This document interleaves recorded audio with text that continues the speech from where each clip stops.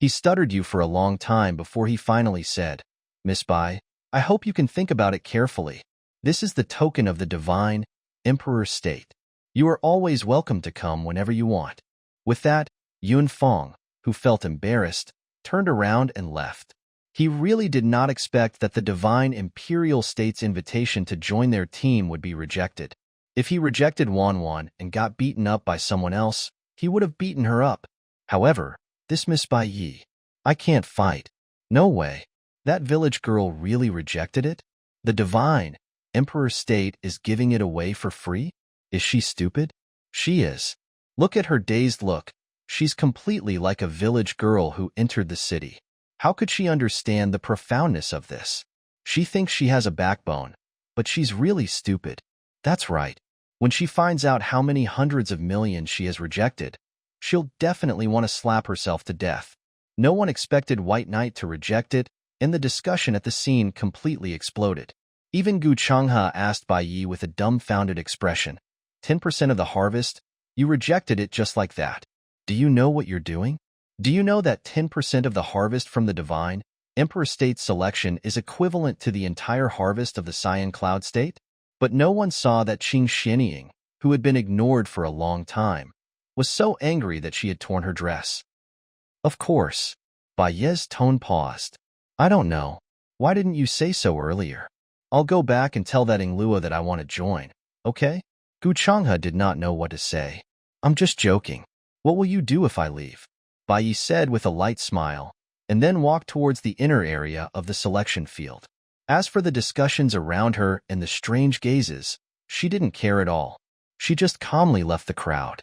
Bai Qingqing, Bai Yi Qingqing, wait for me. Gu Changhe, who had been stunned for a while, finally caught up to her. He was still chattering. White Knight, you don't have to worry about me, that Ingluo. I'm fine. You can join us, Ingluo.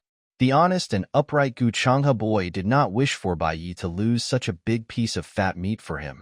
All right, let's go. Bai Yi interrupted her impatiently. Don't be so wishy-washy. It's just the two of us now. Hurry up and get to work. In fact, to Bai Yi, other than not giving up on Gu Changhe, the more important thing was that she was worried that her secret would be discovered. Even without you, I will not join the divine Emperor state. I don't know anything about them. Why should I join them? Bai Yi explained, lest Gu Changhe really felt bad. Gu Changhe was stunned. Seeing that Bai Ye's expression was very serious, he calmed down and thought for a while. After walking for a while, he asked in a low voice, Bai Yi, do you have some secret you don't want others to know? Yo, you're not stupid. Bai Yi teased. However, Bai Yi had to admit that Gu Changhe was right. She did not want anyone to know her secret. Bai's Heart Sutra was only at the first level, but it allowed her to use the lowest level of herbs to play with thousands of troops. What about the second level? What about the third level? Or even the fourth or fifth Swan and I? All these abilities seemed to come from Furball. What was Furball then? Even if Bai Yi did not know, he could deeply understand that her little furball was a unique existence. She had to protect it well. Not long after Bai Yi and Gu Changhe left, Yunfeng also returned to the organization. His face was pale as he stood behind a man in black. Just looking at the man's slender back, narrow waist, and tight, straight long legs was enough to stir the hearts of thousands of girls. She rejected it? The man's voice was slightly hoarse, but extremely lovey. However, Yunfeng suddenly felt as if he was being crushed by Mount Tai. It was so crushing that he couldn't breathe, let alone answer. So he sweated for a long time and didn't make a sound. Fine, let's stick to the original plan and make the arrangements.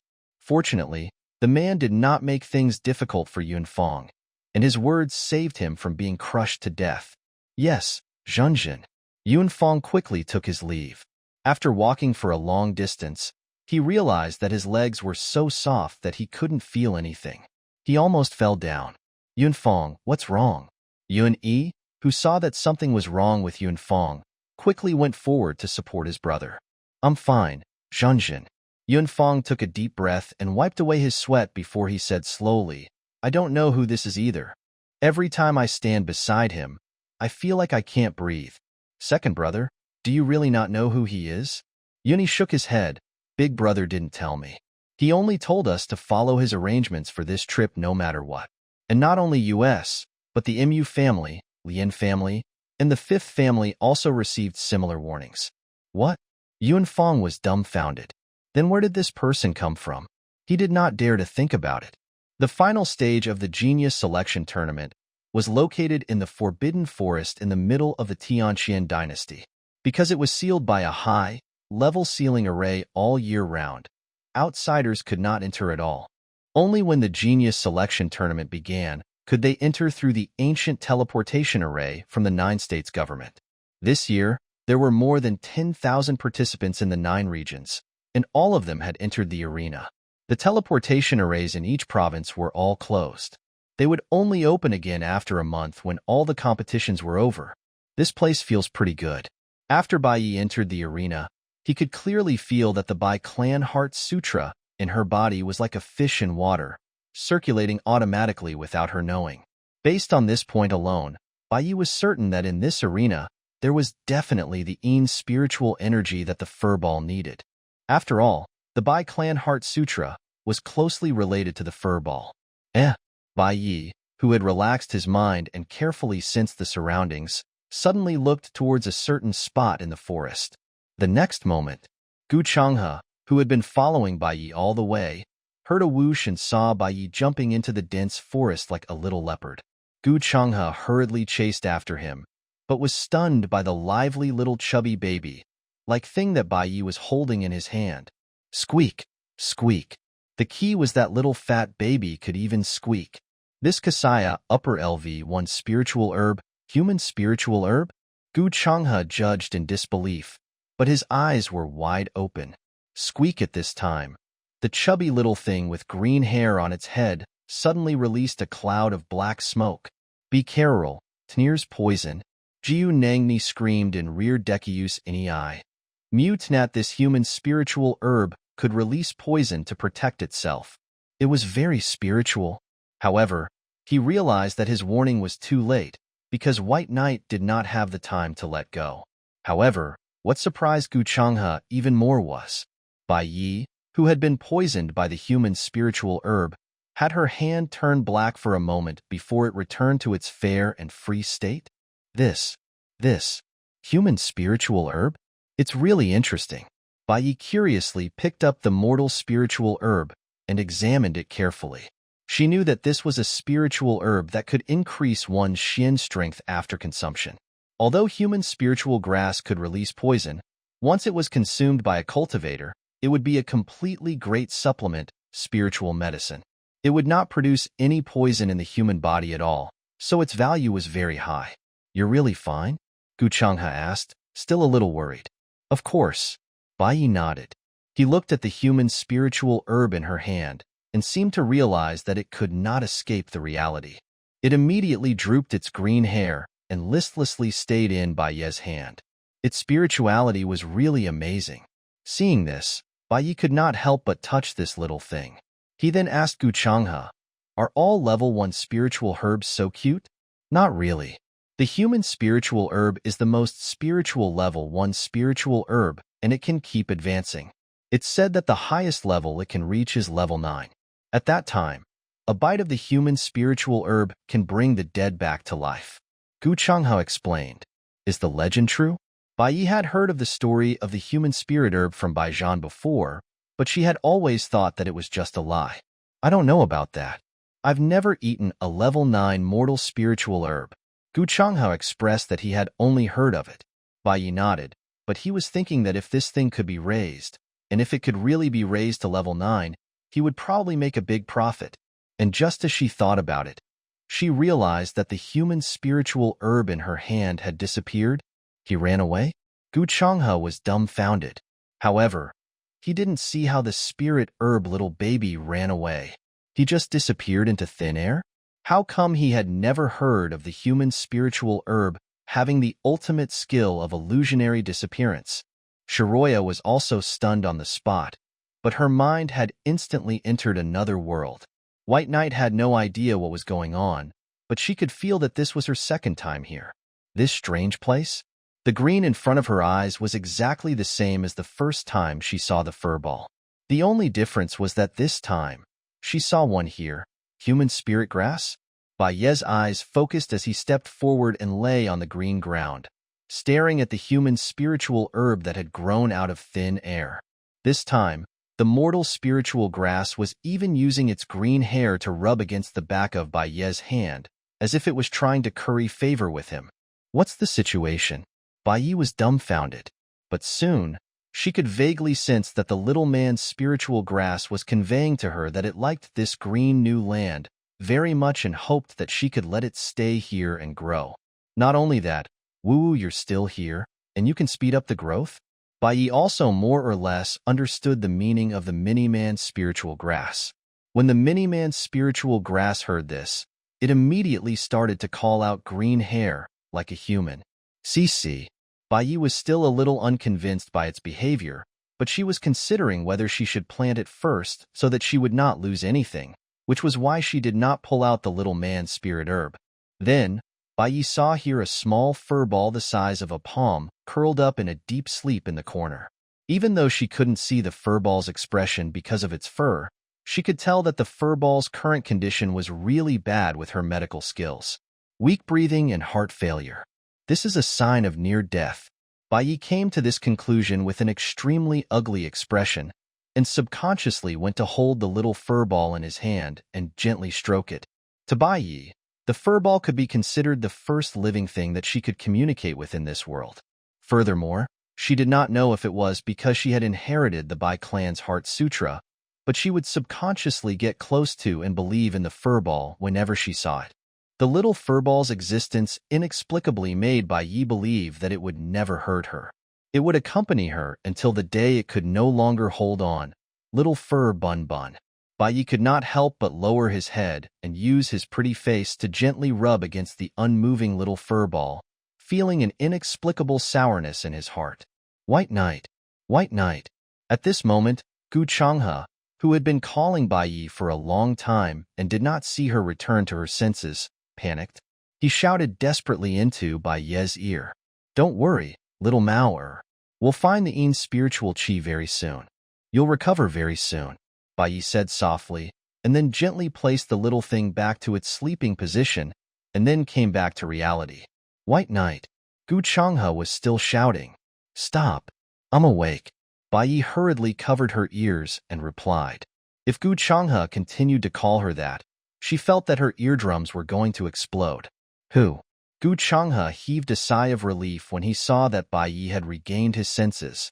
After that, he repeatedly asked to make sure that White Knight was fine.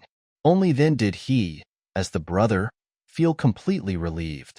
Why can't I find them? I clearly saw them coming here.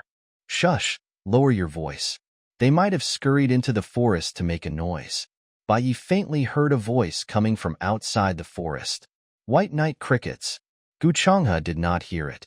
He opened his mouth and was about to ask Bai Ye what he planned to do next. Was he going to chase after the human spiritual herb? However, Bai Ye immediately made a shushing gesture. Gu Changhe immediately shut his mouth when he saw her gesture. After a while, Gu Changhe could also hear some faint sounds, and they were moving towards them. Looking at these traces, they must have entered the forest. Let's follow. If I can find an opportunity to get rid of that wretched girl, I will definitely be able to gain the favor of the Ching clan's fourth young miss. At that time, I will definitely be able to obtain more benefits. Yes, my brothers think so too. However, it wouldn't be good to get rid of Qianqian. After all, it's said that she's a talent that the ninth prince values.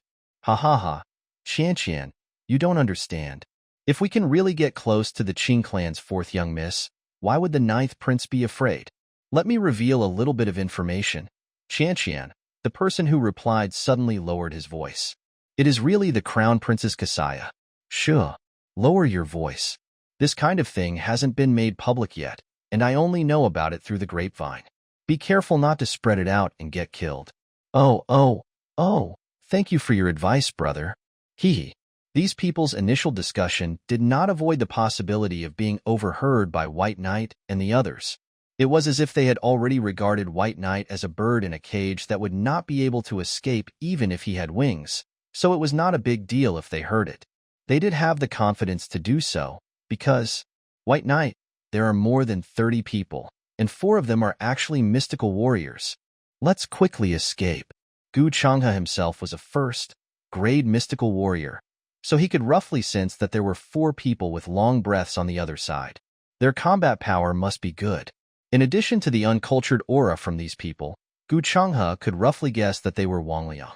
I'm afraid they are the disciples of several gangs in the Qingyun state.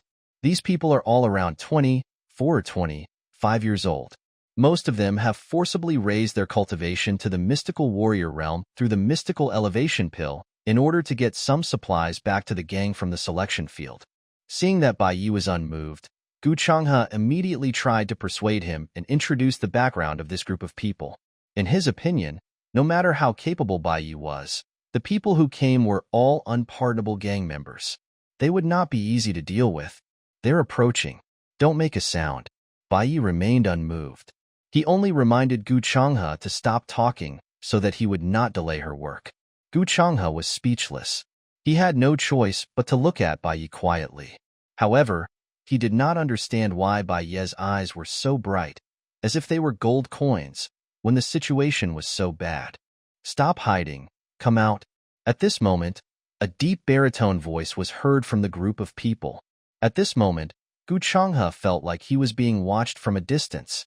Even Bai Yi knew that she had been discovered, so she had no choice but to come out of her hiding place with Gu Changhe. Ha ha ha. Ingluo is chasing hamster. You're still as F-King awesome as ever. I didn't even notice it, but you did. A short and chubby man who was clearly the leader of the group laughed happily when he saw Bai Yi and Gu Changhe. Squeak, squeak, squeak, squeak. Bai Yi's gaze landed on an old man among the group of people. On this old man's shoulder, there was a fat gray rat that was baring its fangs and brandishing its claws at Bai Yi while squeaking. Bai Yi's eyelids twitched, and his heart began to beat wildly. In that instant, Bai Yi felt an intense throbbing in her heart, as if her heart was palpitating, and it kept pounding against her nerves. Even the Bai's heart sutra in her body started to circulate rapidly on its own without her prompting. It seemed to be urging her to devour the Paishio and the rat. This Kasaya before Bai Yi could figure out what had happened to her body. Surround him. The short and fat man gave the order. A large group of gang members had already surrounded Bai Yi and Gu Changhe. As for the old man who was carrying the fat rat, he quickly retreated to the back of the crowd. Gu Changhe, who had never seen such a big scene, said, "Hee hee." He trembled as he wiped away his cold sweat, but he still forced himself to remain calm and stood beside Bai Yi. At the same time, he did not forget to suggest to Bai Yi, Qianqian, do you have any way to kill that hamster? Otherwise, it will keep tracking our aura. Squeak. The gopher was very intelligent. As soon as it heard Gu Changhe's words, it immediately stared at him with an ominous glint in its eyes. If it wasn't for the distance between them, it would have pounced on Gu Changhe and torn him to pieces. FCK. This hamster has turned into a demon. It can actually understand human language completely. Gu Changhe was greatly shocked, and his face turned pale. Ha ha ha, Ingluo, our rat king, don't worry. After I kill this man, his meat will definitely be yours. Seeing this, the short and fat man laughed and made a promise. Gee. The gopher really understood what Gu Changhe said. It gave Gu Changhe a human-like smile. It was a sinister, bloodthirsty mouse smile, which made Gu Changhe's hair stand on end. But at this moment, run to the left, keep running, hide it.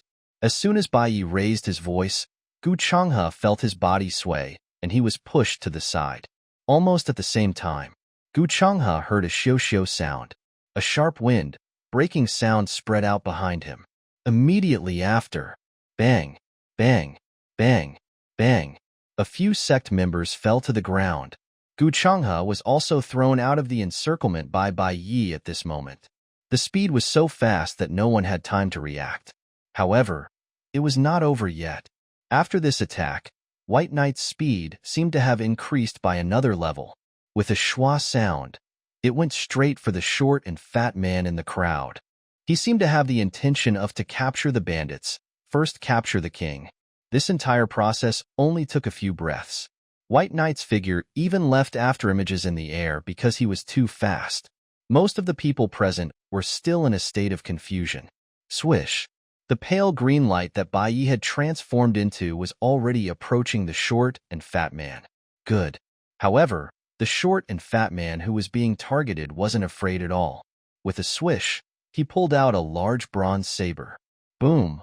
The moment the saber was unsheathed, a hurricane was instantly set off. A huge black cat phantom image charged fiercely at White Knight. Brother Fatty is mighty. Ha ha ha, Ingluo. I'm showing off my power again, Ingluo. Many of the gang members who had regained their senses and saw this scene laughed out loud in relief. This was because the cultivation of this short and fat man was the most powerful among them. He was a second-level mystical warrior, so they were not worried at all. However, swish. White Knight's target was not this short and fat man at all. She had used her keen ability to capture the moment the latter launched his attack, and she had brushed past the edge of the attack. Her goal was to chase after Hamster. While Gu Changhe was confronting someone, Bai Yi had basically deduced that the strange aura that the fat rat was emitting attracted the Bai Clan Heart Sutra. It was probably the Een spirit chi that she needed. So, Bai Yi was not interested in the short and fat man at all. She was just trying to create a diversion. After all, from the situation just now, Bai Yi could tell that the people who surrounded her and Gu Changhe were still taking care of this fat rat. If she had directly dealt with the fat rat from the beginning, it would definitely not have been so easy to succeed. However, things were different now. Whoosh! White Knight was not obstructed at all, and he smoothly flew in front of the old man. At the same time, her claws were like an eagle hunting for food, stretching out at a sharp angle and reaching for the hamster. Quickly, stop her. However, the short and fat man was the first to react after missing the target. Only then did the rest of the people react. But it's too late. Whoosh! Bai Yi's hand, which was like an eagle's claw, had already reached out and grabbed the fat earth, chasing mouse on the old man's shoulder. Its speed was simply off the charts.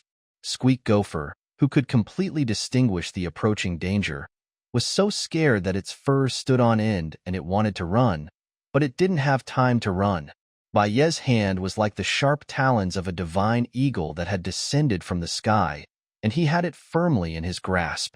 Captive, the old man who had been caught chasing Mole finally woke up from his daze, and he slammed his palm down on White Knight's head. Since the old man could raise the gopher, his cultivation was naturally not weak. He was a first-grade mystical warrior, and he was not the old man at all. He only looked so old because the side effects of the Black Rising pill were too great. Eat my palm. Boom. The old man's palm instantly transformed into the illusion of a green mountain, smashing down towards Bai Yi with a grandiose momentum. The momentum was really a bit like a formation that could collapse mountains and split the earth. As White Knight had attacked too quickly, she could not slow down at all and could only charge forward due to inertia. Therefore, she was unable to completely avoid the old man's attack. Ignorant little girl, die. The old man also felt extremely embarrassed that Bai Yi had easily taken away Hacksword.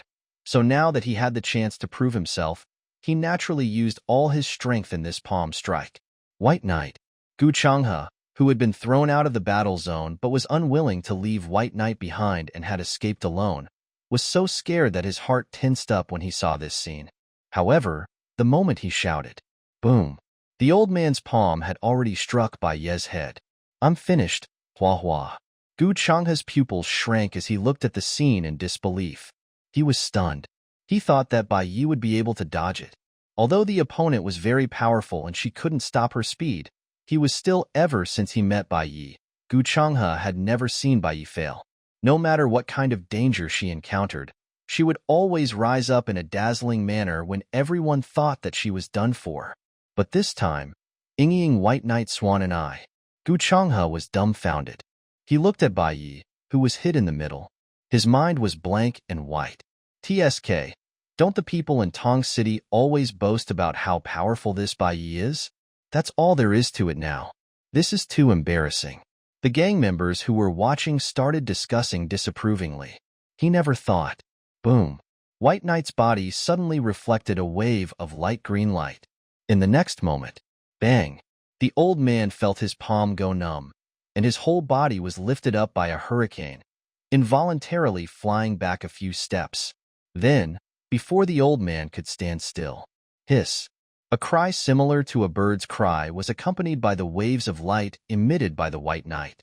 Like a green bird, it tore straight at the old man with a hiss. What? The old man was so frightened by the terrifying killing intent that he quickly retreated, but he was still too slow. The light of the azure bird inherited White Knight's speed, and with a shio it pounced in front of the old man. Boom! The old man had no choice but to take it head on with his palm. Boom, boom. A circle of profound energy exploded and swept across the surroundings like a strong wind, causing the audience's faces to hurt. However, everyone's eyes were wide open as they stared at the situation on the scene. Then, everyone saw. The arrogant old man was now lying on the ground like a dead dog. He could even hear faint moans of pain. And White Knight, squeak, squeak, squeak, squeak. The little girl was holding the fat hamster and sizing it up. The hamster's spirit turned into a spirit and struggled with all its might to run away. However, how could something caught by Yi be shaken off unless she did not throw it away? The whole audience was speechless. None of them were from Tong City, so none of them had seen Yi take down an eagle rider before. Therefore, they were all stunned. A mystical learner versus a mystical warrior. A complete victory? Oh no, it was wrong. Who the FCK said she's not a mystical warrior? How could it not be? The fluctuation of mystic energy just now was clearly strong, and many gang members felt as if they had been tricked. However, they had really wronged Yi. She was really not a mystical warrior. It was only because she had been nourished by the spirit herbs of Luo Bao and He Chung Tian that her body could also accumulate traces of energy similar to Xian energy, but not much. The explosion just now had already exhausted all of White Knight's accumulated power. Wretched girl, hand over the hamster. After the initial shock, the short and fat man unceremoniously shouted in anger. Although he didn't expect Yehue to be so fierce, he didn't have to admit defeat. However, the answer to the chunky man was, squeak mole rat scream. Swish, following that, hamster turned into a puff of green smoke and disappeared in White Knight's hand. It was gone just like that. Oh no, there was also a set of bones left in White Knight's palm. Hiss. Everyone who saw this scene widened their eyes and sucked in a cold breath. Just a moment ago, the hamster in Ye's hand was still alive and kicking, and it was as fat as two cats. In the end, in the blink of an eye, the big fat rat turned into a skeleton. Misty this Kasaya that was a little too scary. But what made people's scalps tingle was Tizke White Knight let out a soft, comfortable sigh at this moment. Although it was very soft, it was definitely comfortable. In fact, Bai had deliberately suppressed this voice, but because of this body's instinctive reaction, she was still not very familiar with it, so she was still a step too slow. But she couldn't deny that she really felt very comfortable. And Bai could clearly feel that the profound energy in her body that had just been exhausted was suddenly condensed back, and there was a trend of more and more profound energy. Her cultivation level was going to rise. Wretched girl, you're looking for death. However, the short and fat man exploded at this moment. After all, Bai's act of refining chasing mole rat in front of him was clearly a provocation. Hence, as soon as he finished speaking, he waved the large blade in his hand again. The illusionary images of black cats baring their teeth immediately charged towards White Knight with a loud howl. Seeing this, Bai, who had once again gathered mystic force in her body, was not afraid. She directly pushed out with both palms, and a pair of illusory green birds appeared once again. Ignorant, when he saw that not only did White Knight not dodge, but he even dared to counterattack, the short and fat man's expression darkened, and a black aura immediately erupted from his body. Meow. The black cats that had been scattered instantly gathered into a giant cat that was like a violent tiger. The giant cat's claws tore and a black tornado appeared with the black cat's claws as the center. Swish in the face of such a change. Not only did the two blurry green birds that White Knight pushed out not show any signs of retreating, but they also let out a loud and clear cry. Then, the two birds merged. Boom.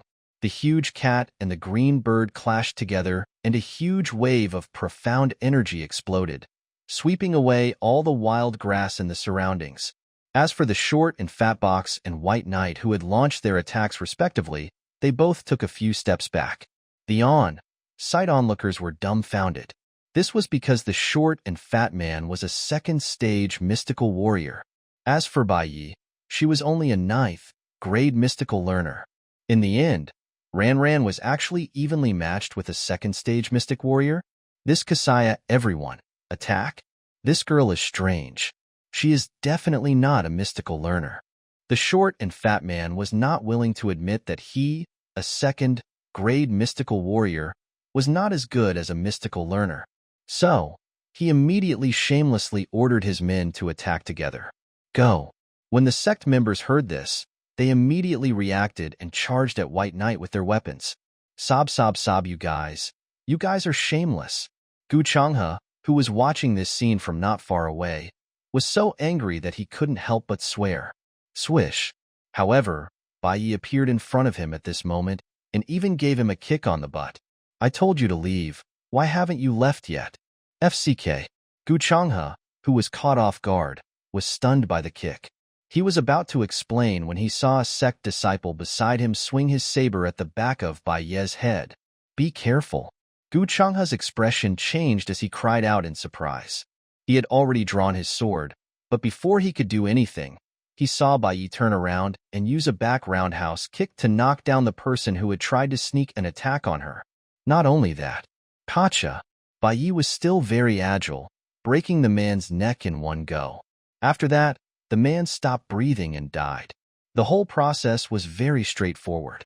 Before Gu Changhe could even react, he saw Bai Yi kill someone. Swish. At the same time, Gu Changhe heard a sudden burst of wind in his ear. He felt a fatal danger coming at him. Gu Changhe turned around instinctively and saw a big saber coming at him. There was no way he could avoid it. He could only close his eyes and wait for death. However, just as he was about to close his eyes, he saw a green shadow shoot toward the large saber in front of him like a green rainbow. Chong. That large blade was instantly sent flying by Ye's flying kick. Gu Changhe was still in a daze. It was Bai Yi who kicked him away again that he managed to completely avoid the attack. But at this moment, meow, the short and fat man's attack followed. This wasn't the end. Whoosh. The other two mystical warriors in this group also launched their attacks at the same time. One of them slashed at Bai Ye's head with a horizontal blade, while the other swung his broad axe at Bai Ye's feet. The three mystical warriors had formed a three-sided attack. He was clearly trying to kill Bai Yi. He didn't give her any chance to live at all. They want to kill White Knight. It was only now that Gu Changhe realized that these people were really going to kill them. They were completely different from the tyrants he had encountered outside. When they said that they wanted to kill Bai Yi to please the Ching fourth young miss, it was not just for show. They really wanted to kill Bai Yi, not for fun. But just as he realized this, he was stunned. Die. The short and fat man and the other two mystical warriors' attacks were already in front of Bai Yi. Gu Changhe did not even have the chance to go up and help. White Knight. Gu Changhe felt that he was extremely stupid. She wanted to kill them, but he did not feel threatened at all. Even when Bai Yi was killing them just now, he felt for a moment that she was a little too cruel. In the end, he was almost killed, and in order to save him, White Knight was now being attacked by three people. If he wasn't here, White Knight was sure that he would be able to escape. Where would he be attacked from both sides? Where would he be killed? White Knight may fly. Gu Changhe blamed himself to death. But, boom, White Knight, who had been cut down by the three mystical warriors, burst out with pure green light at this time. What? The eyelids of the short and fat man who was leading the attack on Bai Yi twitched. He discovered that Bai Ye's cultivation aura was also increasing with the eruption of these green lights. With a buzzing sound, the originally invisible natural energy in the surroundings was devoured into Bai Ye's body like thousands of swallows returning to their nests. This Kasaya she's breaking through. The old mystical warrior, who had been injured before and had not participated in the siege, exclaimed in disbelief when he saw this scene. What? Everyone present was shocked by the old man's words. Rank. Advancement? Everyone knew that anyone's advancement needed to be done in a quiet environment in order to concentrate. Otherwise, if they were distracted, it might lead to the failure of the advancement, or even to the point of chi deviation. However, Ingluo White Knight had actually advanced while being besieged. Just this domineering aura alone had shocked many people present. It was too awesome. Moreover, this was not an ordinary advancement. She had advanced from a mystical learner to a mystical warrior. In the eyes of ordinary people, this was definitely a meaningful advancement. Many people had struggled for more than 10 or 20 years in order to become a mystical warrior from a mystical learner. In the end, they had not succeeded. Therefore, it was absolutely significant for everyone to advance to the mystical warrior realm. Mystical warrior. It represented that a true cultivator could practice Xian skills and use Xian skills to release Xian energy to attack. This was an extraordinary improvement. Therefore, all along, the main test to see if a cultivator was a genius was when the person became a mystical warrior. Generally speaking, the younger the mystical warrior, the better the talent. For example, Yunfang was a mystical warrior at the age of 15, so his talent was the focus of attention. And now, Ingluo Buzz. More and more spiritual chi of heaven and earth was devoured by the Bai Clan Heart Sutra that was circulating at high speed in Bai Ye's body. It was then combined into waves of pure spiritual energy that gathered in Bai Ye's Dantian. Hence, White Knight's Dantian, which had not been developed before, gradually became brighter. The power of the spiritual aura was constantly being compressed, and her cultivation was also soaring. A ninth-grade mystical learner at the peak. A half-step mystical warrior. It was still rising. Stop her. The short and fat man's voice sounded a little flustered. He did not expect that Bai Yi would choose to advance in this situation, but this also proved that she was really not a mystical warrior. She was so powerful even though she was not a mystical warrior. If she could successfully advance, she would be so powerful. Hurry up and kill her. The short and fat man did not dare to think about it at all. He only felt that his plan to kill Bai Yi and curry favor with Ching shinning seemed a little stupid. But now, he had no way out. The other two mystical warriors who were besieging Bai Yi obviously understood this principle. Therefore, when they heard the short and fat man shout, they responded one after another and burst out their strongest attacks. Boom, boom. However, the green light that White Knight emitted was like a natural protective light shield, firmly blocking their attacks. Hurry up and attack.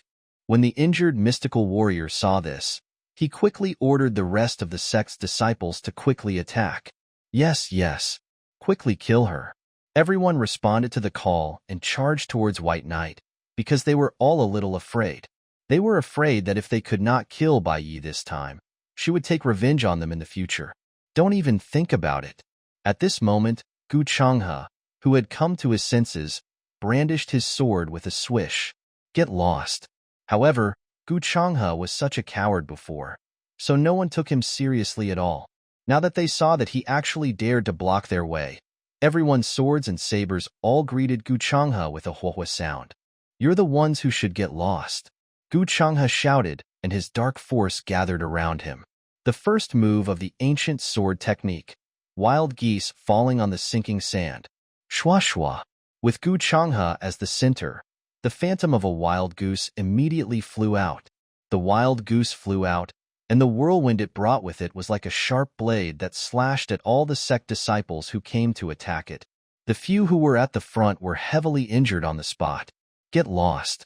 Gu Changhe, who had burst out, finally displayed the combat standard of a mystical warrior. His sword light was as light as a wild goose, and it killed the group of mystical learners who were besieging him in a few moments. FCK. He's actually a mystical warrior. Darn it. Why is it a mystical warrior again? Let me do it. At this moment, the short and chubby man realized that he could not attack Bai Yi. He turned around and attacked Gu Changhe's right hand that was holding the sword from behind. The short and fat man's thoughts were simple yet vicious. He did not plan to kill Gu Changhe. Instead, he wanted to hold Gu Changhe hostage to make Bai Yi listen to him.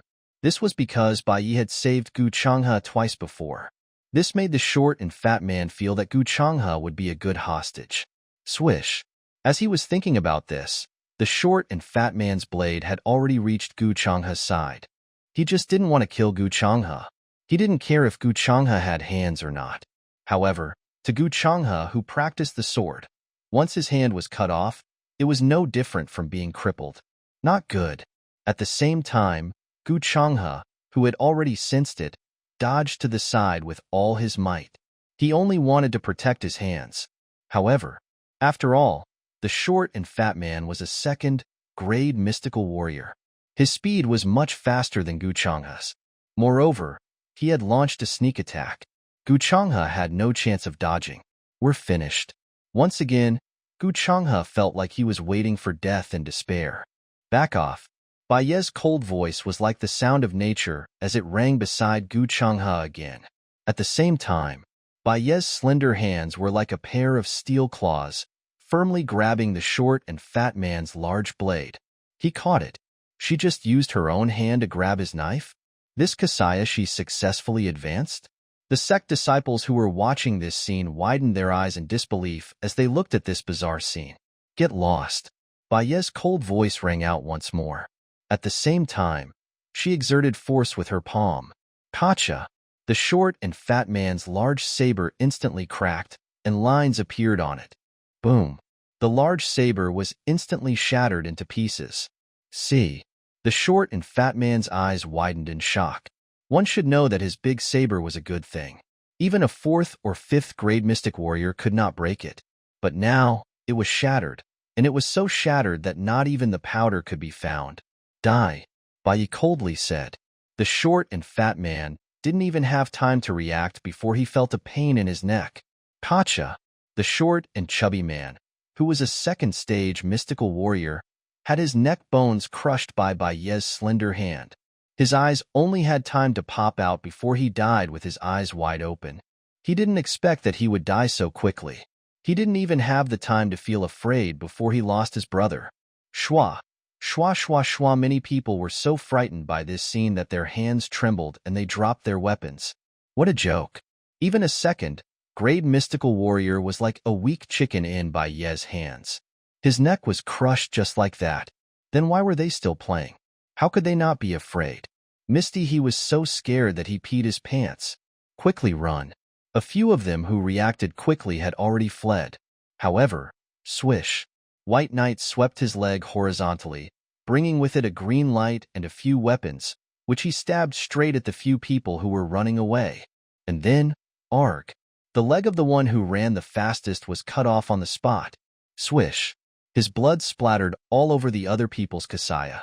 The few people who were running away were so frightened that they all knelt on the ground with weak legs. Did I let you go? White Knight's devilish voice spread out faintly at this time, causing everyone present to shiver uncontrollably. Plop, plop, plop, plop, plop. The 20 or so sect disciples who had survived were all so frightened that they knelt down in front of Bai Ye.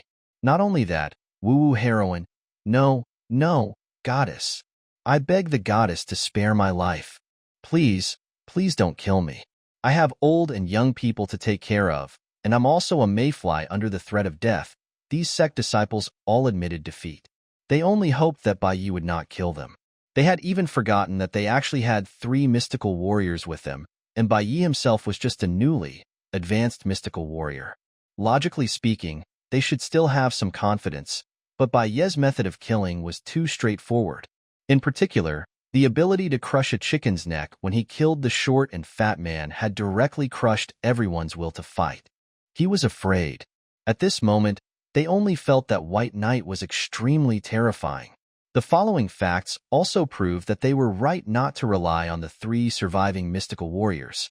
Because Ingluo plop, plop, plop, plop, plop, the old mystical warrior, as well as the 2 mystical warriors who had besieged Bai Ye with the short and fat man earlier, were all on their knees at this time. By Ching, Miss Bai, please spare our lives. The old mystical warrior, who was already seriously injured, immediately defended himself shamelessly when he begged for mercy. It was Fatty Third who incited us to come here. We never thought that we would be harmed by you. Yes, yes, yes, yes, Miss Bai, right? We're really stupid to actually want to harm you. We're really blind. Please forgive us, Luo. What, Miss Bai?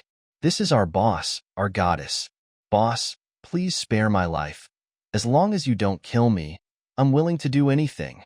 The three mystical warriors begged for mercy without any moral integrity. No one was angry about the short and fat man's death. They only felt afraid. White Knight Mayfly. Gu Changhe could not bear to see this and wanted to persuade White Knight to let them go. Swish. Wisps of white light suddenly rose around the dense forest they were in. Because it was dusk now, the sudden emergence of this white light in the dark green forest made people feel that it was strange. This biant, as more and more white light gathered, the entire forest seemed to be surrounded by clouds and mist. It looked like a fairyland, but it was still misty. Then what's a kasaya? Someone asked in a trembling voice. Everyone saw rows and rows of tombs in the white fog. There were even piles and piles of white bones next to these tombs. Fog ice. What the heck is Luo?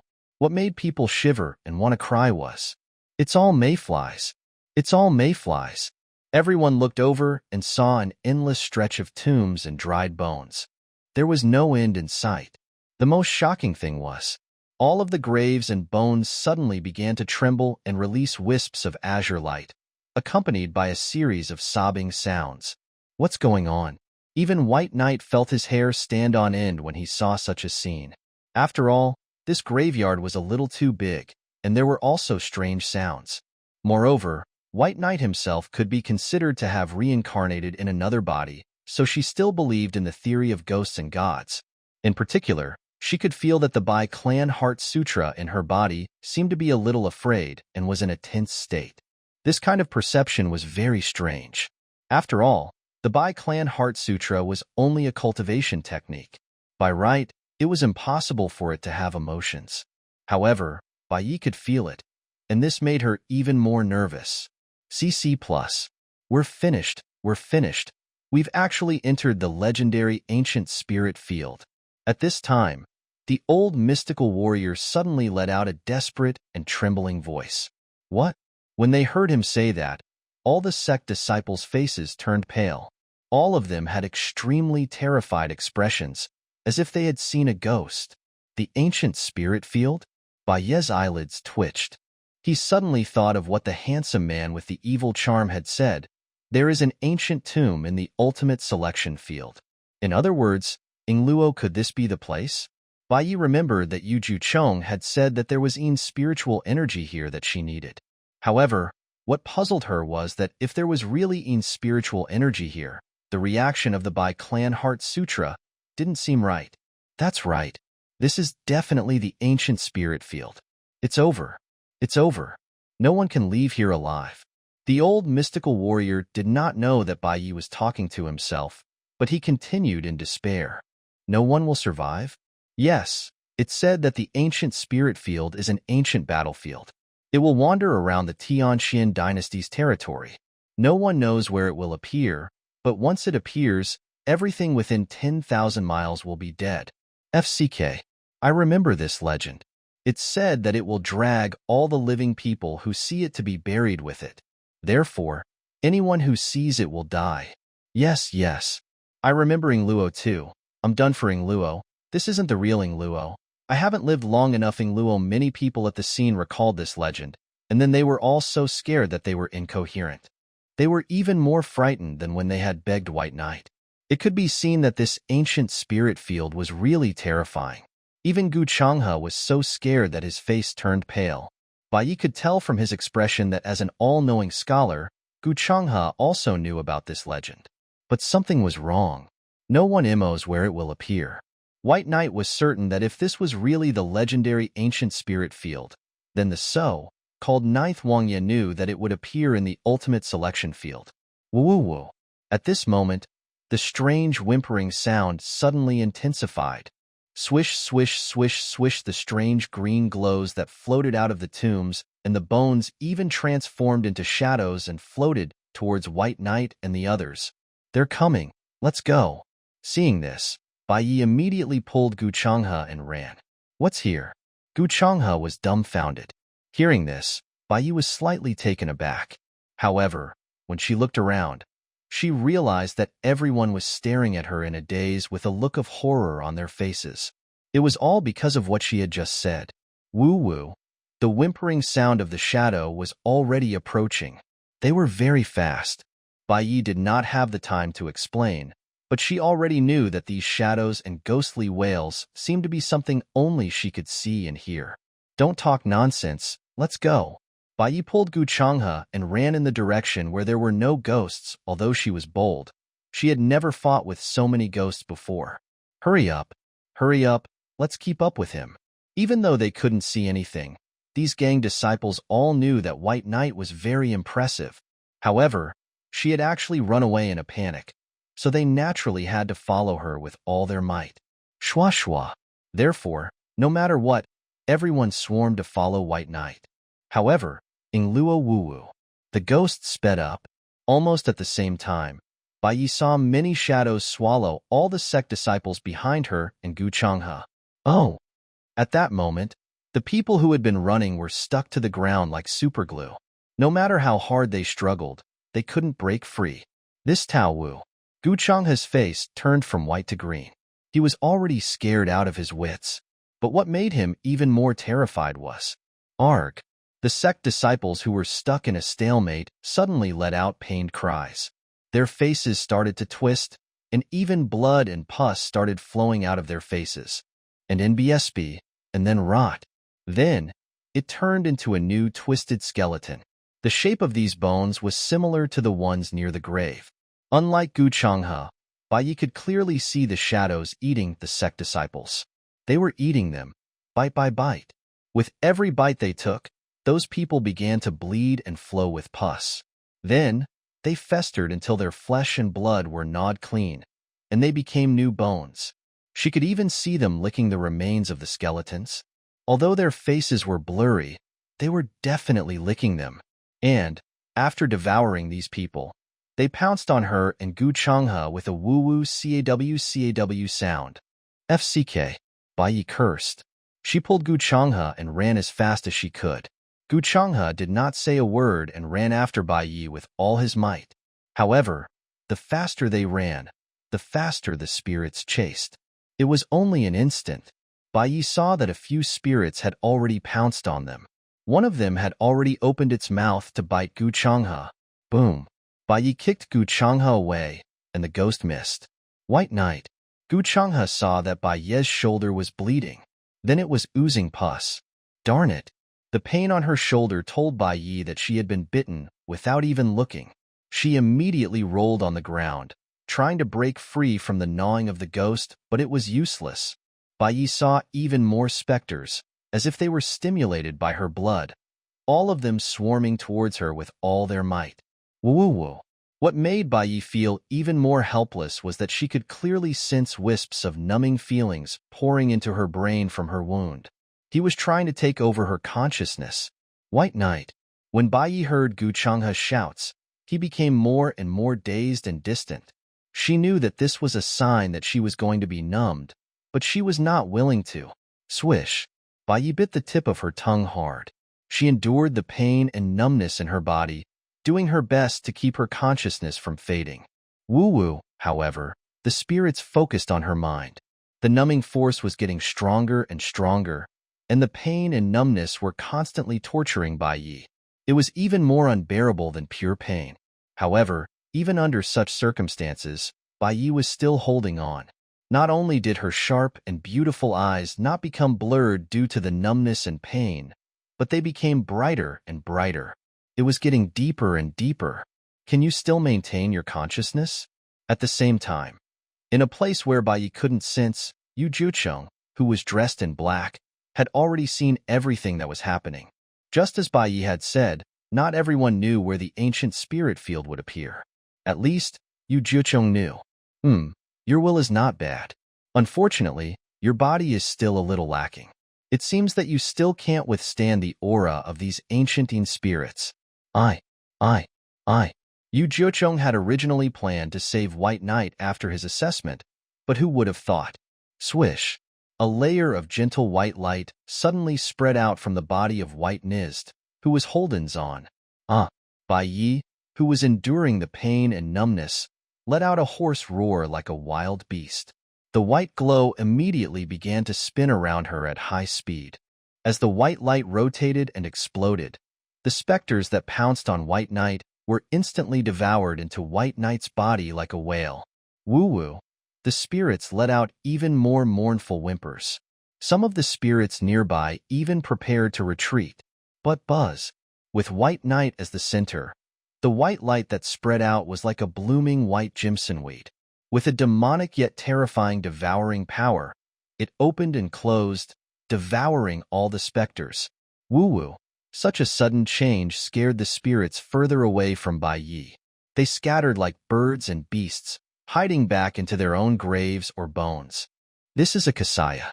Yu Jiucheng was stunned by the sudden change in the situation, but his lips soon curled up into a devilish smile. Little thing, you've done well. This king will help you again. As Yu Jiucheng spoke, he waved his long arm, sending out a strange wave of energy. These fluctuations were like an unstoppable force, chasing out the ancient specters that were trying to hide. Woo woo woo woo woo.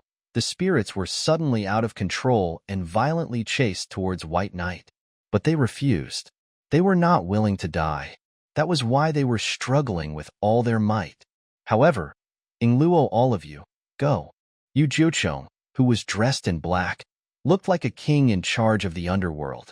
He raised his hand and pointed, and all the spirits had to listen to his command. Even if he wanted them to die, they could not resist. Woo-woo-woo.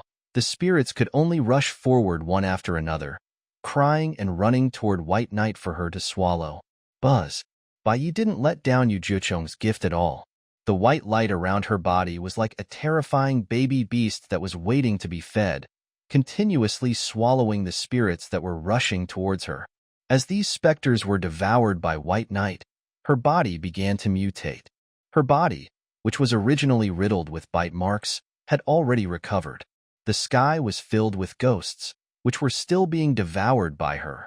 At this moment, the Devour Pai Xiao was like a greedy monster that couldn't eat its fill and was constantly devouring those spirits. If an ordinary person were to see this scene, they would definitely be scared out of their wits. However, other than Yu Jiucheng, no one else was able to witness such a scene. As for Gu Changhe, he had been attacked by a spirit and had long passed out from the numbing force. After an unknown period of time, White Knight's devouring had not stopped. Yu Jiucheng's long, sword-like brows couldn't help but twitch. Haven't you had enough, little one? Can you digest it? Considering that Bai Ye's body had a limit to how much he could take, Yu Ninefold stopped chasing the spirits away after a moment of silence. Boom. As Yu Jiucheng's hand fell, all the spirits that had been forced to run away immediately went back into the grave. All the ghost cries and strange auras at the scene had disappeared without a trace. What a joke. They were all afraid of Yuzhou's reorganization, who the FCK still dared to show off. Unless they wanted to be devoured. Who wants to disappear? Hence, the forest was as quiet as it could get under the night sky. Even the bones left behind by the gang members had disappeared without a trace. The only sound that could be heard was the breathing of Bai Yi and Gu Changhe. Yu Jiucheng's slender figure appeared in front of Bai Yi. However, Bai Yi didn't notice his presence at all, as she was completely immersed in her cultivation world. The Bai Clan Heart Sutra had devoured a large amount of Yin spirit qi. Her meridians were constantly being cleansed, and Xiaoling, who was in her body, was also being nourished by the Yin spirit qi. Are you really okay? Yu Jiucheng squatted down and observed Bai Yi for a while. He found that her breathing was normal, and there was nothing wrong with her body. She even seemed to be feeling very comfortable. Woo-woo-woo. As if to confirm Yu Jiucheng's opinion, Bai Yi let out a comfortable moan at the right time. It was similar to the sound that Gu Yu made when she was full. Hee-hee. Yu Jiucheng laughed when he heard this. He was sure that the little girl in front of him was really fine. Even if she had swallowed so much ancient and spiritual energy, she could clearly bear and digest it. Little thing. Yu Jiucheng mumbled softly, subconsciously reaching out to pinch her face in a loving manner. The extremely smooth feeling in his hand made his originally dark eyes instantly dye a trace of red. Only those who knew him well would know that his eyes would turn red when he was interested. It's so slippery. Yu Jiucheng's voice was filled with surprise. He had touched the best soft jade, but he found that they were actually very hard, not even half as soft as this face. He had used the softest silk material, but he found that compared to this little thing's face, they were indescribably rough. This touch, Yu Jiucheng couldn't take his hands off her. He never knew that there was such an object in the world that was so easy to touch. He couldn't help but use more strength in his long fingers as he caressed her face. Woo woo woo. The sensitive white knight was tormented to the point of being aware of the squeak even when she was in cultivation. Her long eyelashes even fluttered slightly because of this. However, in the night, Yu Jiucheng felt that her eyelashes fluttered like a lively little butterfly, playing with the moonlight that shone on her eyelashes. She was so cute. Owing Luo, little thing, you're really good looking. Yu Jiucheng looked at Bai Ye's exquisite features under the moonlight, like a little lotus bud waiting to bloom. It was like he had just found his favorite little treasure, and he couldn't help but reach out to play with her face, her eyelashes, and her eyelashes. Yup, if Bai Yi was still awake, she would definitely give Yu Jiucheng a tight slap and then scold him for being a pervert. Because in her eyes, Yu Jiucheng's actions were the behavior of a bad man. This was too abnormal. It was a pity that Bai Yi had yet to wake up. She was still sorting out her cultivation, so she was very quiet. Only when she was pinched until she felt uncomfortable would she frown and squeak. However, her reaction made Yu Jiucheng even more amused. However, he still had things to do, so after touching it for a while, he could only get up and leave. This king's memorial should have already reached Imperial Father. Once you leave the selection arena, this king can take it back to the palace. Little thing, when you hear this news, will you bare your fangs and brandish your claws to settle the score with this king? Yu Jiucheng's eyebrows shot up at the thought. At the same time, buzz. A strong tremor spread out from the dense forest. Yu Jiucheng's eyes narrowed. You want to disappear? In your dreams. As soon as he finished speaking, the redness in Yu Jiucheng's eyes was like a red meteor shower, scattering from the bottom of his eyes and forming a bright red light. The thin light contained a terrifying amount of energy, and in an instant, it pounced towards the surroundings of the dense forest. Woo-woo, GGG.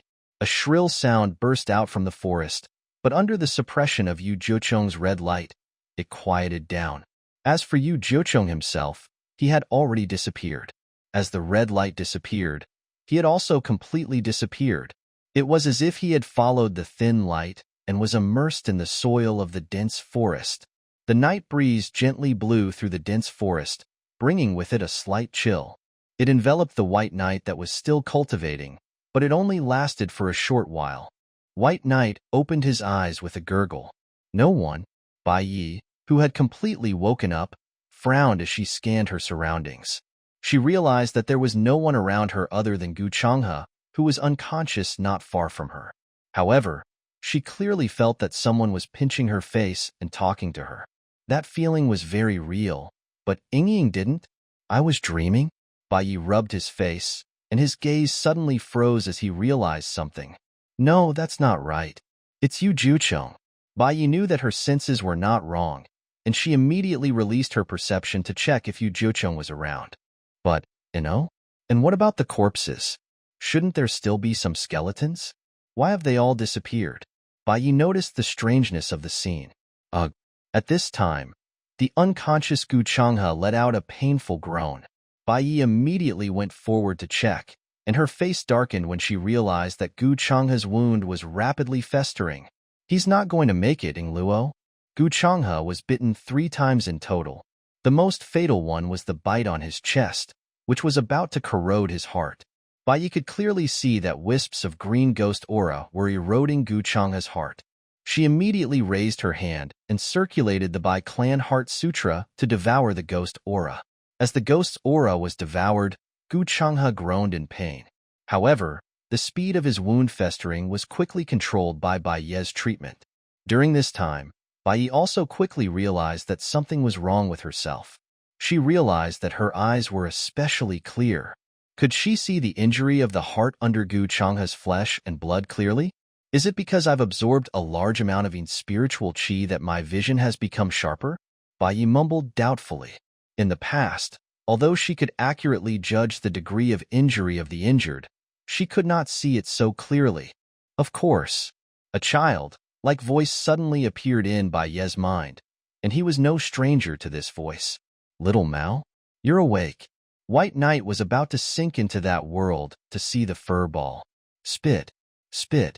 He was Little Ling, not Little Mao. It's not Xiao Mao, the fur ball, who was infuriated by the name Xiao Mao, had already jumped on Bai Ye's arm and teased. Seeing that the little fellow was still furry and had a pair of big eyes like the blue waves of the vast sea, looking very lively and spiritual, Bai Yi felt at ease for some reason. The little fur ball is finally fine. Sob sob. You slept for so long. I thought you were going to die. Bai Yi raised his hand and rubbed Xiaoling before focusing on absorbing all the Yin spirit aura that was damaging Gu Changhe's body. However, White Knight soon discovered another problem. The bleeding is too severe. This medicinal powder is not effective at stopping the bleeding. Bai Yi rubbed the space between his brows and realized that the medicinal powder he had now was really useless. Fortunately, Gu Changhe still had a level 1 healing pill.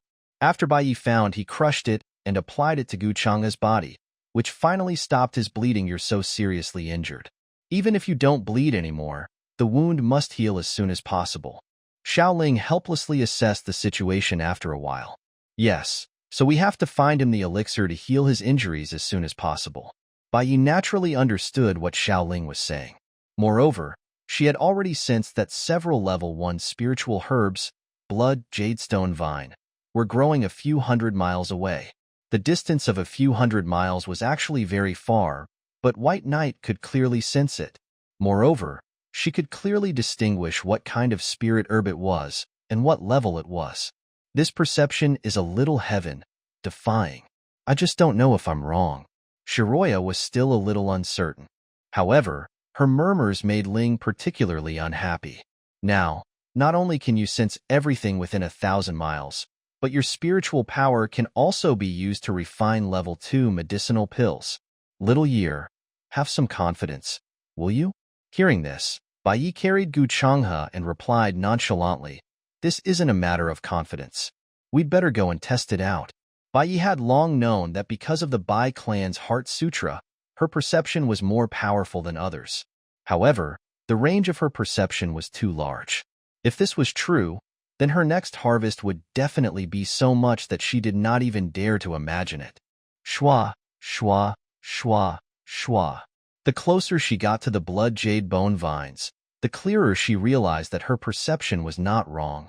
She could even clearly sense their ages.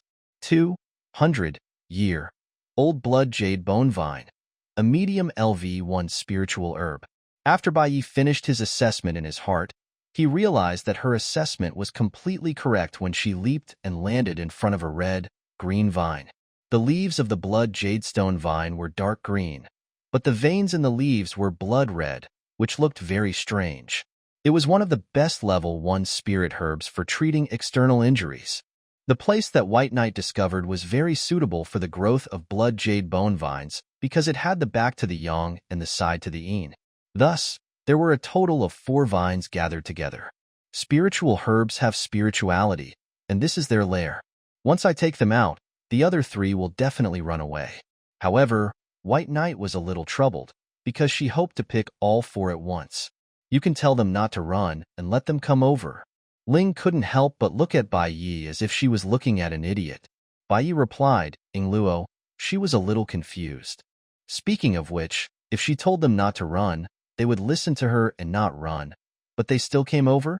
Were they stupid? He knew that he would be plucked, but he still listened to her? However, before Bai Yi could recover from his shock, Xiao Ling had already taken the liberty to speak. Hecko, shut up. Bai Yi immediately covered Xiao Ling's mouth. At the same time, he quickly grabbed the blood jadestone vine that was closest to her, but she was still a step too slow. Swish. The blood jadestone vine swayed and disappeared after hearing the sound. The other 3 herbs also disappeared. Misty Bai Yi wanted to curse out loud. She glared at the culprit, Xiao Ling, who was panting and struggling out of her palm. She even mumbled pitifully, "Xiao Yi, you're going to suffocate me to death. He deserved it. Look at what you've done. The blood jadestone vine has been scared away by you." Bai Yi suddenly missed the days when this furball was on its last breath and stayed obediently. "This is great, Ingluo. FCK. Ling opened her mouth to explain. The 4 blood jade bone vines that had just disappeared reappeared and swayed beside Bai Yi. The oldest among them, the 200-year-old blood jade bone vine, had even grown tender buds and was fawningly twining around Bai Ye's arm. Bai Yi was instantly dumbfounded. Looking at the blood jade bone vines, she couldn't understand what was going on at all. Didn't they all run away? Why did he come back and was so snuggled up to her? Weren't they afraid that she would pick them? Why are they like this? After all, Bai Ye's brain was good. After being stunned for a moment, she immediately reacted and asked little Ling, "What's so strange about that?" "Yes," Ling replied with a very normal expression. She was very bossy as she explained lazily in Bai Ye's arm. "You've already cultivated the Heart Sutra's chapter of sensing objects to the Master Realm. You already have a trace of my spirit chi. Who am I? I'm the spirit of all living things." Humph, humph. These little things sensed my aura and couldn't wait to curry favor with me. So how could they run? Are you stupid? Little Spirit's tone was particularly cocky when she said this, and her furry nose was so proud that it seemed like it was about to rise to the sky. Clang, clang, clang, clang. The 4 blood jade bone vines also showed special respect to it, bending their vines toward Shiat, which made it look even more divine. Therefore, the little fellow was especially frivolous and threw Bai Yi a gloating look that said, "Look, look, I was right, right?" The result, Bai Yi didn't even look at it. She had already silently plucked the 4 stalks of blood jade bone vine. She planted 3 of them and prepared to use the last one to treat Gu Changhe's injuries. Little Year, little Ling, who had been smug for a long time but didn't get a response, exploded. Shouldn't it be praised? Why didn't he say anything? I'm so angry. Yeah, after we heal Changhe's injuries, we'll take everything we can from this final selection field. I've calculated that if we work hard, we should be able to pick tens of thousands of spiritual herbs during the selection period. Bai Ye's beautiful eyes flickered as she spoke. She had already made the calculations in her mind, and the reason why she was so silent just now was precisely because of this. Little Spirit, Ingluo, is it going to die of exhaustion? Tens of thousands of stalks. This was the rhythm of picking herbs without eating or sleeping. Moreover, he had picked so many. Was he going to eat his fill? Tens of thousands of them. I should be able to get first place in the pagoda. Bai Ye's goal was very simple. She wanted to get first place, not for anything else, but to have the right to speak loudly. However, White Knight's plan was not as simple as just gathering spiritual herbs. I'll take advantage of this time to advance my cultivation to the 2nd stage mystical warrior realm.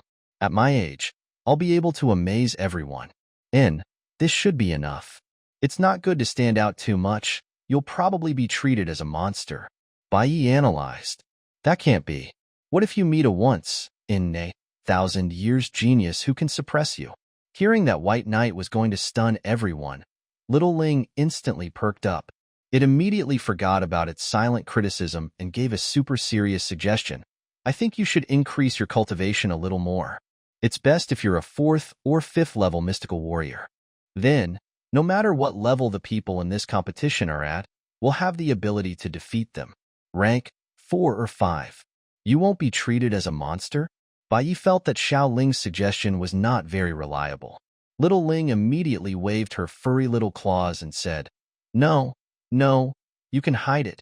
I have a cultivation technique here that can hide your cultivation level. You can practice it and hide your cultivation level. At that time, if anyone dares to bully us, we'll use our big moves to blind their dog eyes. With that said, tears of excitement welled up in Xiao Ling's big, blue eyes. It could not wait to see its little Year's stunning performance. Well, Old Bai was good at everything before, but he was too low key, so it had to follow him for so long. It was not fun at all. Xiao Yi is still the best. You have such a technique? Bai Yi grabbed the main point and asked Little Ling. She realized that this little fellow was becoming more and more valuable. Not only could he win over spirit herbs, but he also hid other good things. Of course. Audacity to you now. Xiao Ling was overloved BV by Ye's sparkling eyes of worship. She immediately sent the cultivation method to Bai Yi with her mind without another word. Bai Ye's eyes narrowed when she received the good stuff. She briefly scanned through the cultivation technique in her mind and gave Little Ling a thumbs up. This cultivation technique is good. Even the Mystic King can't see through it. Little Mao, you're really awesome. At first, Ling was still waiting for praise, but she jumped up in anger after hearing it. Ling. It was Little Ling. Xiao Yi, if you keep doing this, you'll lose me. Himph. Ha ha ha. Bai Yi loved to see Little Ling's fur stand on end. She looked like a ball of white fur, and her eyes were so round that they looked super cute. However, the master and servant, who were having fun, didn't notice that Gu Changhe's injuries weren't recovering. Instead, he was in a daze. Little Yi, you're a bad guy. Little Spirit could hear the ridicule in Bai Ye's laughter, and it was so angry that it kept scratching Bai Ye's neck with its little claws. However, it could not bear to really scratch Bai Yi, so it was like a kitten that was going crazy but could not do anything to its owner. It was really miserable. Uffed. The unconscious Gu Changhe suddenly spat out a mouthful of black blood. Bai Yi and Xiao Ling instantly fell silent. The former immediately examined Gu Changhe's injuries again, while the latter looked at him with eager eyes. What's going on? Aren't your wounds slowly healing? Bai Yi furrowed his brows and mumbled. His eyes darkened as he realized. Why is there a black thing swimming in Changhe's meridians? This is Luo. It's corpse chi. Xiao Ling and White Knight spoke almost at the same time, determining the nature of this black object. However, this judgment made by Ye's expression changed slightly. Then, how do we treat this thing at this time? If it was in the modern world, Bai Yi could have used high-tech equipment, coupled with some antibiotics and other drugs, to get rid of the so-called corpse chi. But in this place, the corpse chi in him isn't too heavy. A level 1 detoxification pill should be able to remove it. Don't you have the human spiritual herb and the blood-jaded bone vine? If you find the spirit water deity and refine these 3 spiritual herbs into an antidote pill, you'll be able to help him get rid of the corpse chi. Little Spirit explained in an expert manner. We can look for the spirit water deity, but you're thinking too highly of me when it comes to alchemy. I don't know how to be good, Huan. Bai Yi replied, a little speechless. Who says you don't know how to? Little Ling rolled her eyes at Bai Yi. White Knight replied in Luo, she doesn't know this skill. At most, she could identify spirit herbs and know the medicinal properties of these spirit herbs. Then, she would use the medical skills of her previous life to save people. When did she learn alchemy? Why didn't she know about it? Don't be in a daze. Quickly sense where the spirit water fairy is. Otherwise, even though this person isn't affected by much corpse chi, he's still too weak. He'll probably die after one more day. Xiao Ling urged.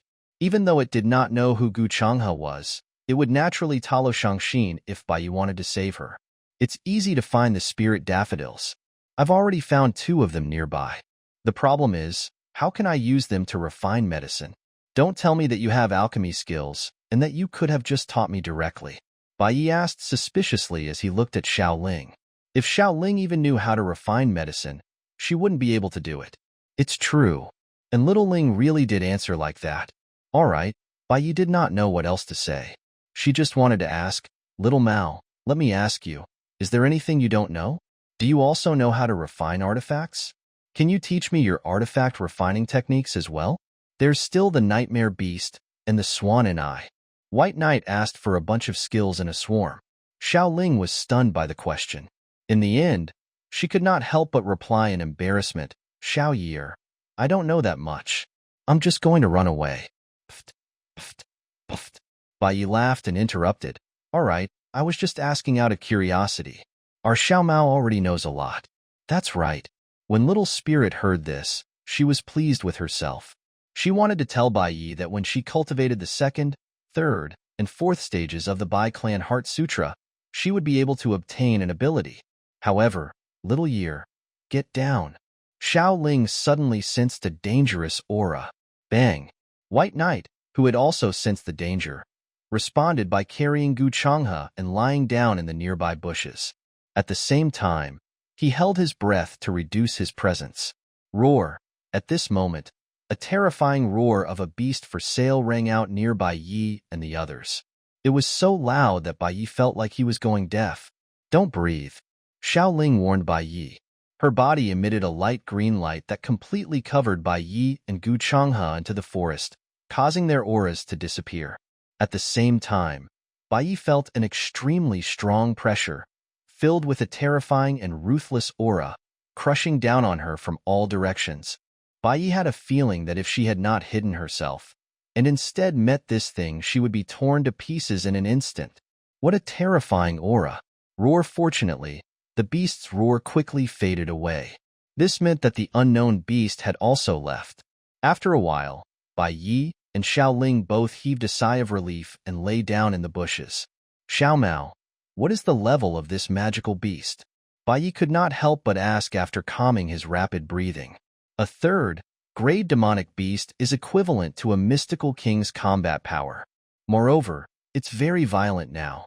I reckon that even a mystical king wouldn't be able to get away with it if they were to fight. Xiao Ling replied. A level 3 mystical king is actually this strong.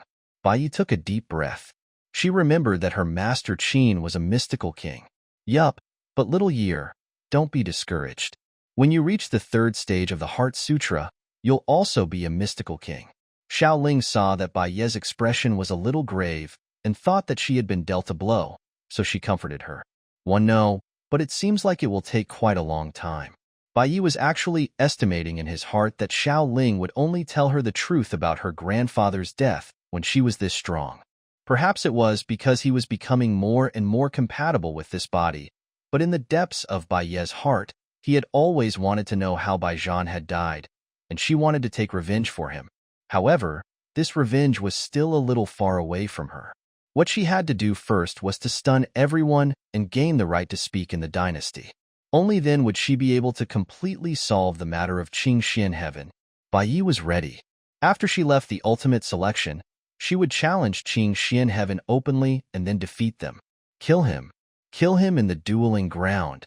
Bai Yi had always known that Qing Xiantian would never let this matter go, and even the Qing family would not. What she needed to do now was to solve these two problems. However, she couldn't bring any future trouble to the Prajna village, so she was actually quite happy to be a member of the 9th Prince's camp. Whoosh, whoosh, whoosh. As he was thinking, Bai Yi and Xiao Ling had already arrived beside the 2 spiritual water lilies. Just like before, their arrival did not cause the spiritual water lilies to escape however. At this moment, Gu Changhe, who had been crushed by the 3rd grade magical beast, was in an even worse situation. He was vomiting blood. Little Mao, hurry. As Bai Yi spoke, he sat down cross-legged and indicated for Xiao Ling to teach her the alchemy technique. She knew that Gu Changhe could not wait any longer. Xiao Ling didn't waste any more time. With a thought, a string of words appeared in White Knight's mind. However, after White Knight went through all this knowledge, she realized that she did not have a flame seed. It was all said inside that the first thing an alchemist had to have was the alchemy fire seed. Where's the woo-woo fire? Bai Yi opened his eyes and asked Xiao Ling. She already had the alchemy skill, the recipe for a level 1 antidote, and the required spirit herbs. The problem was, where was the black iron fire? Where was the most important fire seed?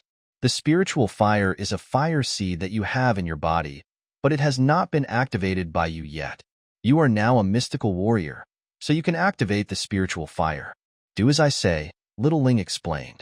She obviously knew Bai Yi's body very well. Following this, Bai Yi followed Xiao Ling's instructions and focused his mind on his dantian to ignite the innate spiritual fire in his body. However, the current Bai Yi still did not know that what she was about to stimulate, the so-called innate nimbleness, would be an existence that would shock the entire dynasty. Even Xiao Ling didn't realize that the innate spiritual fire that Bai Yi would ignite would completely exceed her expectations. Buzz, buzz, buzz, buzz. Bai Yi focused her attention and directed her thoughts to her dantian. During this time, She realized that she could slowly see the inside of her body clearly.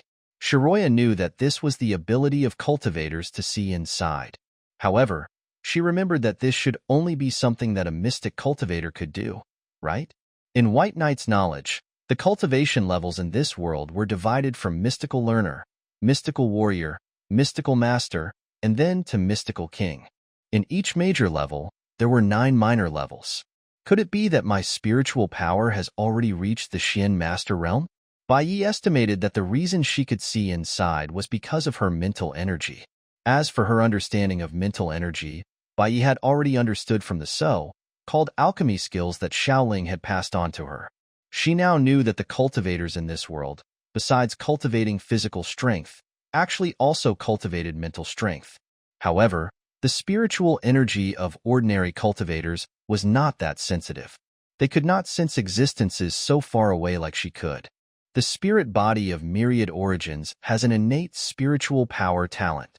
Even if one doesn't focus on cultivating spiritual power, the spirit body itself will continuously awaken the corresponding spiritual power. This was the explanation regarding the myriad origins spiritual body that Bai Yi had seen from the alchemy technique that little spirit had given him.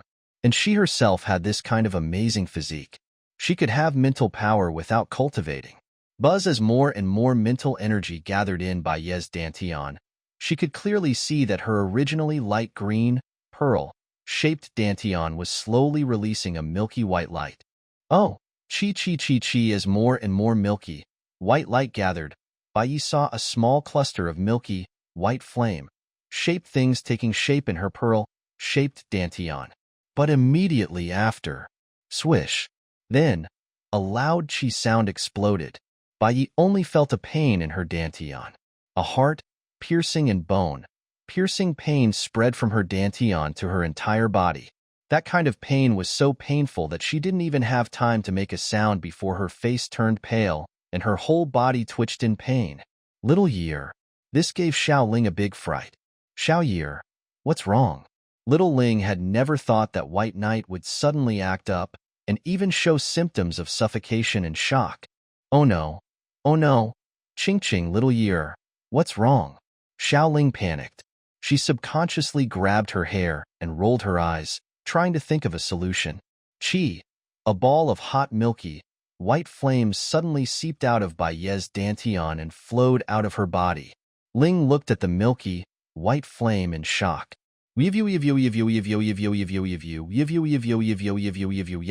so hot. So hot a war. Caught off guard. Little Ling's fur shriveled from the sudden burst of fire. A layer of black smoke rose from it, burning it. However, Xiao Ling was the spirit of all living things, an existence that was the source of a world. A species like her would normally not be harmed unless it withered. But now, who could this Huahua Kasaya be the Wuji dark flame? Xiao Ling muttered in shock.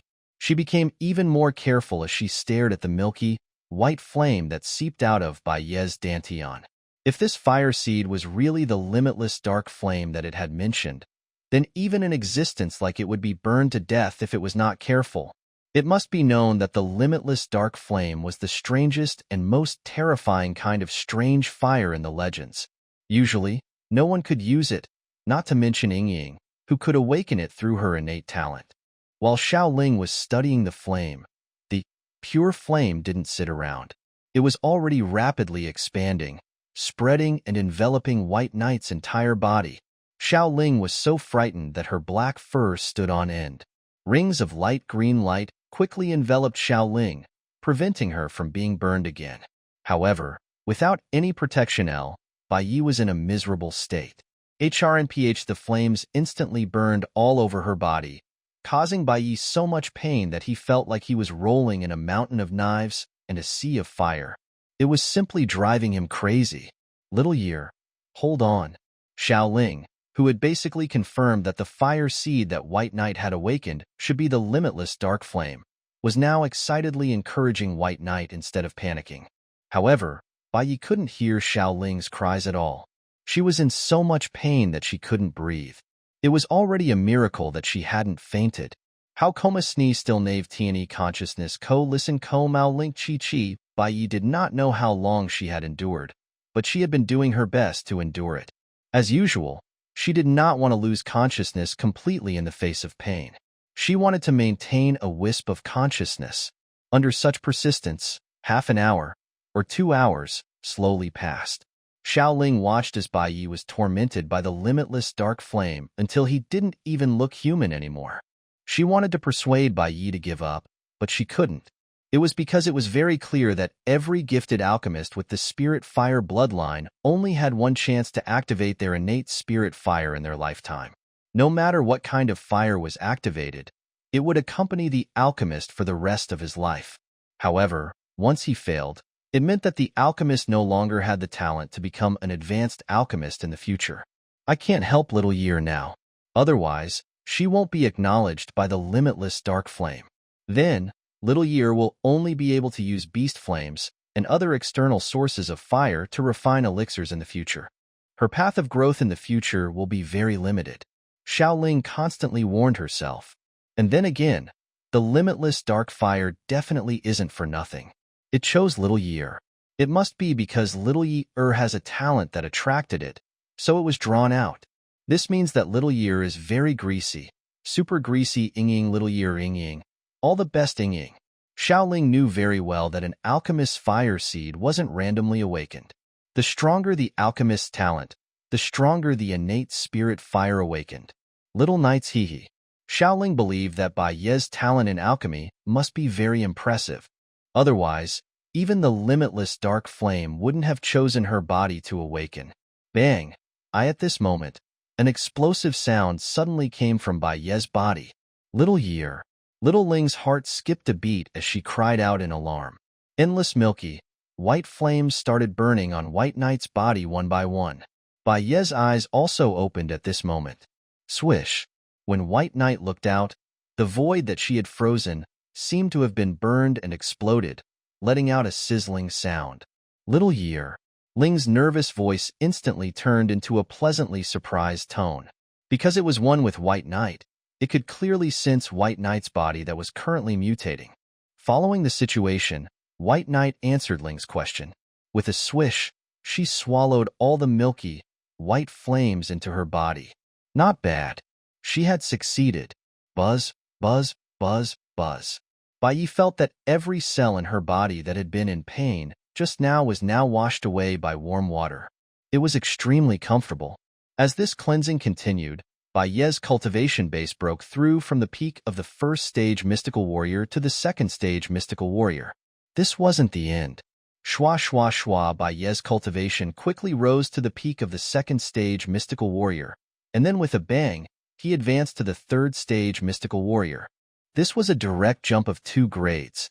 However, this did not stop. Bai Ye's cultivation was still rising. Little Year. This made Little Spirit excited.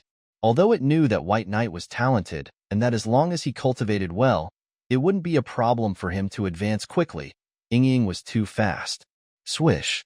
Under Xiaoling's shock, Bai Ye's cultivation had soared all the way to the peak of 3rd grade mystical warrior, and he was about to break through again.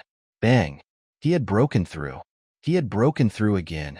A 4th grade mystical warrior.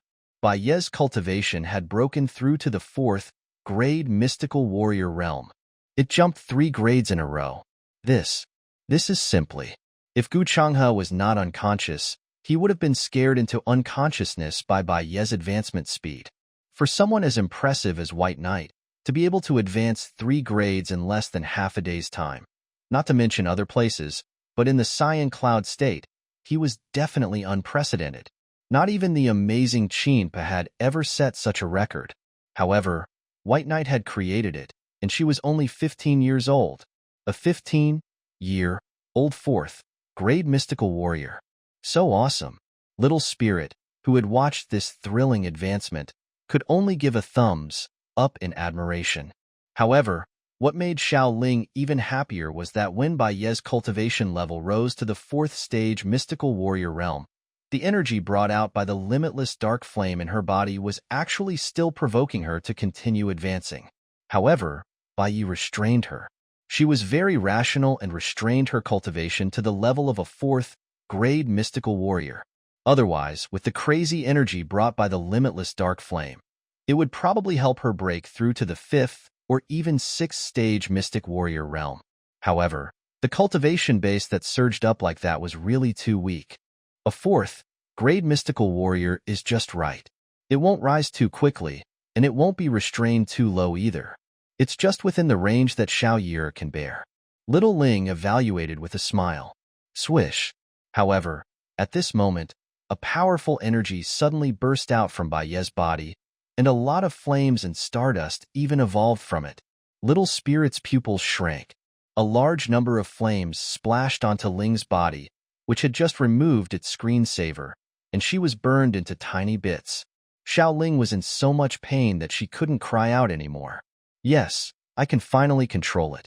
After fiddling with it for a while, Bai Yi produced a milky, white flame from his palm with ease. And her bursting flames just now was obviously a mistake. Little Ling was so aggrieved that she almost fainted. Yeah, little spirit, what's wrong with you? Ha ha ha ha ha. However, Bai Yi, this unkind master, was still laughing heartlessly when he saw Xiao Ling's starry appearance. Little Ling, swish, swish. It received 10,000 points of damage. Pfft. Are you all right? Holding back his laughter, Bai Yi carefully caressed Xiao Ling's bumpy body and could not help but tease her. Actually, it's quite cute to have one with fur and one without. Humph. Little spirit, who had been praised, didn't buy it this time. It turned around and disappeared back into its little world. It expressed that it was very injured and wanted to go back and heal. Little fur crickets.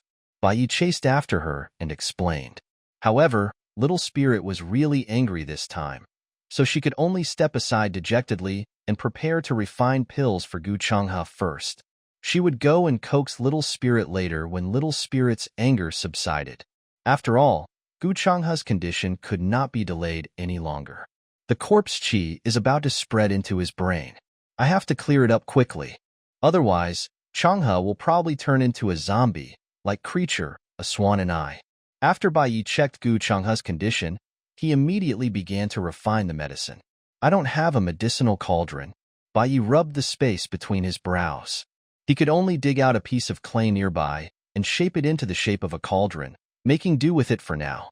Because of the extraordinary fire seed, the ready-made spirit herbs, and the alchemy skills taught by Xiao Ling, there were no accidents on Bai Ye's first attempt at refining medicine.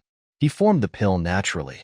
After that, while Gu Changhe was digesting the medicinal power, Bai Yi had also basically mastered the cultivation technique to hide his cultivation level. At this time, she did not realize that because of her extraordinary spiritual power, her comprehension ability had also made extraordinary progress. Woo woo woo woo. Gu Changhe only woke up 15 days later. At this time, even Bai Yi had brought him to harvest all the spiritual herbs within a few thousand miles of the nearby area. They even found a small mine in the meantime. Bai Yi picked up more than 100 pieces of low-grade mystic crystals. White night. When Gu Changhe woke up groggily, he saw Bai Yi roasting 2 pheasants nearby. You're awake. There's a water bag beside you. Drink some water and then eat something. Bai Yi estimated that Gu Changhe would probably wake up at this time, so he was not surprised. Yes. Gu Changhe, who was still a little dizzy, responded and gulped down the water. After a while, Gu Changhe remembered what had happened and jumped up to ask, Are we dead? Are you in the netherworld together? Pa. Bai Yi threw a chicken leg at Gu Changhe and said, What are you thinking about? We're fine. It's fine even if we're not dead. Hurry up and eat something to replenish your energy.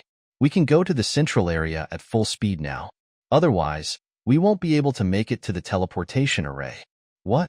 Gu Changhe was dumbfounded. Didn't they just come in? How could they not make it in time? You've been unconscious for 15 days. Our selection is only a month long, right? It's not good for me to walk around with a patient like you in the depths of the forest.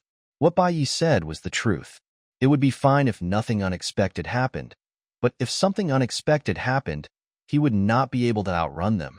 Even though his cultivation had already increased by a fold, Bai Yi did not forget about the third-grade magical beast that he had encountered that day. With her current cultivation base, she firmly believed that in front of that guy, she was still a weak chicken. At most, she would be a slightly fatter weak chicken. What? Gu Changhe was so shocked that he jumped up again. I was unconscious for 15 days? Bai Yi nodded and handed Gu Changhe a bowl of herbal soup. Drink this as well. You've been infected with corpse qi. Although it has been expelled, you're still weak. This crickets. Gu Changhe wanted to say something but stopped for a while. Then, he took the herbal soup and drank it. After that, he calmed down and asked Bai Yi about some things. They're all dead? Gu Changhe did not expect that all the sect disciples had really died. Bai Yi finished a chicken and was about to flip the other two when his gaze turned sharply into the distance.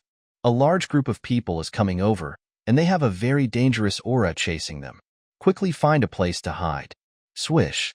Hearing this, Gu Changhe immediately jumped up instinctively, but she could not react in time. It was Bai Yi who pulled her to hide.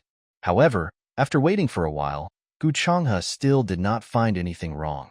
Hence, he wanted to ask, but just as he was about to say something, Bai Yi quickly made a shushing gesture. Gu Changhe looked at Bai Yi in confusion. He hadn't even spoken yet, so how did she know that he was going to speak? Shwa shwa. At this moment, a series of rapid flying sounds entered Gu Changhe's ears. Then, he heard the terrifying roars of beasts. Before Gu Changhe could react, quickly, split up and run. Darn it. Who the heck provoked this peak first-rank magical beast? He's killed someone. Sob sob sob run. The rapid curses had already surged toward Gu Changhe and the others like a tide. The content of their curses immediately made Gu Changhe's face turn pale. FCK. Gu Changhe wanted to run away with Bai Yi. Moreover, he did not understand. Bai Yi had clearly sensed the danger long ago.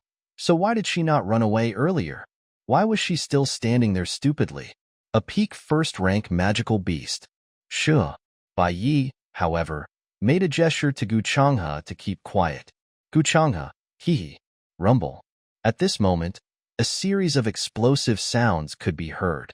Then, fourth miss, come this way. Someone was shouting. The two of you stay behind. The Ching family will not mistreat your family. Ching Xianying's voice was heard again. She made a promise in a hurry, but it was calm. Roar. At this moment, a huge toad, like beast with 3 horns and lumps all over its body, smashed toward Ching Xianying and the others like a small hill. Hiss. What was more terrifying was that this ugly monster could spit poison. The moment it flew out, it spat out a stinky black liquid, which rolled toward Ching Xianying's face. Bai Yi squinted his eyes, but he saw Ching Xianying quick-witted, shamelessly grabbing a young man beside her and standing in front of him. The highly toxic black liquid splashed onto the young man's body. As the latter let out a shrill scream, his body rapidly ulcerated. However, after Ching Xianying used it to block the poison, she threw it away and quickly retreated. At the same time, she did not forget to order, quickly block it for me. In the direction she was retreating and coincidentally matched the direction where White Knight and the others were hiding. But at this moment, whoosh, bang, the sound of a signal suddenly burst out in the jungle. Immediately after, cast the net and trap the beast. A domineering command was heard as Yun Fong, who was wearing a silver soft armor, appeared before everyone's eyes. At the same time, everyone only felt a blur in front of their eyes, and then a large silver net directly covered the toad, like giant beast with a swish. Roar. Due to its huge body, the giant beast's movements were inevitably slow, so it couldn't dodge in time and was caught in the trap. Crossbows, fire. The leader, Yun Fong, ordered again. A row of about 20 young men immediately shot out a wave of arrows at the ugly giant beast. Swish. Chi-chi. Chi-chi. The arrows pierced into the beast's hide like crazy, causing the beast to wail in pain. It also made it more and more irritable, tearing at the net that trapped it. Esila. The huge net couldn't withstand the beast's violent attacks. It was torn apart in several places. Not only that, puff. The beast even spat out a large amount of stinky venom at the young men who had trapped it. However, the young men who attacked were not only well trained, but they also seemed to have expected it. The moment the giant beast spewed out poison, they all retreated to a safe area with a swish. However, They had just retreated, and the giant beast had not even had the time to catch its breath. Lightning sweep. Yun Fong, who had been commanding the others in the battle, began to release his skills. As soon as he finished speaking, the long sword in his hand was like a bolt of lightning, carrying a powerful lightning force as it madly slashed at the ugly giant beast. What a strong explosive force! What a confusing attack! The concealed White Knight's aura condensed slightly, and he praised in his heart. She was sure that Yun Fong's attack had the explosive power of an ordinary third-grade mystical warrior. Yun Fong's cultivation base was only at the first-grade mystical warrior realm. This was the advantage of thunder attribute cultivators. They usually had more explosive power than other attributes. Pilipala, the giant beast, which had not completely broken free, was struck by Yun Fong's lightning sword. Thick black smoke instantly billowed out of its skin, and at the same time, the overwhelming smell of roasted meat wafted into the air. Oh, whoa! The beast roared hysterically in pain. Lightning dual slash. Yun Fong did not show any mercy and launched a new attack. He obviously wanted to strike while the iron was hot and kill the giant beast directly. Swish swish. The young men with bows and crossbows were extremely cooperative as they shot arrows at the weak points of the giant beast's eyes, abdomen, and other areas. The siege began in an orderly manner. However, just when the group of young men who had escaped earlier thought that the giant beast that had almost killed them was about to be taken care of by the young men from the divine, imperial state led by Yun Fong, a strange sound of bones and bones colliding suddenly burst out from the inside of the giant beast, which had been surrounded and bombarded without the ability to fight back. Then, before anyone could react, an extremely violent beast aura burst out from the ugly giant beast. Not good. Baiye's beautiful eyes narrowed when she saw this. She immediately pulled Gu Changhe and jumped out of their hiding place, quickly retreating. Almost at the same time, retreat. Quickly retreat. This magical toad beast is about to advance to become a magical beast of the second rank. Yun Fong's voice was filled with exasperation. Roar. A deafening beast's roar rolled out with a terrifying beast pressure. Like an atomic bomb, it rumbled towards the crowd. The group of young men from the Divine Emperor state who were closest to the giant beast were crushed almost instantly, causing them to vomit blood. His entire body was like a dejected ragdoll as he was sent flying far away. Boom! The violent beast explosion directly crushed the plants within 100 miles. Many people with low cultivation were crushed into a bloody corpse on the spot. Bang!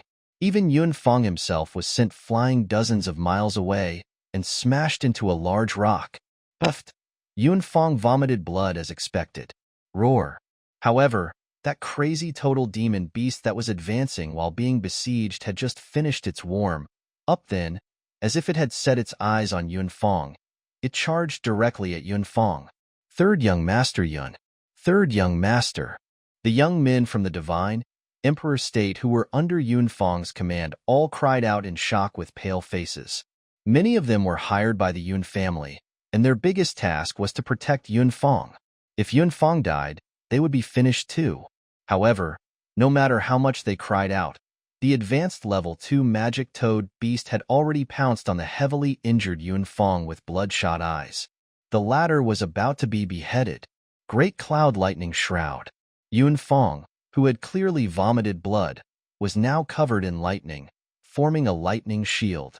As expected of the Yun family, one of the 4 great families of the imperial city.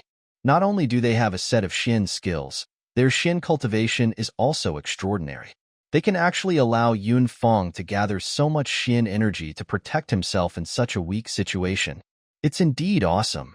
After watching this battle, Gu Changhe's fear and desire to escape had turned into excitement and amazement. To Gu Changhe, he rarely had such a good opportunity to watch a battle, especially Yun Fong from the Yun family of the Divine Imperial Continent. The sword skills and thunder, elemental cultivation techniques he displayed were eye-opening. Is this a profound skill? Baiyi had also gained a lot of knowledge as he listened from the side. She had felt that Yun Fong's attack was very different from the other people's attacks that she had seen before. Yun Fong's sword was both real and illusory, making it look very confusing. It was not easy to determine which corner he would attack from. In a life and death battle, this was the best way to confuse the opponent. Boom! At this moment, the Toados attacks had already clashed with Yunfang's protective barrier, and a huge wave of energy erupted in the arena. However, Yunfang was obviously no match for him, and his defensive light shield was soon torn apart. However, at that moment, there were already many youths from the Divine Emperor state who were chasing after Yunfang with all their might. Even Ching Xianying, who had used despicable means to escape, followed him and went to save Yunfang. Unfortunately, in Luo they were all too slow. Roar! The eyes of the demonic toad were bloodshot from the killing. At this moment, it was already clawing at Yunfang, who was completely unable to fight back. Yunfang himself was almost in despair. He wanted to close his eyes and wait for death, but he was not willing to give up. He struggled to avoid this fatal blow because he knew that as long as he held on a little longer, his second brother would come to his aid. He would definitely not die. However, the toad demon beast's pitch black, poisonous claws had already mercilessly reached his eyes. Whoosh! A lithe and graceful green figure blocked the poisonous claws of the demonic toad and was reflected in Yunfang's eyes. It's her Henin. It was White Knight. She made her move. Swish! A rapid wind, breaking sound was heard. Bai Yi, who had landed in front of Yunfang like a ray of light, had already picked up the lightning sword that Yunfang had left at the side at some point in time and slashed at the toad's poisonous claws. The next moment, before anyone could see clearly that the green figure that had suddenly appeared was Bai Yi, everyone heard the demonic toad beast let out a tragic howl. The surrounding crowd was dumbfounded when they heard this. The demonic toad beast's cries were too miserable, and they were a little confused. After all, judging from the current situation, it was clear that the toad demon beast was going to tear Yunfang apart and obtain the final victory. Even if a green shadow appeared out of nowhere and suddenly entered the battle, everyone still agreed that the strength of the second-ranked demonic toad beast had the advantage of crushing all opponents. However, in Luo, why was the demonic toad beast crying out so miserably? It was as miserable as someone had cut off his manhood. At this moment, Yunfang, who had clearly seen what was happening in front of him, was even more dumbfounded than the onlookers who did not know the truth. Because in Luo Chi-Chi, the two poisonous claws of the demonic toad beast suddenly spurted out blood. Yunfang was dumbfounded to see that the two terrifying poisonous claws of the demonic toad beast had been cut off. Break the spine. The claw of the demonic toad was like a piece of pork being sliced apart, slicing through the air. Streams of rolling blood gushed out from the demonic toad's severed wrist like two fountains. Yunfang even thought that he was hallucinating and rubbed his eyes subconsciously. However, it was true. The rank 2 demonic toad's claw had been sliced off. The person who had done this was the one who was blocking Yunfang's way at this time. This young girl, Bai Yi, she was the one who did it. He saw it clearly. However, in Luo, the physical body of a rank 2 demonic toad beast was very strong. This could be seen from the fact that his lightning sword technique was unable to cause any serious damage to the peak rank 1 demonic toad. The result, with a light cut, this girl had cut off the toad demonic beast's lifeblood, that pair of awesome and poisonous claws. But this was not the end. Roar! The demonic toad that had its wrist cut off had completely gone mad. Without its claws, it took a step back and opened its ferocious mouth, biting at the culprit, White Knight. And this attack was clearly the toad demonic beast's final counterattack. Roar! The second, grade magical beast's crazy beast pressure caused Yunfang's blood to boil, and he could not help but vomit blood. But what about White Knight? Whoosh! Under the pressure of the toad demon beast's violent explosion, she moved as freely as a shadow. The moment the toad demon beast pounced on her, she lifted Yunfang's lightning sword and leaped into the air to strike the toad demon beast. Swish! The moment White Knight swung out the lightning sword that was shining with silver light, she had secretly added the limitless dark flame to it. This was also the secret that allowed her to easily cut off the demonic toad's claws. And at this moment, when she repeated her old trick, Swish. The extremely fast Bai Yi stabbed his sword into the demonic toad's bright red eyes, just as its sharp teeth were about to bite her. Immediately after, hiss, Bai Yi's nimble sword slashed down like a piece of cloth, easily cutting open a huge gash from the demonic toad's eyeball down. After that swish, chi, fresh blood gushed out from the toad demonic beast's eyes and gushed out in all directions. The stinky blood splattered all over Yunfeng, but he did not react at all. He was still staring at Bai Yi's figure in a daze. He couldn't imagine that this young girl who was said to be the same age as him was actually more powerful than him in combat. Woo. The pitiful demonic toad beast was severely injured this time. Its left eye had been destroyed, and half of its body had been dissected, but it was still not over. White Knight, who had succeeded in his sneak attack, was now like a leech, directly drilling into the toad demonic beast's open internal organs. At this moment, the demonic toad beast, who had yet to recover from the pain, was still in a daze. Swish. As such, the heart of the toady demon beast that was attacked was unsurprisingly cut by Bai Yi. Chi, Bai Yi, who had entered deep into the body of the toad's demon beast, had completely destroyed all of its vital organs in an instant. With such a terrifying White Knight's speed and the invincible limitless dark flames, it was impossible for the demonic toad to not die. As such, by the time Bai Yi, who was covered in blood, came out of the toad demon beast's body, the blood, spurting toad demon beast was already completely out of breath, and it fell to the ground with a bang and staggered. He was dead.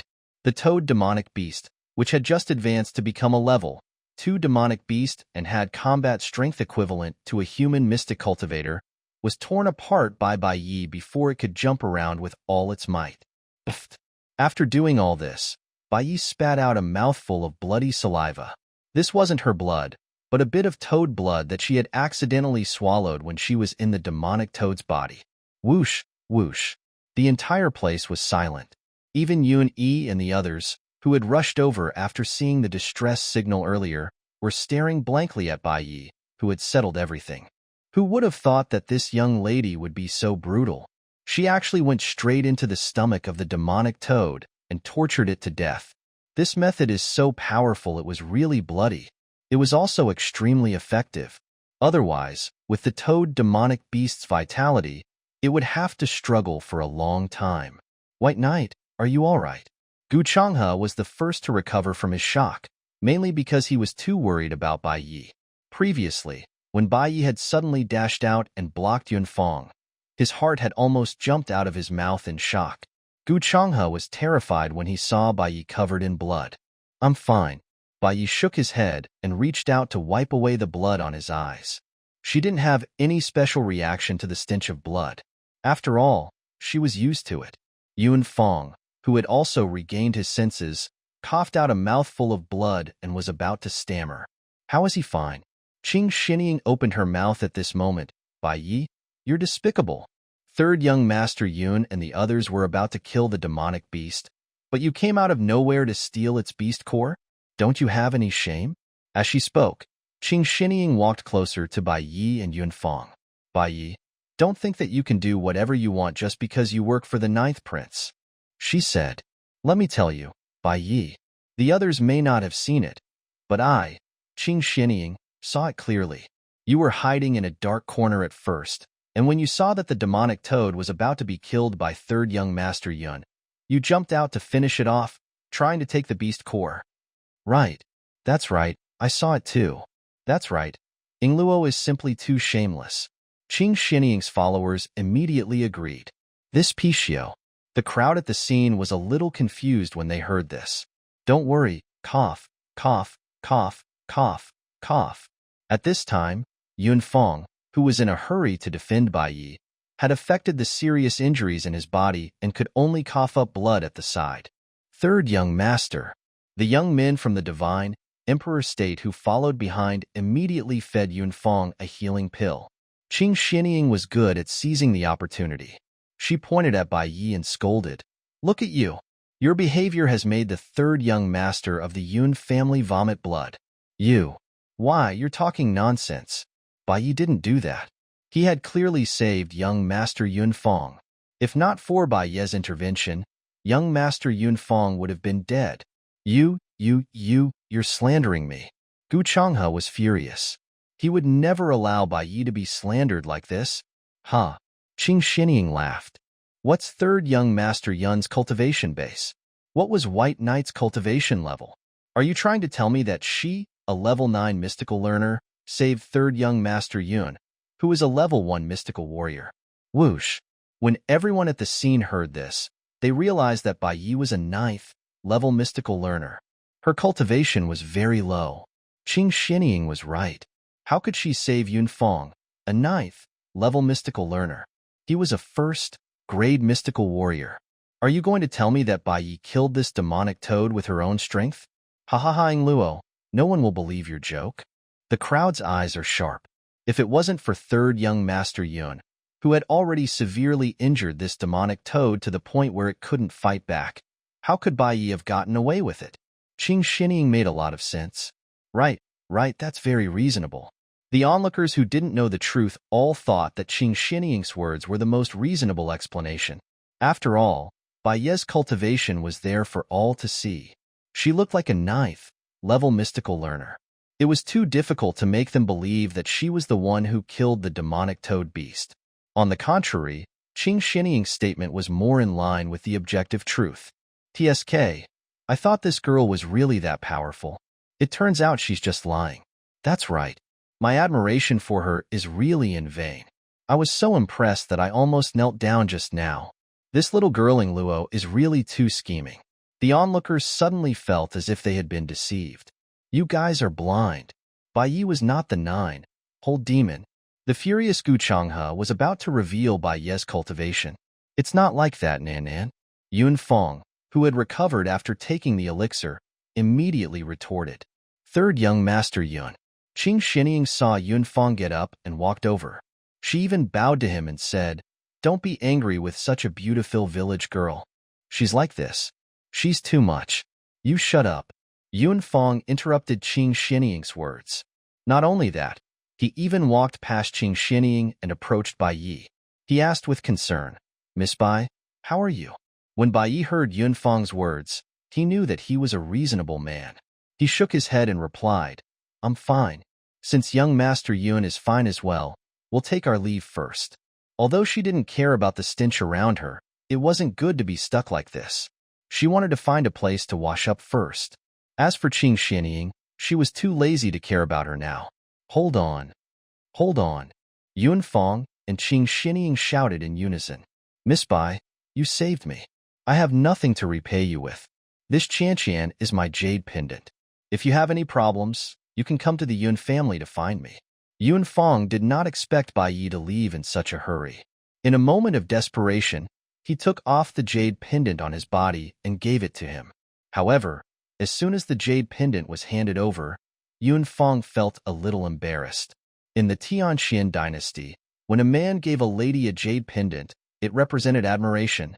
Hence, the moment he took out the jade pendant, the entire place fell into a strange silence. There were many young women among the Lao AI who were staring at the jade pendant in Yunfang's hand and Bai Yi, who was covered in blood. They did not expect things to develop like this.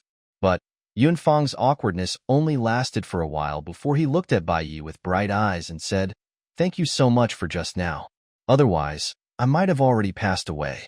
Young Master Yun, you're too kind. However, I've indeed taken the beast core of this demonic beast, but it's what I deserve. This jade pendant is called the Kasaya. Bai Yi paused before continuing. Oh, Bai Yi, who did not even know that giving a jade pendant was a meaningful gift, directly took the jade pendant from Yunfang's hand. I'll accept it. If I need it, I'll come to you. As for the Yun family of the divine, imperial state, this favor would come in handy one day. This was Bai Ye's assessment when he received little brother Yunfang's jade pendant. All right. Yunfang's breathing stagnated as he immediately replied. He did not expect Bai Yi to accept it so readily. It was too good, too good. His heart instantly thumped, and it started to beat wildly out of his control.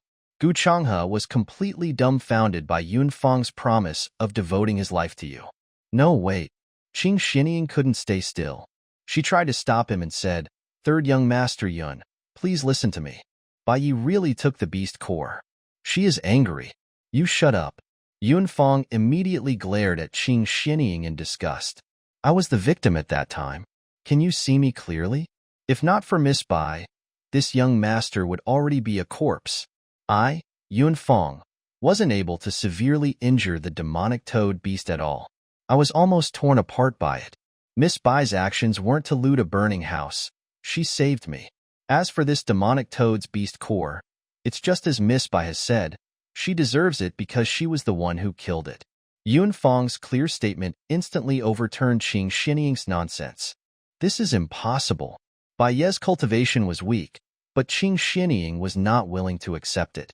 She didn't believe it at all and still wanted to target Bai Yi. However, Bai Yi is a first-grade mystical warrior. She's not a ninth-grade mystical learner. Her cultivation has advanced. You're all blind. Gu Changhe immediately seized the opportunity to testify. What? Ching Shinying was stunned, but she immediately shook her head and retorted, "Impossible. More than 10 days ago, she was only a ninth-stage mystical warrior. Only a few days have passed, and she's still so weak. She is a mystical warrior. Moreover, she is a mystical warrior with outstanding combat skills and outstanding talent." Yun Yi, who had been watching from nearby, walked out of the forest at this time and gave Bai Yi a positive praise. In reality, Bai Ye's battle just now had completely stunned Yun Yi. "Miss Bai, thank you for saving my third brother." So the moment Yun Yi appeared, he even bowed to Bai Yi, an especially solemn bow of thanks. Bow. Whoosh. The scene instantly went into an uproar. It's second young master Yun. I didn't expect him to be here. Oh, I remember now. The signal that third young master Yun sent out just now must be to ask for help from second young master Yun. That's right. I didn't expect second young master Yun to arrive so quickly and even watch the whole process. Since he said so, this Miss Bai is definitely a mystical warrior. When I looked at her just now, I felt that this Miss Bai wasn't that old. She must be another super genius. But which state is she from? I didn't hear about it before.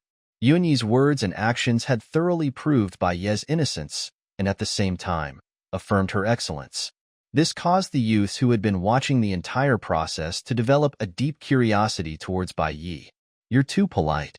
Bai Yi was suddenly bowed, so he could only respond courteously. Then, without waiting for the Yun brothers to speak again, she immediately bade them farewell. "Well, I'm very uncomfortable with all the blood on me. I'm going to take a shower first.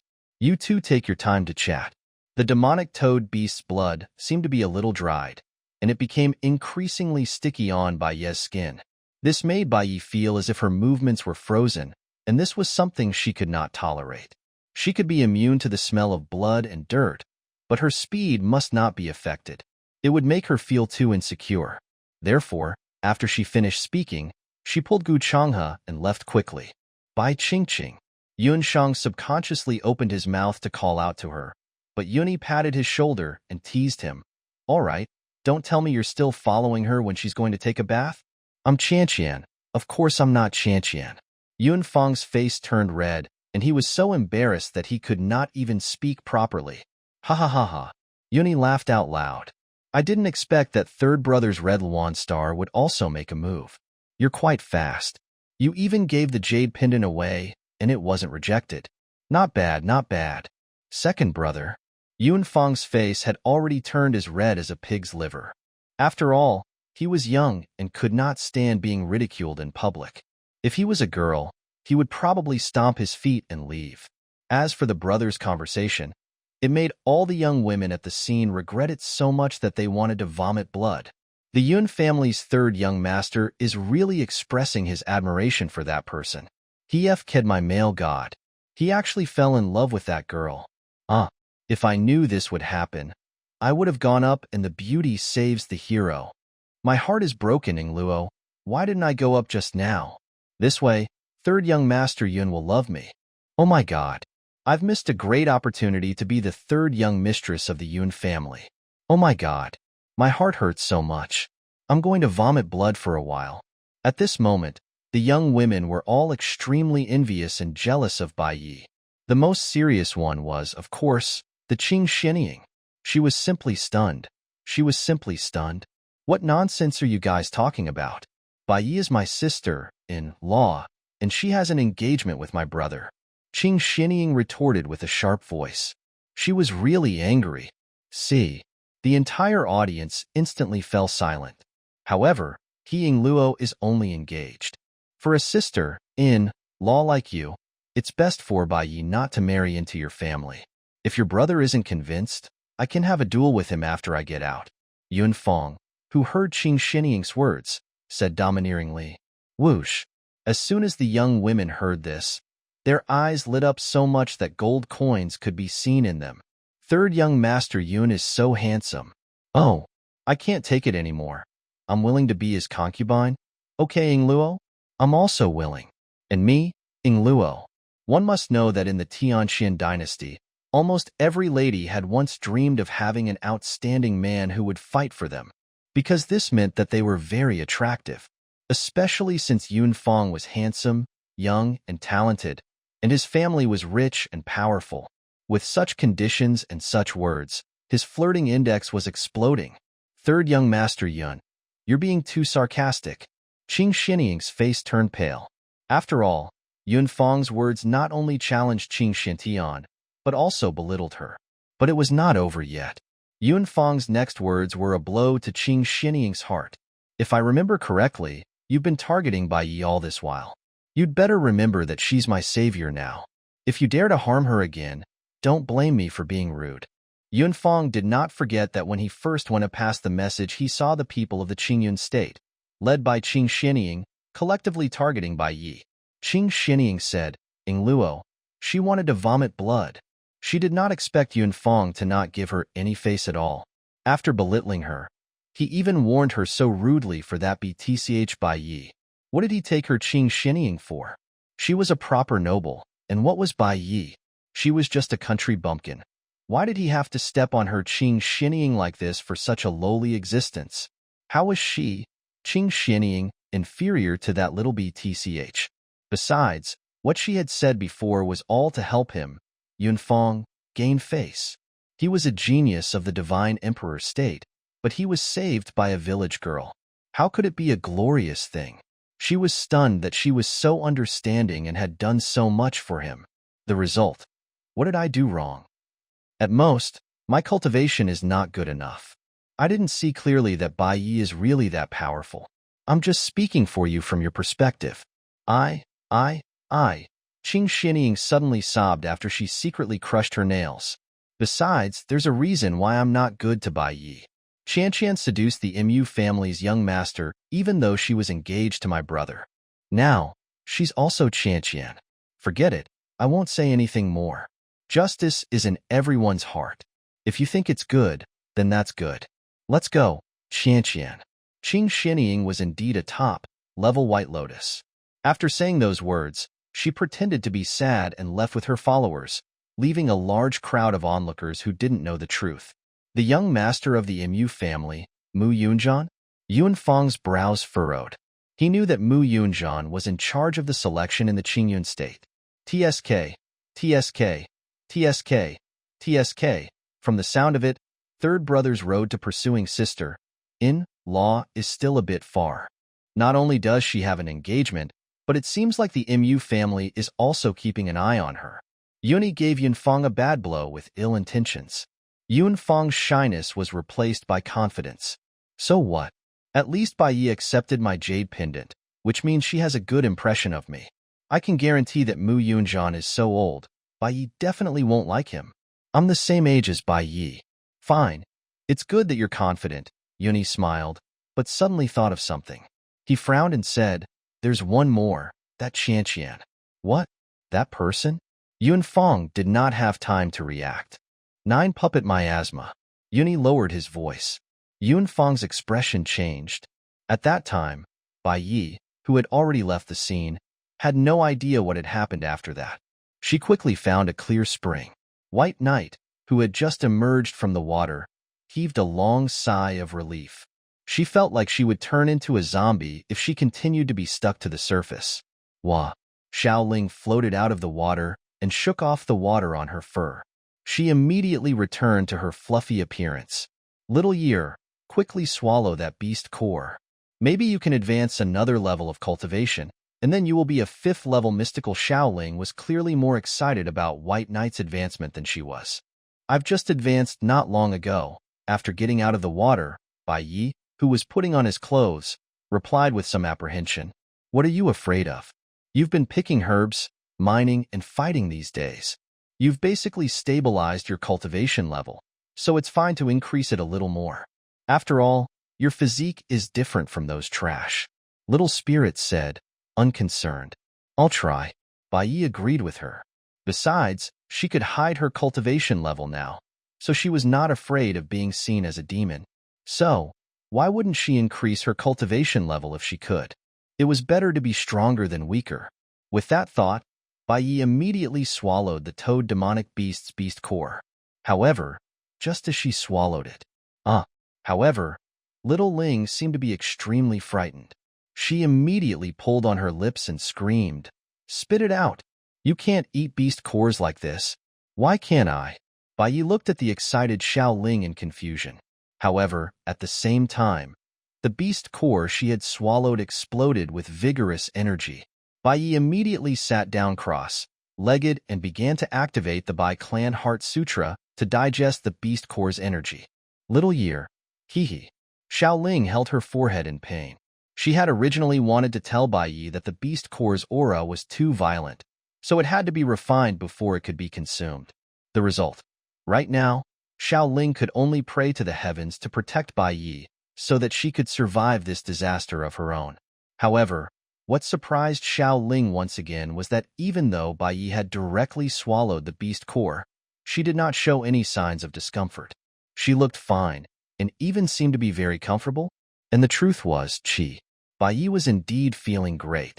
At this moment, she could clearly feel the vigorous energy of the beast core gathering towards her dantian through the Heart Sutra and then being fed back into her limbs and bones. Buzz. White Knight's true cultivation level rose as result. Peak of the 4th stage mystical warrior. When Bai Yi opened his eyes, he could clearly sense that her cultivation had been firmly fixed at the peak of the 4th stage mystical warrior. Although it did not directly increase by 1 grade, White Knight was very satisfied. Little Year, are you all right? How did you digest the beast core's energy so quickly? Xiao Ling stared at Bai Yi with her blue eyes in disbelief. Yeah, what's wrong? Bai Yi asked in confusion. Little Ling went back into White Knight's body without another word. After a while, Xiao Ling reappeared, but she was incoherent. I know. It's the body, it's the infinite. No, it's the infinite. That's great, Ingluo. What? Bai Yi was a little confused by Xiao Ling's nonsense. What's wrong? Oh, woo woo. Little Yi, wait. Minute. It's because your body has been tempered by the Wuji dark flame. Your limbs and bones have the aura of the Wuji dark flame. The violent beast aura is nothing to the Wuji dark flame. The Wuji dark flame is worthy of being an origin spiritual flame. Little Year, you're a monster. Although Xiao Ling had always known that the limitless dark flame was a good thing, she didn't expect it to be this good. It was simply too great. If that's the case, Old Bale's Cho Qianqian. Little Spirit's blue eyes narrowed as the scene of Baijian being killed appeared in her mind. White Knight, are you done?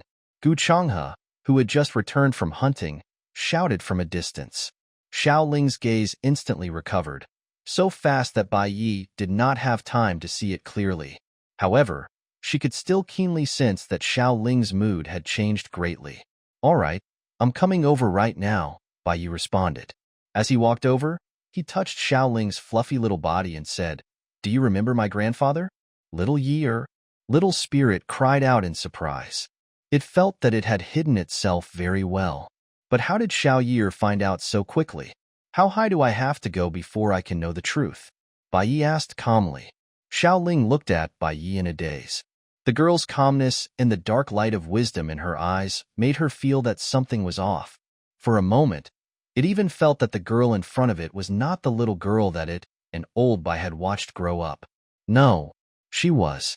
Little Spirit scratched the hair on her face, feeling that her thoughts just now were really stupid. If Little Year wasn't Little Year, then who could she be?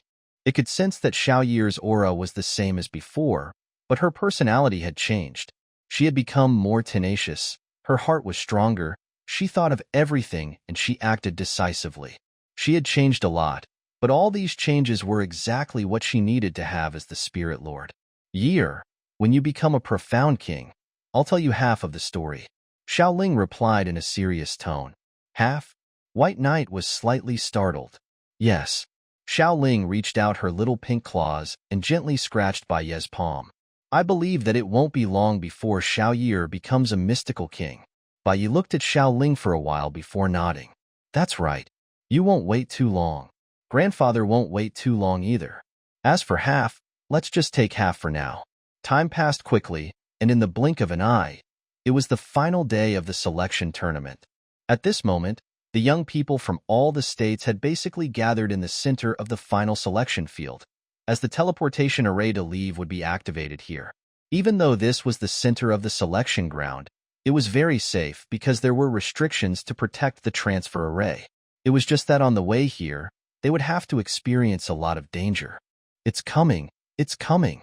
The number 1 genius of the heavenly eagle state, Eagle Devourer, is here. As exclamations of shock rang out, everyone's gazes turned towards the young man who had just arrived with dozens of followers.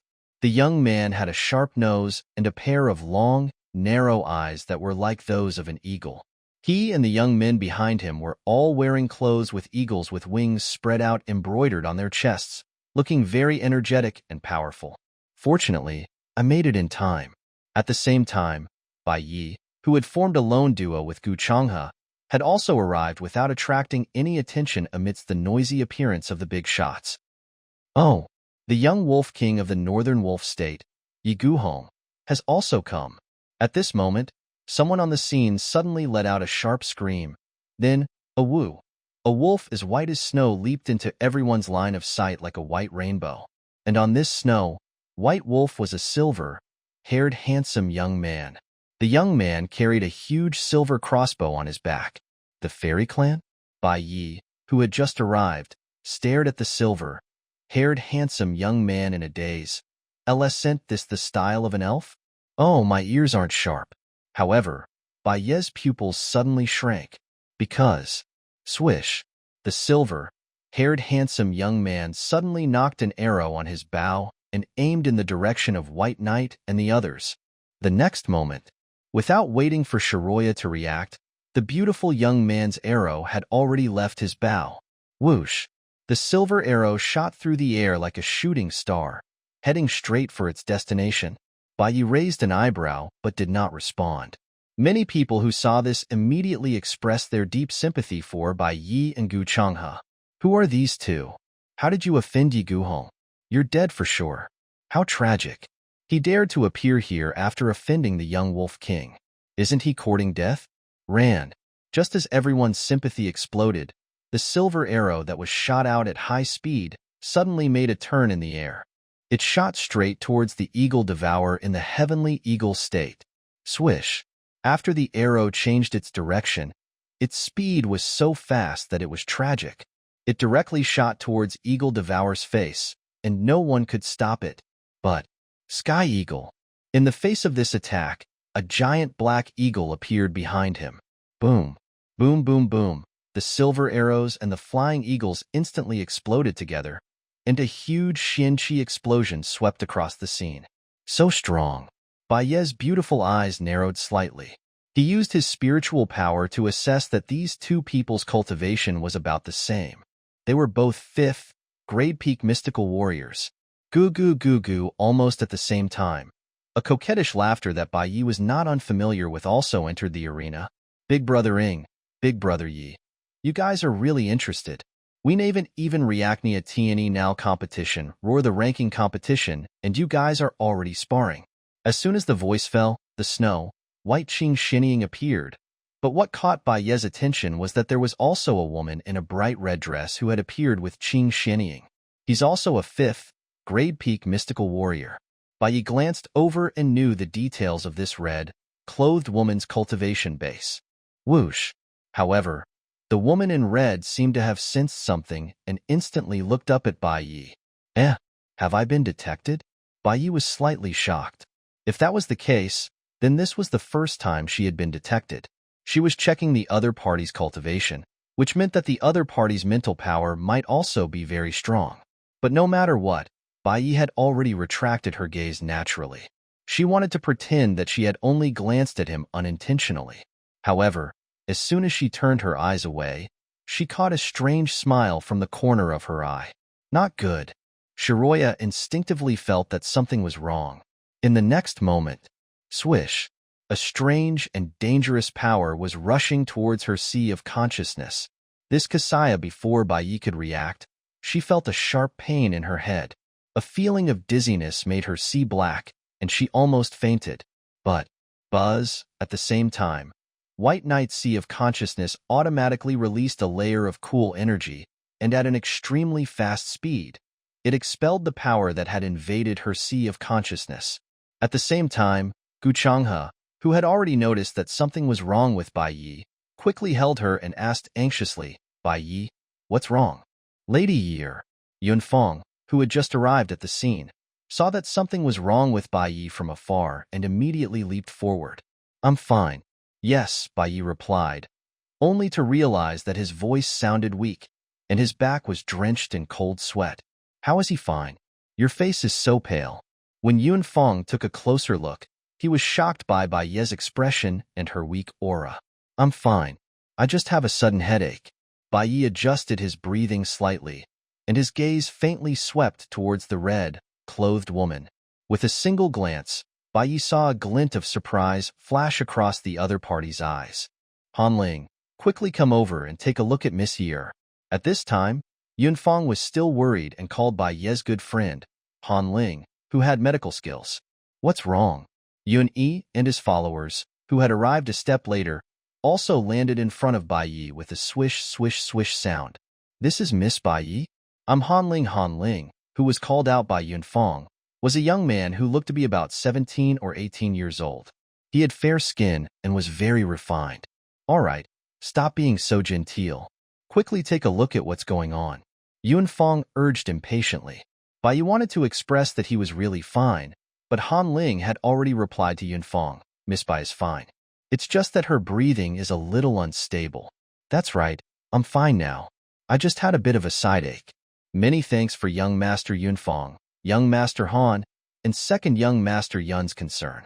Following Han Ling's words, White Knight saluted and thanked the three people who had surrounded him. Ching Xinying's eyes hurt when she saw this. She was puzzled and asked the woman in red beside her in a low voice, Sister Luo Shui, did you just attack? Yeah. Lu Mingshui nodded. She's indeed a little strange.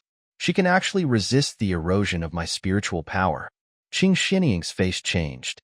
Then what should we do? There's nothing he can do about her, right? Then wouldn't Mingyin's suffering be in vain? Her meridians were all destroyed by this vicious BTSH. Hearing this, Lu Mingshui, who was Lu Mingyin's sister, snorted. I can't bear it for nothing, but I'll make this little poisonous girl pay back 100 times for all the pain Mingyin has suffered. Hearing this, Ching Xinying laughed in her heart.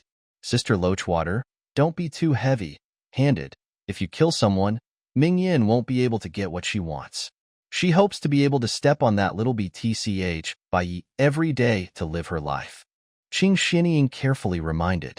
I know, Lu Mingshui replied indifferently, and the gaze she used to look at Bai Yi became even darker and more unpredictable. N. Ching Xinying nodded obediently and glanced at Bai Yi. When she saw that Yunfeng and the others were protecting Bai Yi, she was no longer depressed. You shameless BTCH, I'll let you be proud for a while longer. When you've been turned into a waste, you can marry my brother and be his concubine. You'll have a hard time in the future, Ching Xinying thought in her heart. And letting Lu Mingshui secretly attack Bai Yi was the result of Ching Xiantian instigating Ching Xinying to lobby him. She's called Lu Mingshui? Who is Lu Mingyin to her? At the same time, Bai Yi had also found out about Lu Mingshui's identity from Yunfeng. Lu Mingyin? I don't know him. However, Yunfang did not recognize Lu Mingyan. But from the name, they should be sisters or something. I don't know much about them. I'll get someone to check it out when we get out. There's no need to investigate. Junior sister Lu does have a sister called Lu Mingyan. Han Ling, who was at the side, added. That's right. Bai Yi instantly understood why the other party was targeting her. But what Bai Yi did not understand was that the person who crippled Lu Mingyan was Ching Xintian. So why did the Lu family only hate her and get so close to Ching Xianying? It seems that when Ching Xian heaven crippled Lu Mingyan, they had already thought of a way out. I just don't know if the Lu family knows the truth. Bai Yi thought to himself. When he looked at Lu Mingshui again, his gaze became even more deep and cold. While White Knight was deep in thought, Shishi Swish. The forbidden formation protecting the teleportation formation suddenly released a layer of rainbow-colored mist. The teleportation formation is about to be activated. Yun-Yi, who saw this scene, spoke. Immediately after, the colorful fog became brighter and brighter, and a huge, mysterious formation pattern slowly unfolded before the eyes of the young people. It's coming! It's coming! The teleportation formation has been activated. Great! I can finally go out. I've had enough of this month of not eating and sleeping well. This selection is really a life and death struggle. That's right. We can finally go out now. All the young men who saw this scene were overjoyed. Whoosh, whoosh, whoosh, whoosh.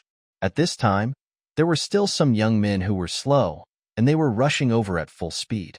About 15 minutes later, when the teleportation array's runes were fully spread out, there were already 30,000 to 40,000 youths gathered at the scene.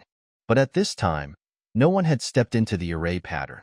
Even though there were many young people among them who were clearly very eager, why were they still enduring it? Let's go. We'll leave first. Let's go, Yun-Yi said, and led Bai Yi and the others to the teleportation array. Once Yun-Yi and the others moved, Ingshi and the others from the Heavenhawk state, Yi Guhong and the others from the Northwolf state also moved. Only then did the youths from the other states seem to dare to move. What? White Knight, who had just entered the formation, had vaguely caught a stare at this moment. She followed her senses and saw the silver-haired handsome young man. How do you know that I didn't shoot in your direction? Yi Guhong opened his mouth and asked. His manner and tone carried a sense of pride that he was born with. Upon hearing this, Yunfang and the others looked at Yi Guhong in confusion. They had arrived a little late and did not see the scene of Yi Guhong shooting the arrow. It's my intuition. It was impossible for Bai Yi to tell Yi Guhong that she was actually using his battle psyche power to determine that the person he was targeting was not her. Hence, he simply replied with these two words. Yi Guhong was startled for a moment before he nodded his head. But you better not point it at me next time. I have a bad temper. Bai Yi added the truth. She had almost exploded at that time. Yi Guhong's arrogant expression changed slightly when he heard this. His eyes seemed to focus, and he wanted to see the White Knight clearly. However, the teleportation array had already started to operate. Boom! White Knight and the others only felt their vision blur. The next moment, they landed in front of a magnificent hall. Those who have come out, please line up in front and go to the registration counter to count your battle results according to your state. A rough male voice explained to the crowd. Bai Yi looked up and saw that in front of the hall, there were a total of 9 registration tables marked with the names of each state. Such an arrangement was to facilitate the final calculation of the overall battle results of each prefecture, so as to carry out the ranking of each prefecture. Miss Year, are you coming with us to the divine, imperial state? Yunfang invited Bai Yi again. As for the conversation between Bai Yi and Yi Guhong just now, although he was quite curious, he did not want to get to the bottom of it. It's fine. I'll just settle the bill in the Cyan Cloud state. Bai Yi shook his head and refused. However, she didn't want to bring glory to the Qingyun state. She just thought that with her results, she would definitely be the most outstanding in the Qingyun state. She could bring more benefits to the Prujna village. Although the governor of the Cyan Cloud state, Qing Haiyuan, was obviously not a good person, as long as the imperial court needed to distribute resources to Prujna village. Bai Yi felt that since Qin Ban was in the imperial court, Qing Haiyuan would not dare to embezzle them. All right, I'll see you after I'm done calculating the results. After Yunfang made an appointment with Bai Yi, He went to the Divine Imperial Continent's registration counter with Yun E and the others. TSK, TSK, TSK, TSK. It seems like you're really serious this time. At first, he was just dizzy, and you were so nervous. Just now, I saw that Yi Guhong was talking to the lady, and you were also listening attentively. After splitting up for a while, Han Ling could not help but tease Yunfang. Hee hee. Yunfang did not explain. In fact, in the past half a month, he realized that he would often think of Bai Yi, especially when she was in front of him. The scenes of her killing the demonic toad demonic beast so cleanly would even appear in his dreams. You little brat. Yuni saw his third brother's expression and could not help but shake his head. He had already warned him, but he realized that this brat not only did not restrain himself, but instead seemed to be sinking deeper and deeper. I hope I'm just overthinking it. The ninth prince really doesn't have any other feelings for this girl, Bai Yi. Yuni prayed for Yunfang in his heart, but he still felt uncertain. Because Yuni felt that the person they had not seen in person this time was very likely the legendary ninth prince himself. Bai Yi, on the other hand, was handpicked by the other party to be recruited by Yunfang. I wonder if he's out yet? Yuni had doubts in his heart, but he was destined to not get an answer for the time being. After Yunfang reported that he had not recruited anyone, the two brothers had not seen that person again. Your white knight? At this time, Bai Yi, who was at the Qingyun State's registration counter, seemed to have encountered a little trouble, because as soon as she reported her name, she was examined from top to bottom by the registrar. Yes, I am. Bai Yi nodded. For a moment, she thought that this registrar had been bribed by the Ching family and was preparing to make things difficult for her. Please come in and register yourself in the new generation hall. The registrar said. White Knight was speechless. What was the meaning of this? Gu Changhe, who was at the side, saw that she was in a daze and immediately replied on her behalf. All right. Thank you, sir. White Knight, you should also quickly thank the Lord and then quickly go in. Thank you, my lord. Although Bai Yi was a little confused about the situation, she knew that since Gu Changhe had said so, it should not be a bad thing. Gu Changhe, you've captured 60 LV1 spiritual herbs and gained 6,000 battle achievements. All right, you should also enter the new talent hall. Gu Changhe, who had his battle results checked, was also notified to enter the new talent palace. What? 60 stalks of swan and I? However, Gu Changhe himself was dumbfounded. This was because the battle result he had given was a cloth bag that White Knight had casually thrown to him. However, it was precisely this bag that contained the swan and I. There were 60 level 1 spiritual herbs inside. You're pretty good. The registrar even patted Gu Changhe's shoulder in praise.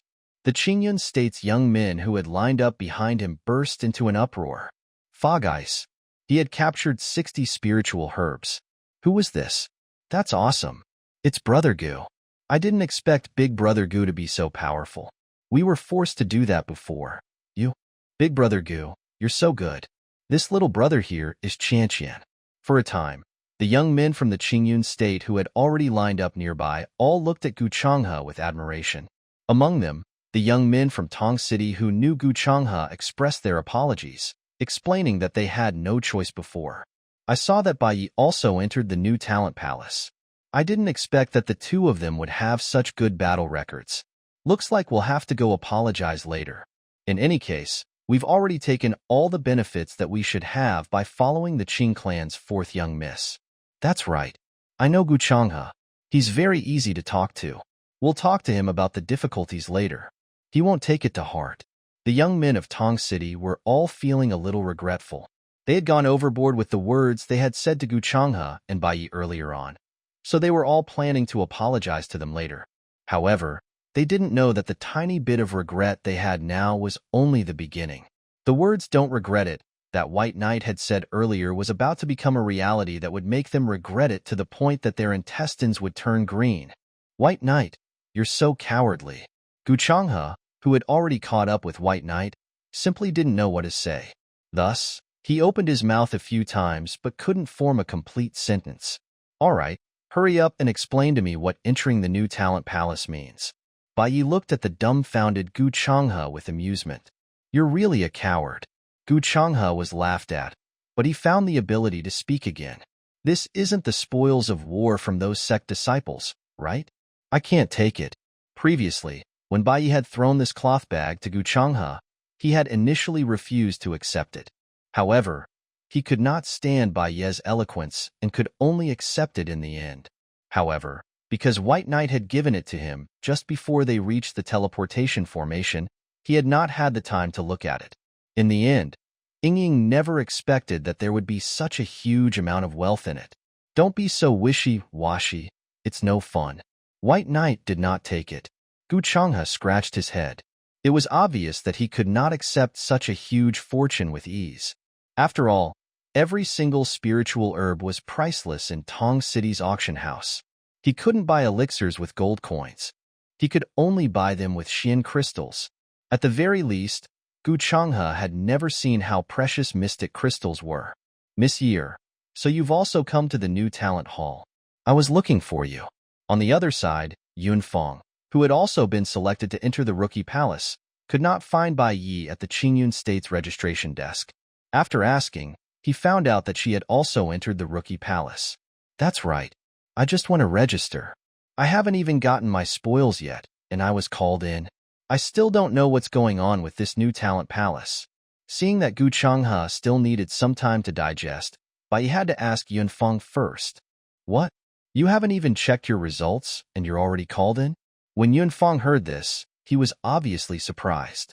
Clearly, Bai Ye's situation was very special. What's wrong? What's wrong? Bai Ye's main goal in participating in the genius selection was to revive Xiaoling. Therefore, she basically didn't understand the entire process of the competition apart from what Gu Changhe had told her. A little bit. I've never heard of anyone who can enter the Rookie Palace without checking their battle results. Yunfang replied with a complicated tone. This was because there was only one possibility for White Knight's situation. And that was, second brother, you're right. That person is Zhuangye himself, and Zhuangye might have some other feelings for Bai Yi. Yunfang murmured this possible truth in his heart, feeling disappointed. With Bai Ye's intelligence, she quickly understood the deeper meaning behind Yunfang's complicated gaze. It seems that the ninth prince has pulled some strings for me? It should be Zhanjin. Yunfang's palms were sweating slightly. He was extremely disappointed because he knew that if the ninth prince had taken a fancy to Bai Yi, he would have no chance to fight for him. Ninth Wangya. Just the thought of it made Yunfang feel as if a mountain was pressing down on his heart.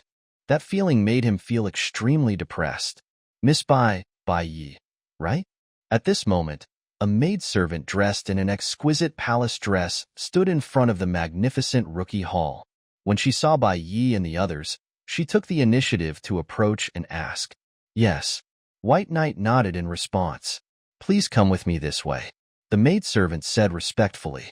May I ask where you are going? Bai Yi was getting a little impatient with all this deliberately mystifying. At this moment, she also thought that the one who had caused all this nonsense was the ninth prince who was having a stroke. When he thought about how Yu Zhocheng would treat her like a doll if he moved, and how she couldn't resist at all, Bai Yi subconsciously rejected him. Miss Bai, we are going to the back hall. There is a noble who wants to see you.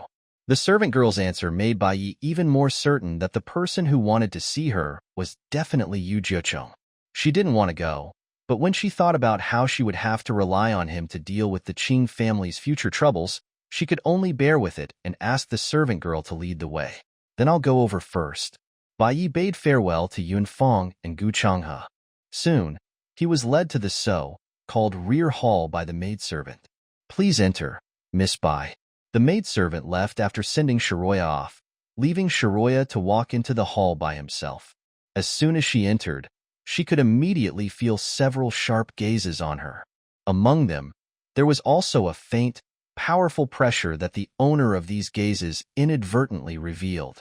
Bai Ye's nerves instantly tensed up. Little Year, these people are so strong. Xiaoling, who was in Bai Ye's body, could clearly feel the high pressure from the outside.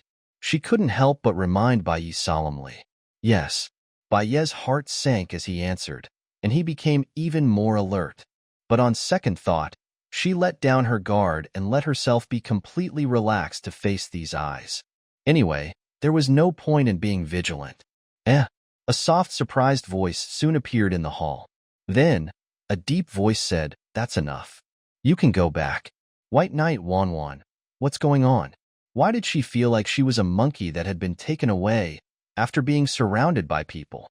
However, no matter what he thought, in front of these powerful people, White Knight still obediently took his leave. Yes, this junior will take his leave. After saying that, she turned around and walked out of the back hall. And just as she went out, the palace door behind her closed with a bang. Bai Yi subconsciously turned around to look. Although she could not see anything, she could vaguely sense that the rear hall seemed to be wrapped in some kind of power. At the same time, the conversation that Bai Yi could not hear had already begun in the hall. What do you guys think? This girl dared to relax just now. I kind of believe what you said, old man Wu. However, if we want to accept her, we still have to wait for her talent test in Wufu. As the discussion in the back hall continued, Bai Yi, who had fumbled his way back to the front hall, did not know that ever since she participated in the genius selection, all her performances had been watched. Now, she had even been recommended to the mysterious organization of Tianqian Dynasty, Heaven's Will Mansion. I wonder if the Heaven's Will Mansion will come to recruit people this year? Bai Yi had just stepped into the new talent hall when she happened to hear the discussion about the Heaven's Will Manor, but she didn't know what the heck the Heaven's Will Manor was. Who knows? The Heaven's Will Mansion hasn't recruited anyone for the past 10 years. The most recent one they recruited wasn't a genius selected from the genius selection, but the 10-year-old ninth Wangya. Yeah, the Heaven's Will Mansion is very strict in choosing people. Not only must they have a high overall ranking, but they also have to have 100% purity in their attributes and talents. Hearing the rumors about Yu Jiuchong, Bai Yi subconsciously stopped in his tracks. He didn't expect these people to suddenly stop talking about the Heaven's Will Manor, because there was a huge change in the new generation ranking. Quickly look. Ching Xinying of the Qingyun state had actually obtained a battle record of 28,000. His ranking has surpassed the Eagle Devourer and is now approaching Yi Guhong. He's actually ranked 3rd. The overall ranking of the Qingyun state this year looks like he's going to squeeze into the top 3 of the 9 states. According to the current situation, it must be so. After all, Ching Xinying is the leader of the Qingyun state. Since she is ranked 3rd, it means that the overall strength of the Qingyun state is also ranked 3rd in the 9 states. Because the leaders of each state would receive 50% of the total income, the ranking of Ching Xinying surprised many people. In the past, the Cyan Cloud state had always ranked behind the Divine, Emperor state, the North Wolf state, and the Sky Eagle state. If Ching Xinying could make it to the top 3 this time, she would undoubtedly be praised highly. Not bad. At this moment, the higher-ups of the dynasty who were sitting on the high seats in the new talent hall all looked at Ching Xinying with admiration. Ching Xinying had taken off her veil, revealing a pretty face. She was very calm and gentle in the face of these praises. She bowed to the high platform, showing that she was very generous. Good, good. The managers on the high platform were even more satisfied. Humph. Didn't the Ching family rely on the crown prince and go through the back door to obtain this harvest? What are you so proud of? This woman is so pretentious. My eyes hurt just looking at her. An insightful, disdainful voice suddenly came from nearby White Knight. Bai Yi turned to look and saw a young girl around 16 or 17 years old with a high ponytail. Shush, Qing Lan. Don't talk nonsense. The young man beside the young girl was shocked by her words and quickly covered her mouth. Unfortunately, it was still too late. At this time, the hall was relatively quiet because the steward on the high platform was talking. Many people heard the girl's contempt and looked over. Ching Xinying was one of them. Ching Xinying's eyes swept across the room. After seeing the young girl, she naturally saw Bai Yi. She said, "So it's sister-in-law? I didn't expect you to enter the new talent hall. Why didn't I see your name on the new talent ranking?"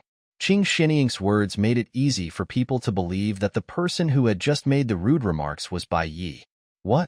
Someone who didn't make it onto the board actually entered the new talent hall? The young men around him cast strange looks of disdain at Bai Yi. Why did you come in? Why hasn't anyone chased her out yet? That's right, that's right. It's embarrassing to dress like a beggar, Ing Luo. For a moment, White Knight was almost drowned by the saliva of ridicule. Even the stewards on the high platform cast displeased looks at Bai Yi. When they saw Bai Yi and heard the disdainful Yunfeng and Gu Changhe, they couldn't stand it and wanted to help him. He never thought, "Miss Bai Yi, please come forward to register your battle results. We've been waiting for you."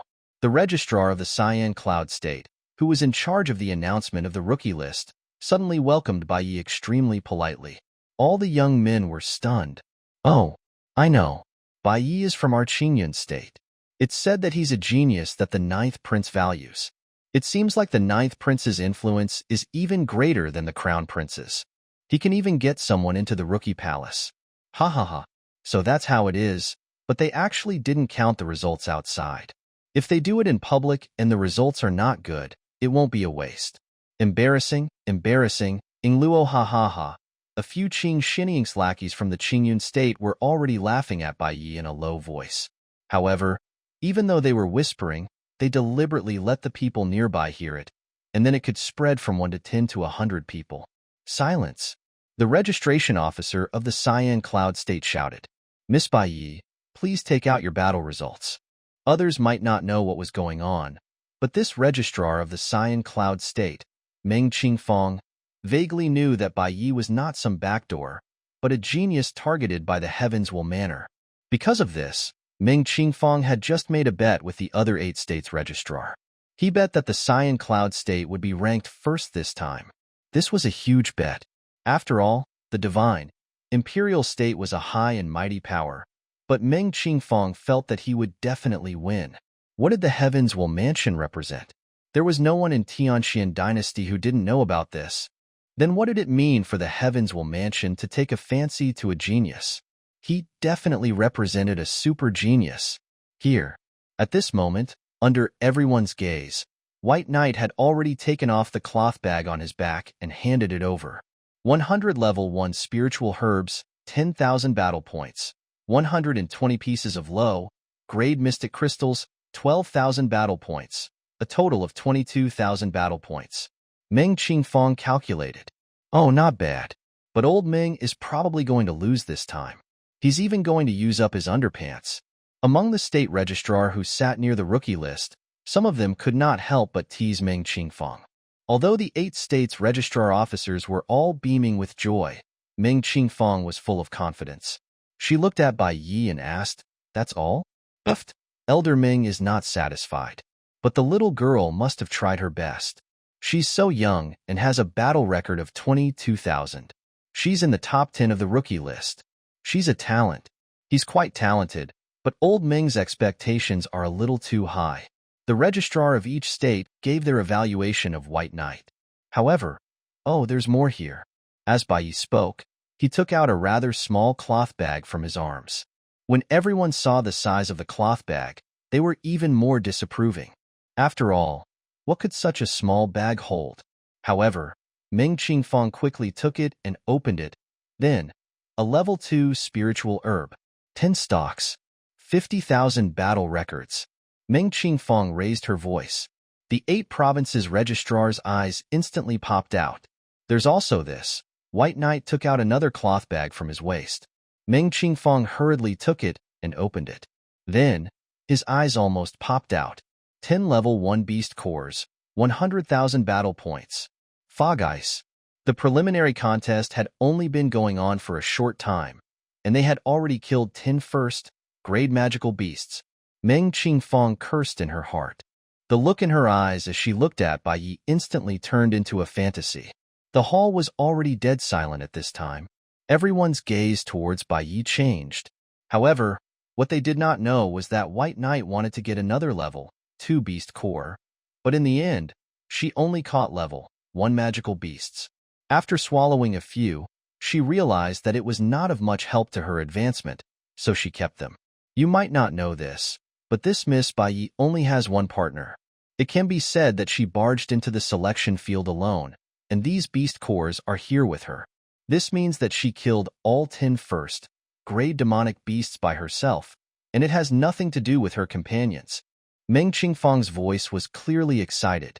This was because White Knight's current battle record was, Miss Bai Yi's battle record has accumulated to 172,000, and she's first on the new generation ranking. It had surpassed Yunyi's 100,000 battle records. It was also the highest battle record in the past 30 years, only 3,000 less than Lord Qin from 30 years ago. Meng Qingfang was from the Qingyun state. He was an official in the capital and did not need to be the lackey of the Qing family. Therefore, at this time, he was purely proud of the rising star of the Qingyun state. She also killed a second, grade magical beast. Where's the beast core? Yun Fang added loudly at this time. Yes, yes, we were all there and saw her. White Knight, there was no mistake. At that time, she was covered in blood and we didn't see clearly. If I'm not mistaken, a level 2 beast core is worth 50,000 battle points. So it was her. It was actually her.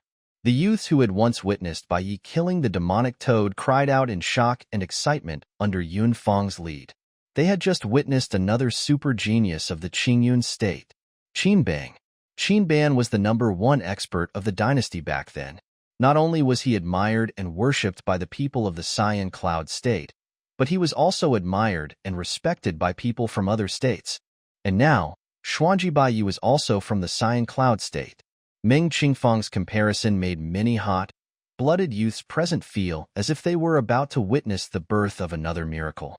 Where's the second grade beast core that you're looking for? Meng Qingfang did not expect White Knight to be so ferocious and to have such a battle record. Bai Yi, Ingluo, can she say that she ate it? I dropped the kasaya. Shiroya scratched the back of his ear and gave an answer that made everyone in the audience feel heartache. Fog ice. This works too, Ingluo. A level 2 beast core. The market price is 2,000 Xian crystals. I don't think I can buy it. Heavens! Why didn't you tell me so I could have followed behind to pick up Ingluo? Meng Qingfang said, haha. Alright, there was no one else like this. Do you have any other military achievements? Meng Qingfang could only ask this. I don't think so. Bai Yi roughly looked at the new generation ranking and found that she was good enough. Some things should be hidden. Alright, then please take a seat. Meng Qingfang nodded and returned all of White Knight's battle results to her. Bai Yi kept his things and walked towards Gu Changhe, who was waving at her. Qingyun states Bai Yi, #1 on the new generation ranking, battle record 172000. Divine Emperor states Yun Yi, 2nd on the new generation ranking, battle record 100000. Yi Guhong of the Northwolf state, ranked 3rd on the new generation ranking, battle record of 30,000. Qingyun states Qing Xianying, 4th on the new generation ranking, battle record 28,000. Sky Eagle states Eagle Devour, rank 5 on the new generation ranking, battle record 27,000. Meng Qingfang then announced the top 10 of the genius selection. Immediately after, the first place in this comprehensive battle record is the Cyan Cloud state, with a total of 234,000 battle records. Qing Xianying's team obtained 48,000 points, while Bai Ye's team obtained 178,000 points. The 172,000 points were obtained by Bai Yi himself. Meng Qingfang's comprehensive public sermon. Whoosh! The scene was in an uproar. The first place of the Cyan Cloud state. White Knight was the most outstanding. Whoosh! The 8 states registrar was dumbfounded. They did not expect Bai Yi to be so ferocious. He had almost wiped out an entire Divine Emperor state all by himself. The Divine Emperor state's total battle record was 200,000, not much different from Bai Ye's 172,000. And the main team led by Qing Xianying couldn't even make a fraction of White Knight's. This time, don't forget to give me what you've lost. After announcing the ranking of the 9 states, Meng Qingfang did not forget to smile at her colleagues. He knew it. Even the Lord of the Heavens will mansion was dispatched. How could this Bai Yi be mediocre? As expected. Ha ha ha. Ingluo has earned big this time.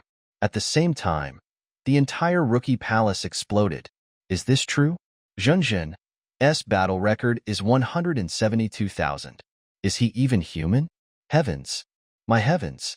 If I had known earlier, I would have died with him. I could have gotten 6,000 battle points just by taking some small change. I didn't need to risk my life and only got 5,000 battle records, and one of my companions died. I really don't know how she did it. It was fine that the spiritual medicine was so difficult to catch. After all, its offensive power was not strong. It was more terrifying to kill 10 first-grade demonic beasts. Oh no, she even killed a second-grade magical beast. The more the youths in the hall discussed, the more they felt that Bai Yi was not human, but simply a demon. Ching Xinying's face, on the other hand, was as green as a vegetable.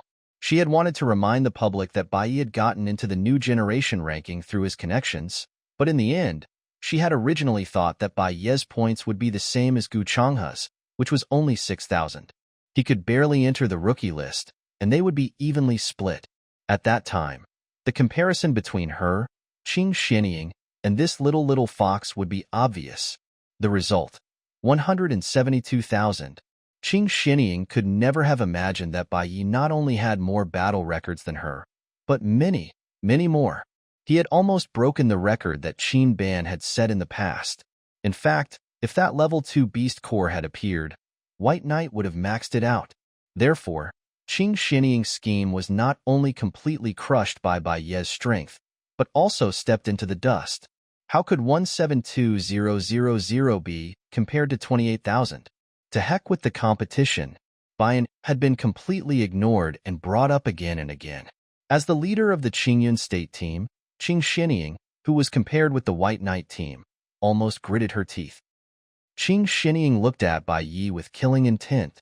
He was stepped on repeatedly. Ching Xinying could no longer remember Qing Xuantian's words. She only wanted Bai Yi dead now. Without this little fox, I, Ching Xinying, would be the one to be famous in the Imperial City. At that time, there would be a lot of young talents for me to choose from, but now, Ching Xinying hates Bai Yi to death. Speaking of the top 10 on the rookie list, if it wasn't for the sudden emergence of Bai Yi, Ching Xinying would really be a lotus flower that stood out alone. Even Lu Mingxue was ranked 12th. However, the dark horse, Bai Yi, had completely crushed Ching Xinying's status. She had become the most dazzling genius girl in this year's selection. With her ability, the noble circle of the Imperial City would open their arms for her. Sister Loachwater, can you make a move earlier and make her fall to the bottom of the valley during the talent test? Ching Xinying couldn't help but whisper to Lu Mingxue. Haha, I have the same intention. Lu Mingxue squinted her eyes, which were filled with killing intent. She thought of her sister, who was paralyzed at home, and then saw the person who had harmed her sister. I can't bear it. White Knight, you're really amazing. 172,000. How did you do it? Gu Changhe was extremely excited. He looked at Bai Yi with stars in his eyes. You're in the same group as him, don't you know? Yunfang was a little speechless. Hee hee.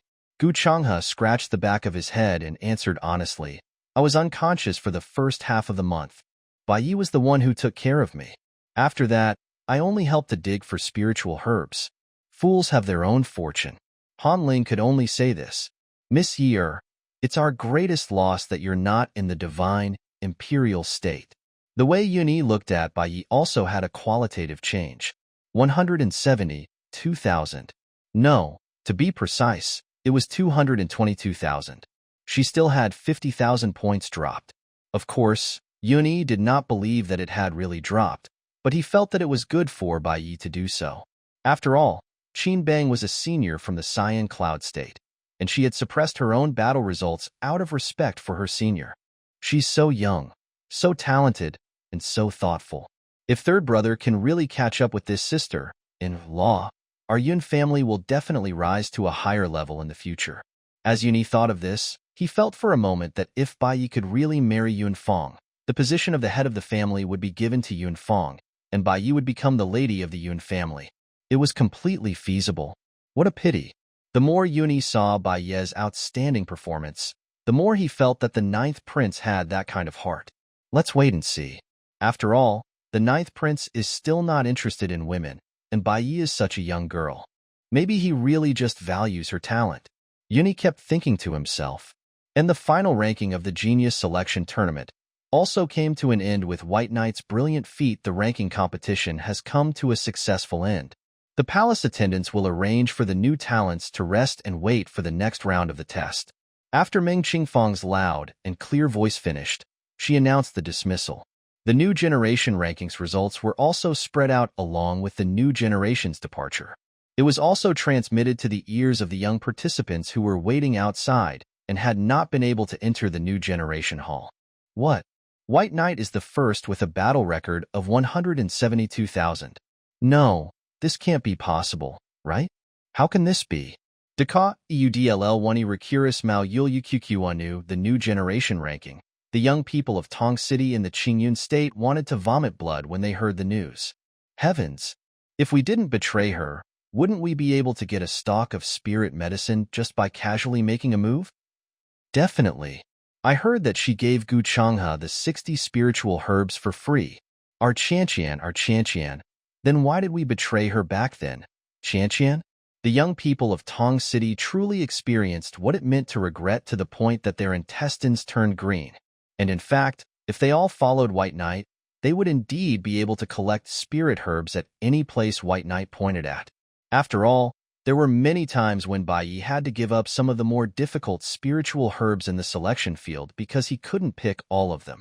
At this very moment, it was only then that the youths of Tong City clearly realized that Bai Ye's words of don't regret it had a deeper meaning to it, and he was not overestimating himself. They were stunned. He had missed the real opportunity to make a big profit. Ching Xinying is out. It's all because of her.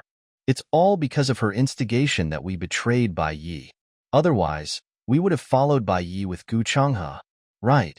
That is, stop her. Make her spit out the benefits she's taken from us.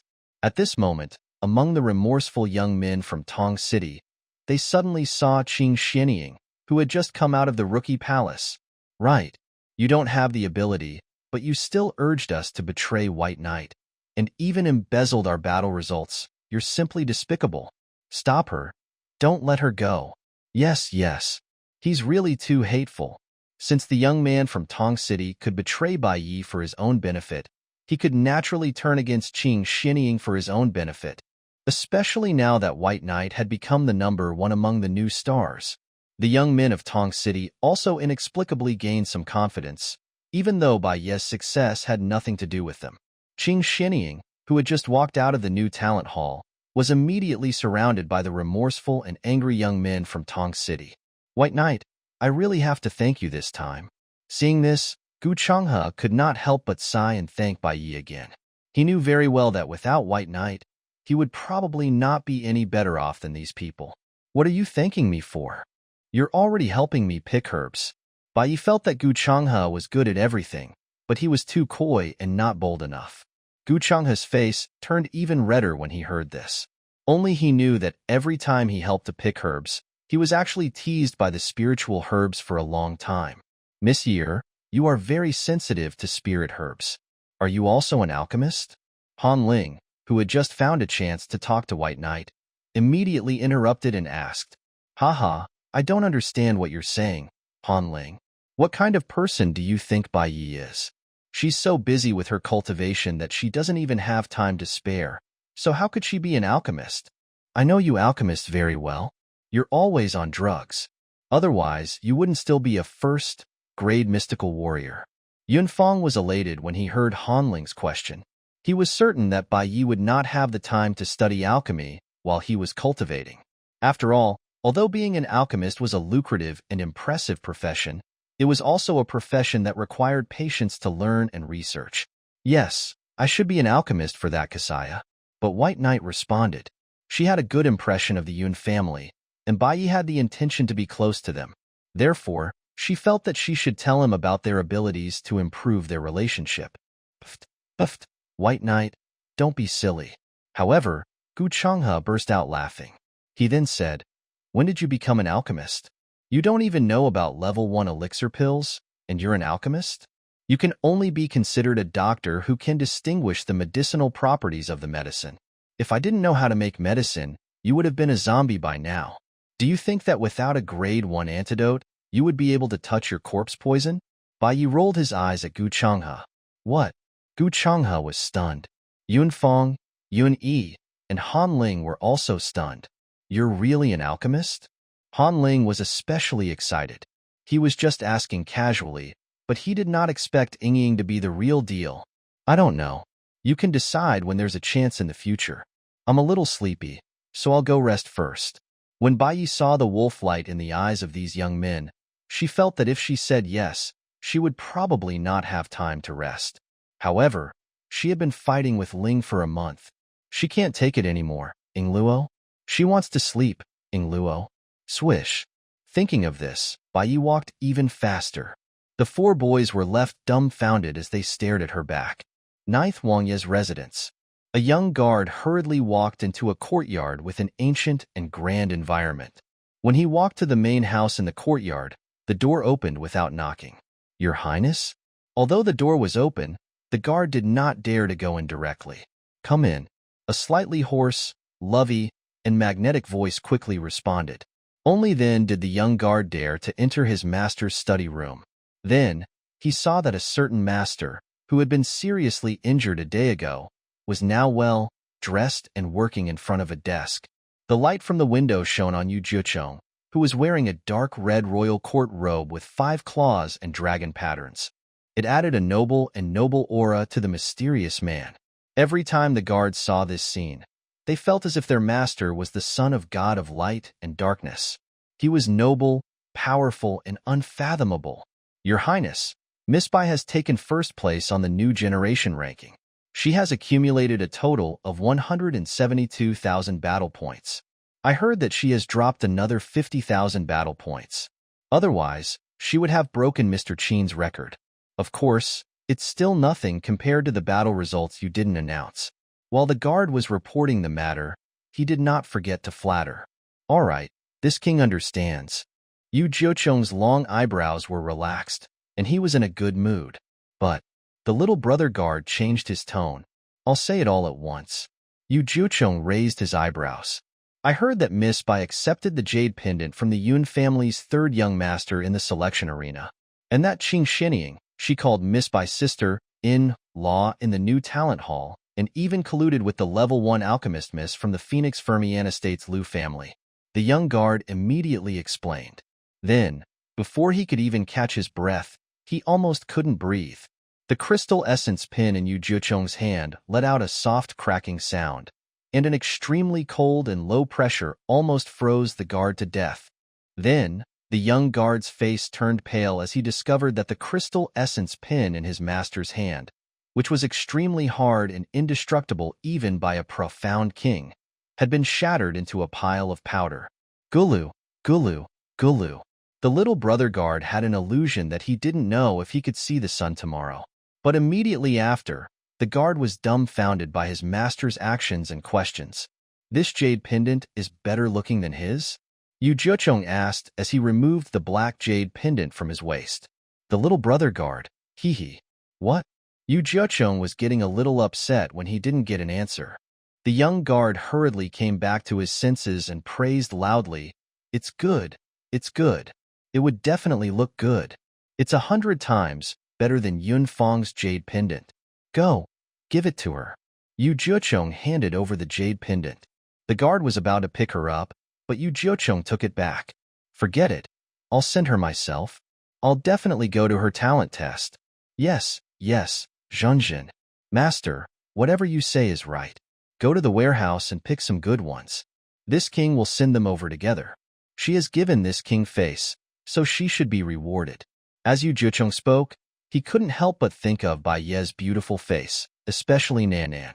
Hurry up, Yu Jiucheng couldn't wait any longer. He wanted to touch her. Yes, this subordinate will do it immediately. The little brother guard quickly went to handle the matter. At that time, Bai Yi, who had already gone to bed, had no idea that she was once again being targeted by a certain master who had a doll-pinching obsession.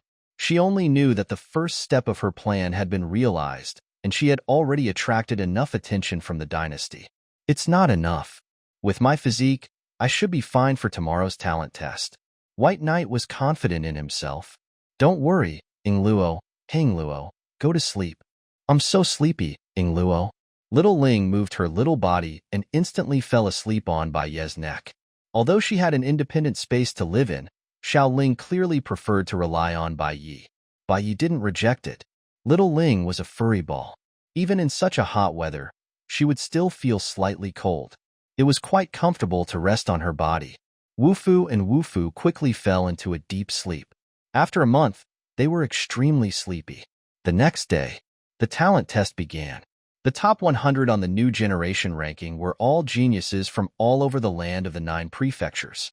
They were all in high spirits as they gathered at the new generation hall Master's Square. The plaza was extremely wide, probably half the size of the Hall of New Talents. The entire plaza was paved with high-grade marble, giving off a cold and resolute feeling. Shwa shwa. The moment they entered the square, the 100 new talents subconsciously quieted down. This was because the square had a solemn atmosphere that made people subconsciously stand up. Immediately after, the dynasty rulers took their seats on the square's high platform one after another, causing the 100 new talent sect members to subconsciously become nervous. However, the most eye-catching person on the stage wasn't the Crown Prince Yufusu, who was dressed in a bright yellow Crown Prince's robe. Instead, it was the 9th Prince, Yujicheng, who appeared in a black robe. He was quiet and even a little lazy as he leaned against the prince's seat next to the main seat on the high platform. His slender and lean figure was perfectly revealed by the fitting court dress. In addition to the noble and mysterious aura that he was born with, it made him exude a noble and extravagant aura, like a god's son that was not to be approached. Is that the 9th prince?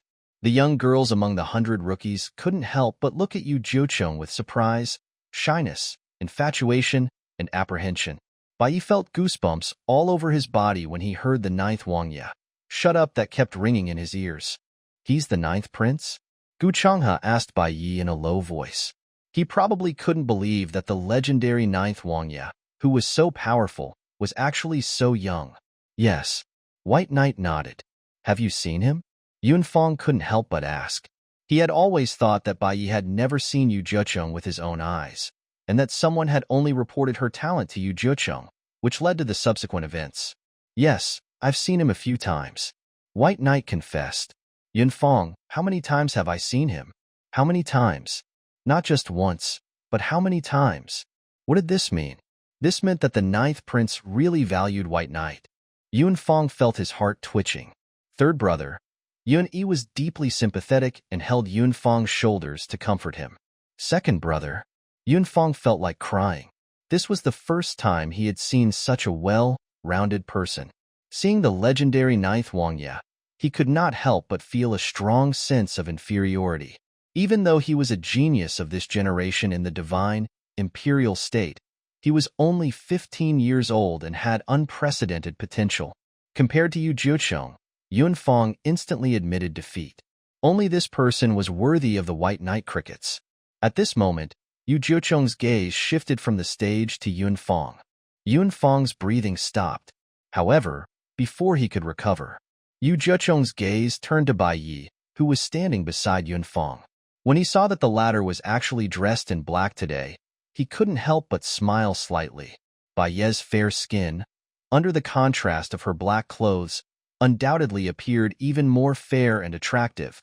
Especially when the morning light scattered on her body, it added a sense of beauty to her, like a rose in the night. Shiroya could feel Yujio's attention on him, so he subconsciously glanced at him before looking away in a daze.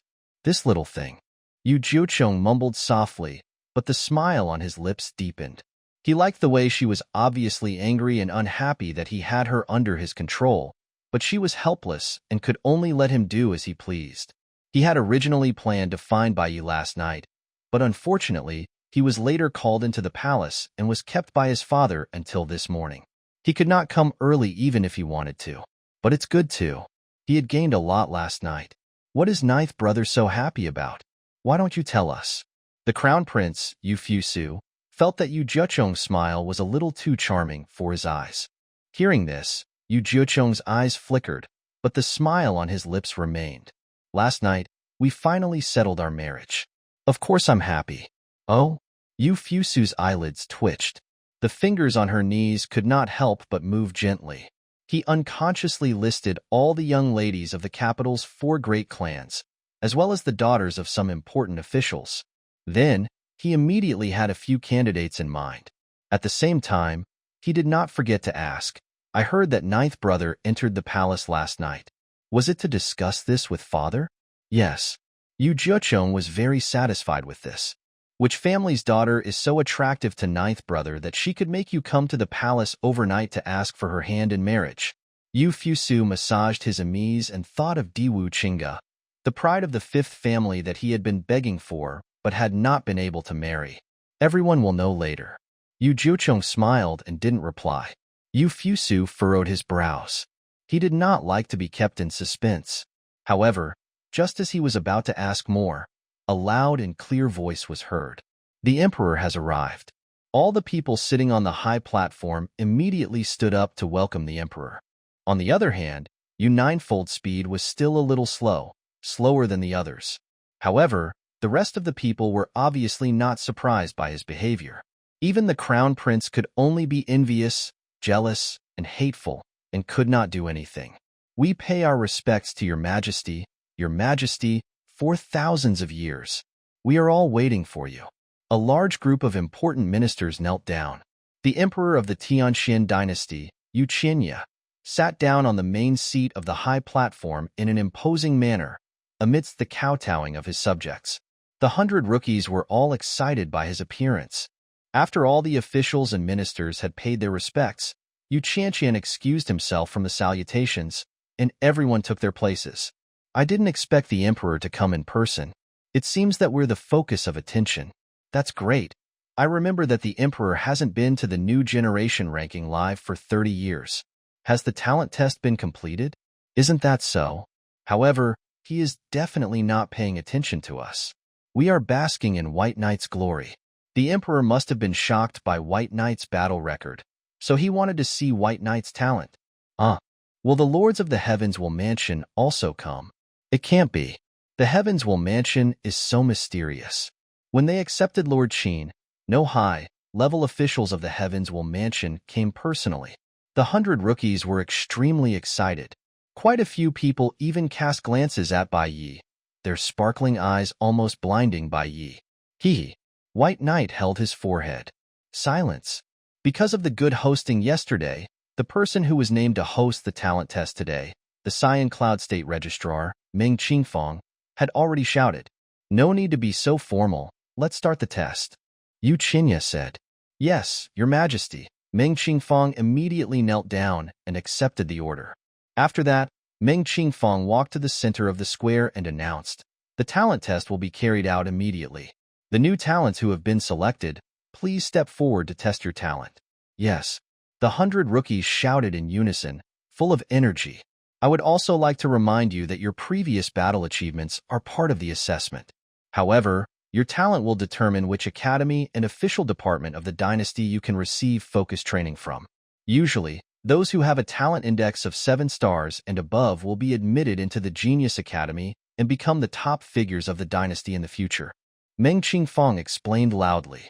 As soon as he finished speaking, the rookies were in an uproar. They seemed to have already seen the scene of them becoming famous and taking up high positions. "Be quiet." Meng Qingfang shouted loudly again. The new talents immediately fell silent. After all, no one wanted to leave a bad impression on the emperor and the nobles of the dynasty. What if they were rejected because of this? That would be a huge loss. While the rookies were discussing excitedly, Bai Yi was not idle either. She secretly paid attention to the people on the high platform, but did not dare to use her spiritual power to check on them. They're at least profound kings, little year. However, Xiao Ling was sharp enough to determine their cultivation based on their auras. Yu Jizhong's cultivation is also at the profound king stage. White Knight was more concerned about this. Ling hesitated and didn't answer. "You can't tell?" Bai Yi raised his brows, feeling a little indignant. The stronger Yu Jiuzhong was, the less chance she had of turning the tables, and this made her very unhappy. "No, I just don't like him.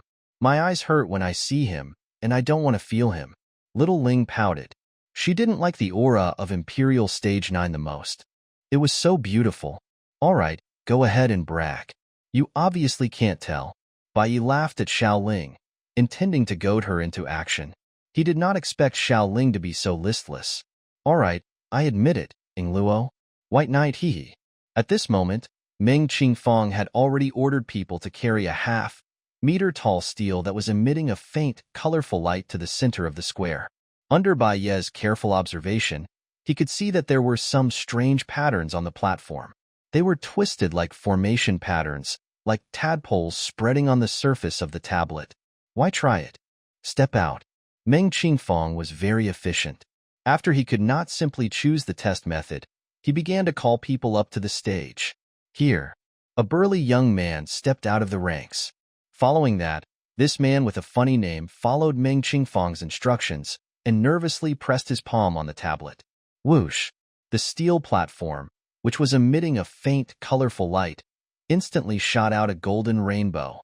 The rainbow light soared up and then stopped with a ka. After that, it stopped moving. Metal attribute physique, talent index 5 stars. All right, you may leave. After Meng Qingfang made the announcement and registered, she said. However, when he heard that his talent index was only 5 stars, he was listless and could only leave the stage with regret. Dong Jiamba, please. Meng Qingfang called out names in an orderly manner. In the beginning, when the rookies were called, they would go up excitedly and nervously, and then come down dejectedly. It was not until the 34th person that the situation improved slightly. Gu Changhe here. Gu Changhe, whose name was called, was so excited that he almost stepped on Bai Ye's foot. Fortunately, Bai Ye dodged quickly. Gu Changhe looked at Bai Ye apologetically, but the latter waved his hand and sent him to the arena. Good luck. Yunfang also encouraged Gu Changhe. Thank you. Gu Changhe clenched his fist and thanked him. Then, he quickly went up the stage.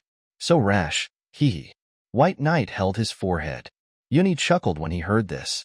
It's good that Changhe is pure and honest. If he can maintain this pure heart, he will definitely become a great person in the future. I hope so. After all, Gu Changhe was one of the people Bai Ye had gotten along with after he came here. Although they had not reached the point of being close friends, they could be considered good friends. Friends? Bai Ye was slightly surprised by the word that appeared in his mind. She had never trusted anyone before, so she would never call herself a friend. To the former White Knight, there were only 2 types of people, strangers and people he knew.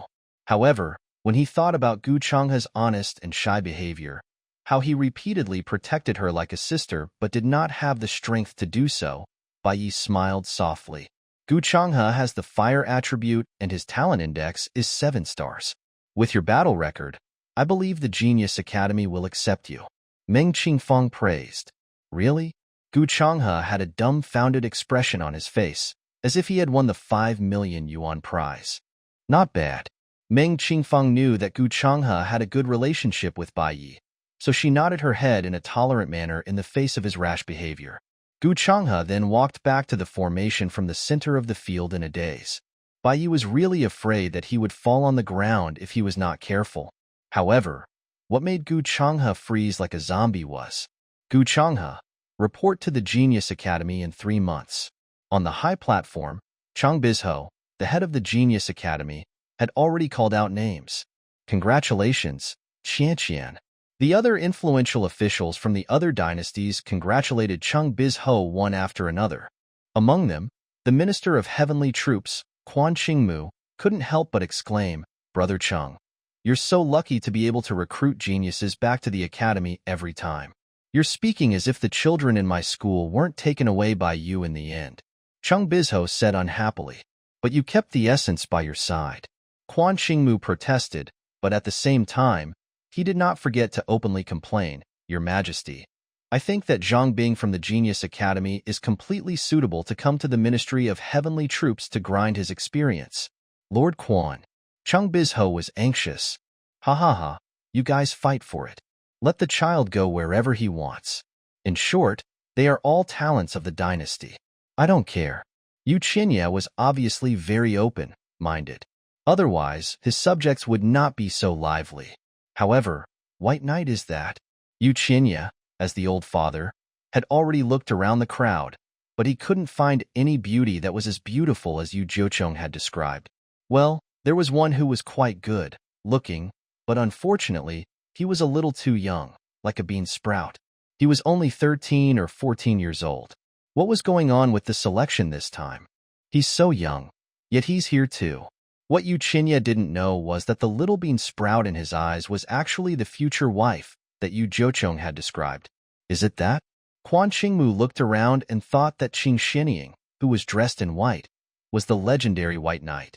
The boorish man, Quan Qingmu, thought that Bai Yi, with the surname Bai, should like to wear clothes. She's just a little older. I heard that she's only 15 years old, but from what I've seen, she's only a 13 or 14-year-old girl. There's no way she's 15. Quan Qingmu's eyes were the same as Yu Qinya's. In fact, Bai Ye's development was slower than the ladies in the capital, so Ying Luo really hadn't developed yet. But even so, her appearance was like a pearl or a moon, and all the observant big shots could see that this girl would definitely be an extraordinary beauty when she grew up. Why not? Yu Jiechong wasn't happy when he heard the words silly little girl. Where did his little one's fur turn yellow? It was so black and so bright. Are you blind? Quan Qingmu didn't expect Yu Jiechong to reply, and his tone seemed to be filled with anger. He was a little stunned. Fortunately, it was at this moment. Emo Qinglan, water and wood dual attribute. Talent index of 8 stars. Ming Qingfang's excited voice attracted the attention of everyone on the high platform, and they all focused on the center of the square. Quan Qingmu's awkwardness dissipated quite a bit. He looked at Yu Jiechong carefully and saw that the latter didn't say anything. He then heaved a sigh of relief. However, he didn't know that a certain narrow-minded prince was already secretly unhappy with him. She might make things difficult for him in the future. That's great. This child is from our heavenly hospital. The water attribute has healing power, and the wood attribute can distinguish medicinal properties. He's a rare talent in our heavenly hospital. When the head of the heavenly hospital, Yao Kanglin, heard this, he immediately announced happily, "Not bad. It seems like the heavenly hospital is going to have a top-tier doctor soon. You have to train him well, Director Yao." Yu Qinya urged with a nod. "Yes, Your Majesty.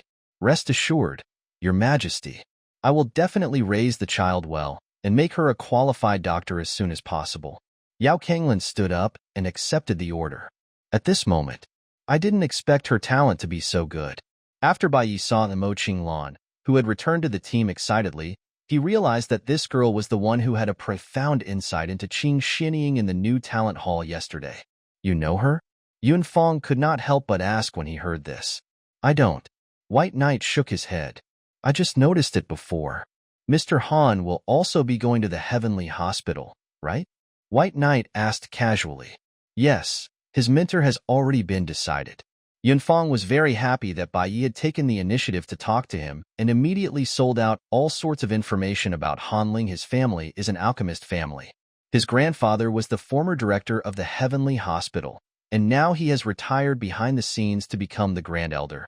Qianqian, Han Ling, who was at the side, had a premonition that all the embarrassing things that happened when he was young would be exposed. He really wanted to interrupt, but he could not do such uncivilized behavior. Lu Ming is of the water and fire attributes, and her talent index is 8.5 stars. Very good. At this moment, Ming Qingfang suddenly exclaimed in surprise. After all, if one's talent index could reach 7 star, there was a high possibility that he would become a mystical king in the future. As for those with talent index of 8 stars, they were basically destined to be future Xian kings. It wasn't impossible for him to become the Xian emperor, especially Ying Luo. "Child, your spiritual force fluctuations are not bad. Are you an alchemist?" Yao Kanglin from the Heavenly Hospital asked. He was in charge of the hospital and was also an alchemist master. His spiritual power was extraordinary, so he could naturally capture the spiritual fluctuations triggered by Lu Mingshui's test. "Dean, I'm a first-grade alchemist." Lu Mingshui bowed in acknowledgement. "All right, take good care of yourself and report to the Heavenly Hospital in 3 months." Yao Kanglin was very happy. He felt that taking in these 2 children today was already a great harvest. After all, the Heavenly Hospital's requirements for talents were actually very strict, especially talents like alchemists, who were even more difficult to come by. But today, not only did he accept a seedling who was destined to become a top doctor, but he also recruited an alchemist baby. In addition, there's still one more person. The teacher's grandson has yet to go on stage. He's also from our heavenly hospital. This time, our heavenly hospital has reaped a great harvest. As soon as Yao Kanglin thought of this, he grinned so widely that his smile reached his ears. Hey, FCK. If the heavenly hospital has 2 talents, what about the heavenly troops department? Where's our heavenly troops? Quan Qingmu was anxious. In the previous years, he still had the opportunity to work with the hospital and watch others recruit people. Now, we'll reveal the top 10 rookies talent index, Meng Qingfeng announced. When the dignitaries on the high platform heard this, their spirits were instantly lifted, especially the Minister of Heavenly Troops, Quan Qingmu, who had not yet recruited anyone. He was even more eager to find a talent in the top 10 to be nurtured by the Ministry of Heavenly Troops. Minister Quan, don't worry. All of you from the Ministry of War are talented generals. One man can hold off 10,000 men.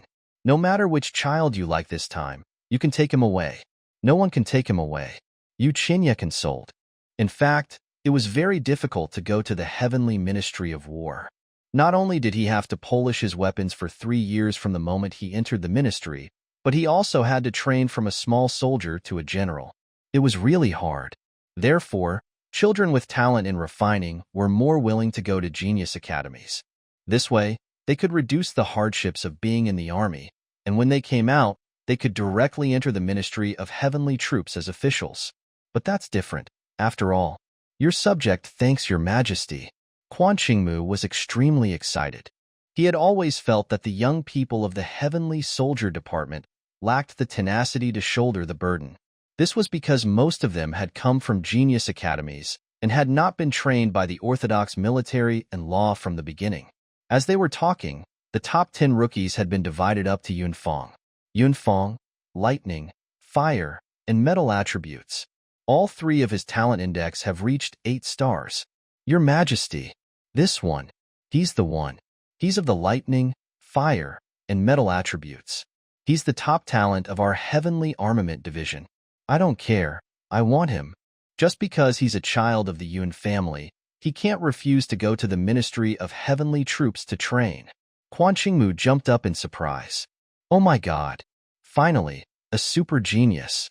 Quan Qingmu was so excited that he almost cried, especially when Yu Qinya had said something earlier. That's great. However, the elders of the disdainful Yun family wouldn't ridicule him. I agree, Yu Juchong added. He couldn't wait for Yunfeng to suffer more. This little brat was actually thinking about his woman. The heavenly troops would be stuck there for at least 3 to 5 years. Good. Quan Qingmu did not expect Yu Juchong to support him so much, and was so touched that he was about to cry. Then, Yu Qinya opened his mouth, and the poor Yunfeng went directly to the Ministry of Heavenly Troops for a chat. The geniuses who came later were all given a good place to go to. Ying Qi and Yi Guhong were of the dark and light attributes respectively. The former's talent index was only 7 stars, but he was still quickly taken by the Profound Secrets Manor. This was because the Profound Secrets Manor needed talents of the light and dark attributes, and they were really lacking in talents. As for Yi Guhong, he was a talent with the 8-star attribute. The Profound Secrets Manor's principal expressed on the spot that he wanted to be Yi Guhong's teacher. Ching Xinying went to the Genius Academy, and Yun Yi was appointed to the internal government. With the connections of the Yun family, he was destined to be an important official in internal affairs. White Knight, please go on stage. In the end, White Knight, the rising star that everyone looked up to, finally appeared. At this moment, no one knew that she was going to break all the records. We're here. White Knight stepped out and steadily walked onto the stage. Before her, including Eagle Devourer who barely passed, there were only 23 people who had talent index above 7 stars. It's really her. Quan Qingmu, who had just received a closed door disciple, was not too surprised when he saw that Bai Yi was indeed the silly little girl he had known. After all, out of the 100 rookies on the field, only White Knight had yet to undergo the talent test. How long do we have to wait? Yu Qinya took a closer look at Bai Yi and sighed. She's so young. Even if he betrays her, it'll take a long time for the couple to consummate their marriage. And Yingluo, Yu Qinya could not help but look at his most outstanding son with a strange expression. He could not understand why his son did not like any of the girls in the capital who were of the right age and were good-looking. Why did he have to have this bean sprout? If the guards were standing further away, Yu Jiucheng's personal guard would definitely run up to him and tell him what he was thinking.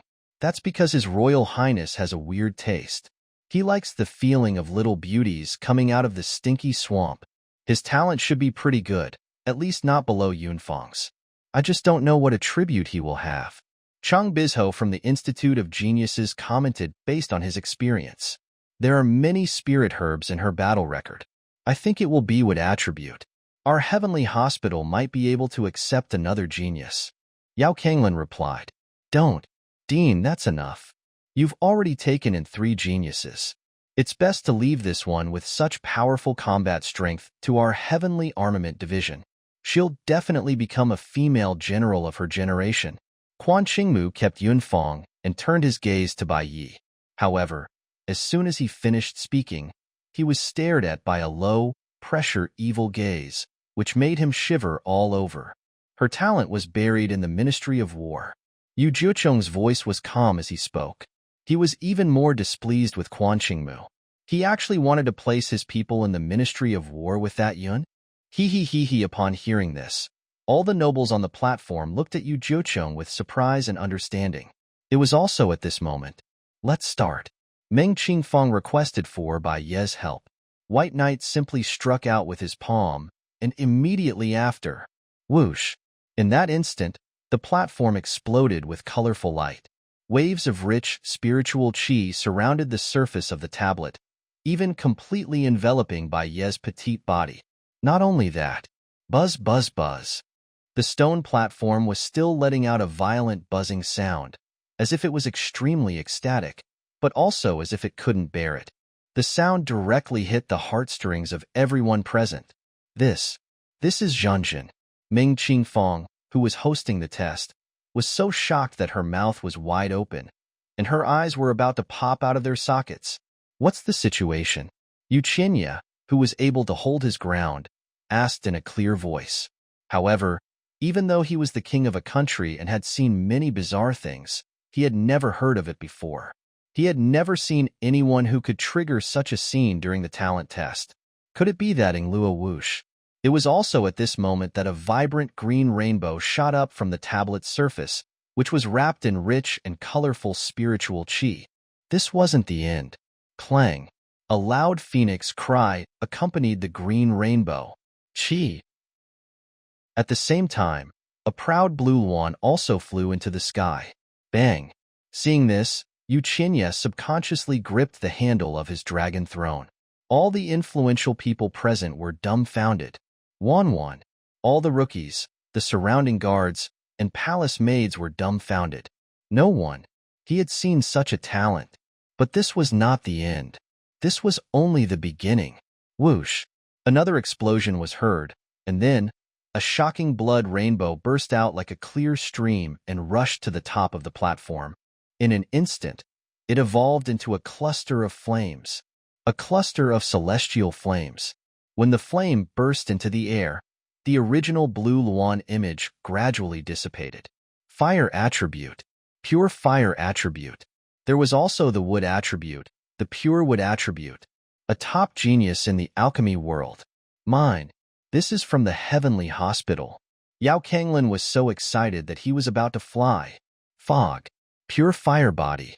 A pure wood body. It was a super talent tailored for alchemy? Heavens. Yao Kanglin was so excited that he almost fainted. That was why he had completely forgotten that Yu Qinya was still there. To call himself daddy in front of Yu Qinya showed that Yao Kanglin was really confused. But, no. Come to the Ministry of Heavenly Troops. To be able to kill so many demonic beasts at such a young age, his fire attribute attacks are awesome. How can he not come to the heavenly troops? Quan Qingmu was so excited that he had forgotten the danger of being stared at. But, whoosh, whoosh, 2 more rainbow lights shot up from the steel. Water attribute, dark attribute. The dignitaries all smacked their seats and stood up. But, there was more. Whoosh. Another gray rainbow light shot up from the tablet. Wind attribute. Our Heavenly Investigation Department. This is our Heavenly Investigation Department. I haven't received a wind attribute genius this time. This is mine. The Heavenly Investigation Department's Minister of State, Ching, who had been keeping a low profile, suddenly jumped up. This was no wonder. After all, the wind, lightning, light, and darkness attributes were all very rare existences. Especially among this batch of rookies, there had not been a single wind attribute genius so far. Ching of the Heavenly Investigation Department had originally planned to return empty-handed, but he didn't expect that would. Fire, water, darkness, wind, 5 attributes. The first 2 have talent index of 10 stars. Qinya was also surprised by Ye's talent score. He didn't expect that he hadn't even finished looking.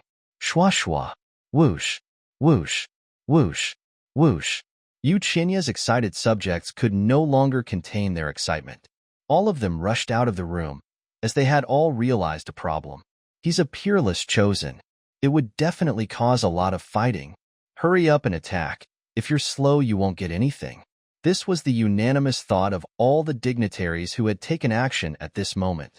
At this moment, Bai Yi, who had already retracted her slender hand, realized that she was being surrounded by a group of excited old faces, and she could not get used to it. What's my talent index? During the test, Bai Yi was wrapped in colorful light, so she was completely oblivious to the situation. She had no idea what her talent index was, or exactly which step she had reached. Ming Qingfang, who had just recovered from the shock, was barely able to organize her words to answer. Girl, you're now a member of our heavenly hospital. You're a 10-star fire and would attribute student.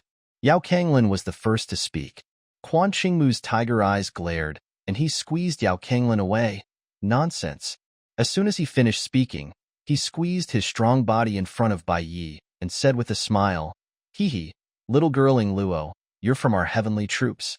Your combat strength is very good. You're only a mystical warrior, but you can already kill many demonic beasts. You'll be extremely strong if you join our heavenly troops. Get lost. Come to our school of geniuses. We'll try to snatch it. Chung Bizho also wants to snatch it. The rest of the dignitaries were anxious when they heard this. They didn't expect their colleagues to be so shameless and not reserved at all. They immediately pulled the little girl and said, Come to my house. Really, Ing Luo? Hurry up and say it. Silence. Qinya, who was on the stage, could not stand it anymore. Wan. Only then did the powerful officials fall silent, but they still had stammering expressions on their faces as they stared at Bai Yi and Wan. Ming Qingfang, what's the talent index of the other 3 attributes of this child? Qinya expressed that he wanted to know the whole truth. He had been blocked just now. He couldn't see.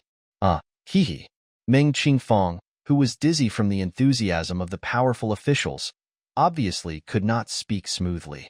However, after a moment's pause, he still displayed his powerful adaptability as an official in the court. Reporting to your majesty, I was just shocked by Miss Bai's talent and didn't have the time to see the other attributes. Hearing this, Qinya frowned. I'll have to ask Miss Bai to help again. This time, I'll make sure to register everything clearly. Meng Qingfang suggested. All right, White Knight, you can test it again. Qinya also felt that he had not seen it clearly just now and needed to take a look again. At the same time, he did not forget to remind them, My dear subjects, please spread out to avoid affecting the accuracy of the test. Yes, Your Majesty, the powerful officials had to step back. After that, Bai Yi attacked obediently, and the scene that had stunned everyone just now was replayed again. Everyone was still amazed, and it was a strange phenomenon. 9 stars of the water attribute. Yao Kanglin from the heavenly hospital nodded repeatedly. He was extremely satisfied with this little girl in the medical industry who was talented and had all her attributes in place. Darkness attribute 9 and half stars. Originally, because of Eagle Devourer and Yi Guhong, especially because of Yi Guhong's income, the profound secrets manner head Xian Heezy. When he saw White Knight's attributes, his heart immediately started to thump wildly. Wind attribute 9 stars. When the Heavenly Investigation Department's Minister of State, Ching, saw Bai Ye's talent score, He was so excited that he almost had a nosebleed. The Heavenly Investigation Department had never received a peerless genius with a talent score of 9 stars and above. Good. After reading Bai Ye's talent score, Yu Qinya nodded his head in approval. Now, he finally knew what his most outstanding son saw in this girl. As expected, this child's eyes were sharp. He could accurately pick such a small bean sprout. Not bad. Not batting Luo I. Ho Wancheng. Implore your majesty to place this woman in my Heavenly Investigation Department. My Heavenly Investigation Department is in urgent need of such top-notch talent in the field of investigation. I believe that as long as Miss Bai Yi enters my Heavenly Investigation Department, any danger that approaches our dynasty in 10 years' time will be detected extremely quickly. Ho Wancheng from the Heavenly Investigation Department immediately knelt down in front of Yu Qinya. He looked as if he would rather die than get up if Yu Qinya did not agree. Rimice. The other powerful officials who had been tricked and acted too slowly were instantly caught off guard by Ho Wancheng's brilliant move. This was simply tyrannical and roguish. No, I want to be like this too. I object. Reporting to your majesty, Miss Bai Yi has fire, wood, and water elements as one. She is an all-rounder talent in the medical field. As long as she comes to my heavenly hospital, she will be able to solve your majesty's problems within 10 years and save countless heroes of our empire. This subject objects, reporting to your majesty. Your subject is Qianqian. The ministers all followed Ho Wancheng's example and pleaded with Yu Qinya to seek justice for them. No one was willing to give in to anyone. The ministers all followed Ho Wancheng's example and pleaded with Yu Qinya to seek justice for them. No one was willing to give in to anyone, because Yingluo White Knight's talent was really too good to be true. What was the concept of a 9-star talent? This meant that as long as she was provided with sufficient resources and not allowed to die prematurely, she would definitely have the chance to become a mystical emperor. What did the Xian emperor represent? They represented the top experts of the dynasty. As for what a talent of 10 stars meant, the ministers didn't even dare to think about it. I'll definitely fight to the death. Such a peerless heaven's favorite made all the powerful officials secretly make up their minds, especially the heavenly hospital and heavenly troops. Your Majesty, please don't let such a brilliant and super genius in the medical world be buried in dust. I'm willing to use the entire hospital's resources to nurture this child. As long as this child can come to our hospital, I'm willing to do anything. Yao Kanglin felt that if he didn't take Bai Yi away today, he would regret it for the rest of his life. Because at such a close distance, Yao Kanglin could clearly sense that Bai Yi had mental power. She was also very agile, so no matter if she was an alchemist in the past or not, Yao Kanglin had the confidence to train her to become a top alchemist. He believed that he would not be wrong. Bai Yi, who was being fought over, was also a little stunned. She had thought that she only had 2 attributes, wood and water. She did not expect that she also had the fire attribute, and her fire attribute talent was so good. Silly little year, you've awakened the limitless dark flame. Of course, no one can compare to your fire attribute talent. Little Ling was rendered speechless by Bai Ye's confusion. Oh wait, the dark attribute fluctuations have increased again. At this moment, Meng Qingfang suddenly screamed. What? Xian Hezi couldn't sit still. He went forward and saw Lao Ai. 10 stars. I want it. I want it. Xian Hezi didn't care anymore. He also joined the camp that was fighting for the White Knight, and the scene exploded. And this time, the ones who exploded were these extremely powerful officials of the dynasty. White Knight, what's going on? What's going on? Gu Changhe was confused. It's very simple. She has too many attributes, and each of them has a super high talent index, which attracted the attention of all the ministers in the dynasty. Yun Yi evaluated. At the same time, he understood that his third brother, Yun Fong, did not have much of a chance. Unless she insisted on marrying Yun Fong, she would definitely be accepted into the royal family. To optimize the royal bloodline, Yun Fong was calm as he watched the scene from afar. How could it be? Ching Xinying's performance in this talent test was average. She barely passed the 7-star mark. Her eyes were dark and complicated as she stared at Bai Yi, who was surrounded by many strong people. The jealousy in her heart was like wild grass, growing wildly. He's so talented? Lu Mingshui's dark eyes narrowed as she muttered. Silence. Yu Qinya, who was getting a headache from all the quarrels, turned to look at Yu Juchong. What do you think? Yu Fusu, who had been holding back for a long time, turned to look at Yu Juchong as well. He knew that Bai Yi was a talent that Yu Juchong had his eyes on, but he didn't know that she was so talented. No, he couldn't just sit and wait for death. Father, father, father. Yu Fusu's thoughts flashed past. He wanted to take advantage of the fact that Yu Juchong had yet to open his mouth to directly interfere and snatch her away. However, before he could even finish his sentence, White Knight, our heavens mansion will take it. A deep and thick voice spread out at this moment. Soon after, an old man wearing a dark purple official robe with cloud patterns and silky threads appeared before everyone's eyes. Buzz, buzz, buzz, buzz. 3 more elders appeared beside the old man.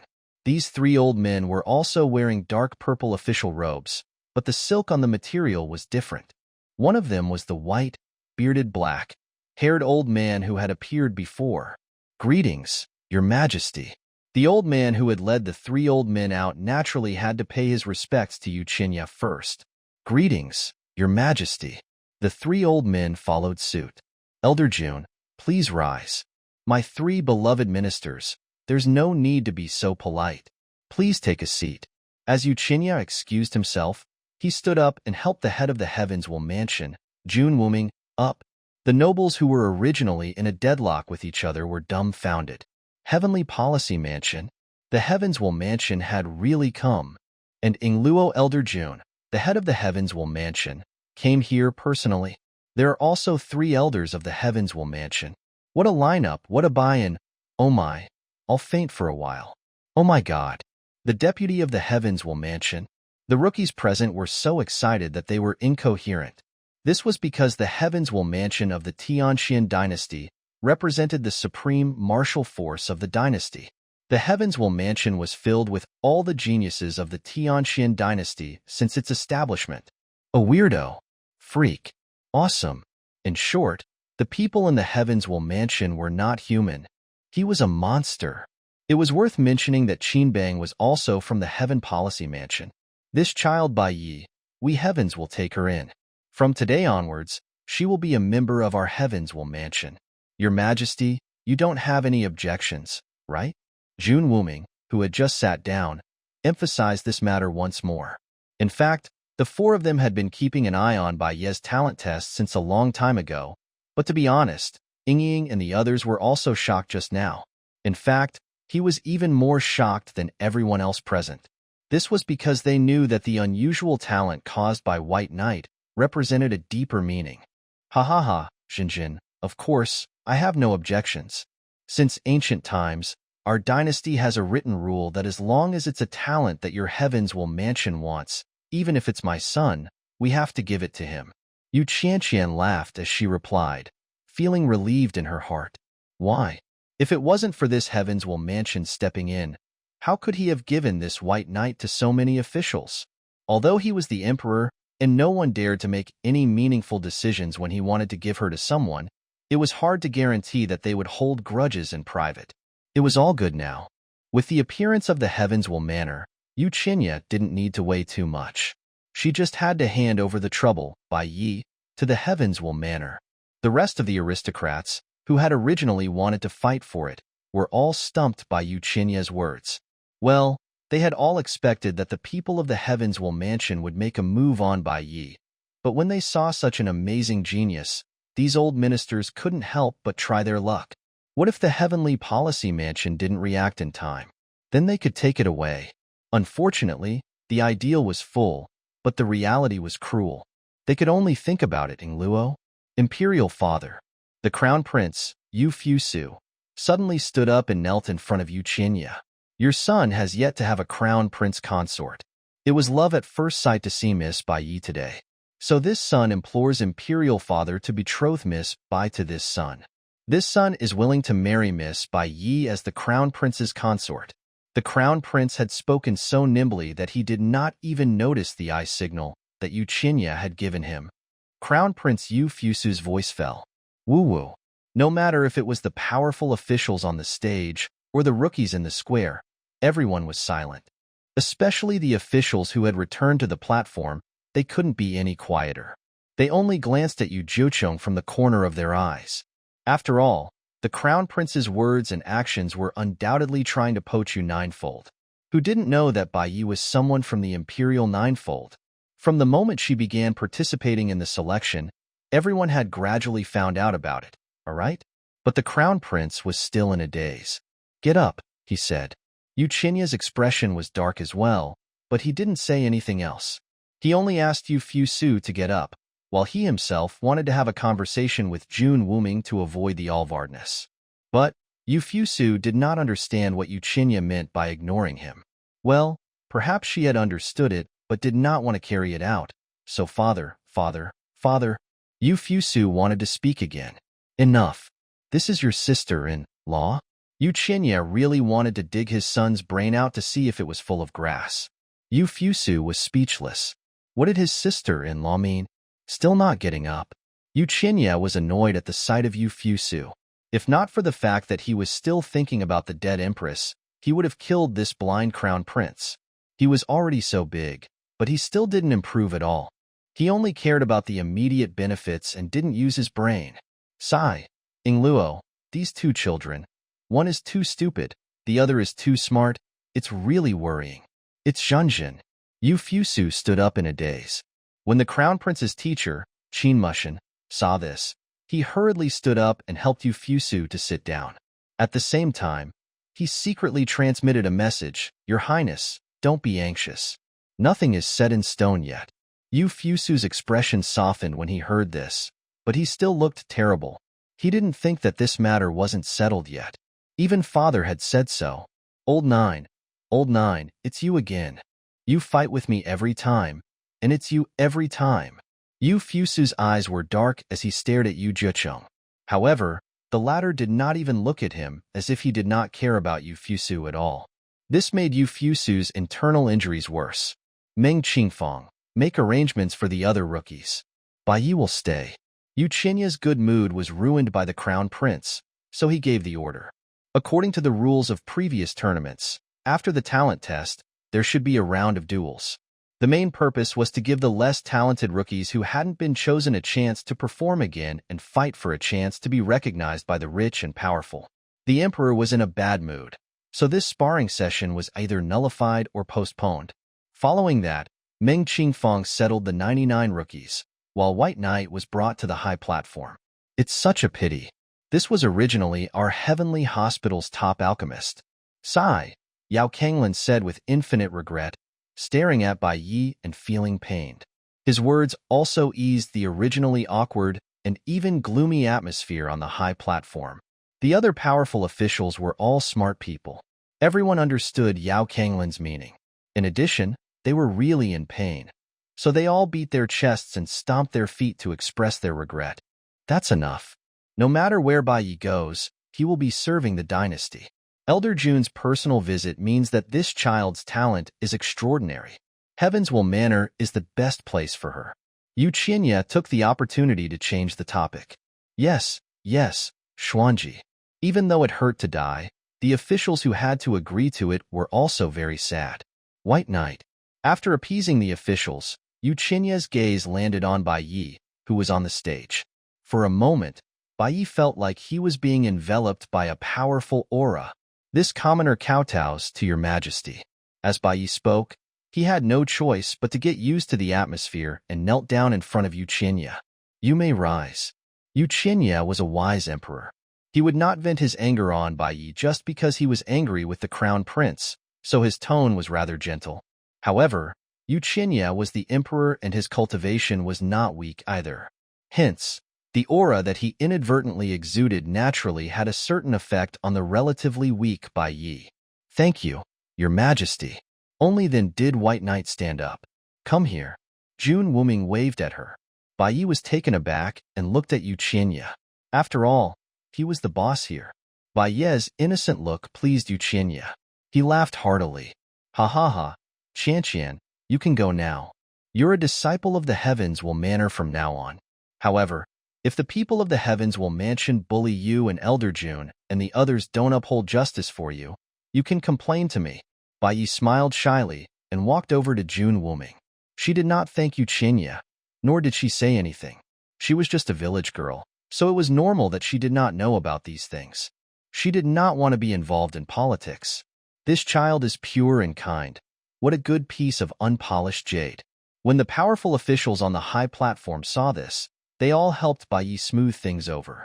At the same time, Bai Yi was already in front of June Wuming.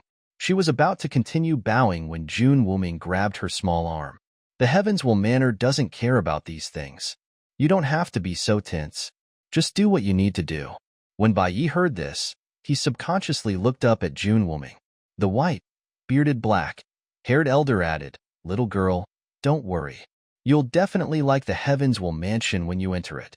Your Majesty, if there's nothing else, shall we take this child away?" June Wuming pulled Bai Yi and was about to leave. His purpose was really pure, and it was obvious that he was just about to leave with his men. That won't do.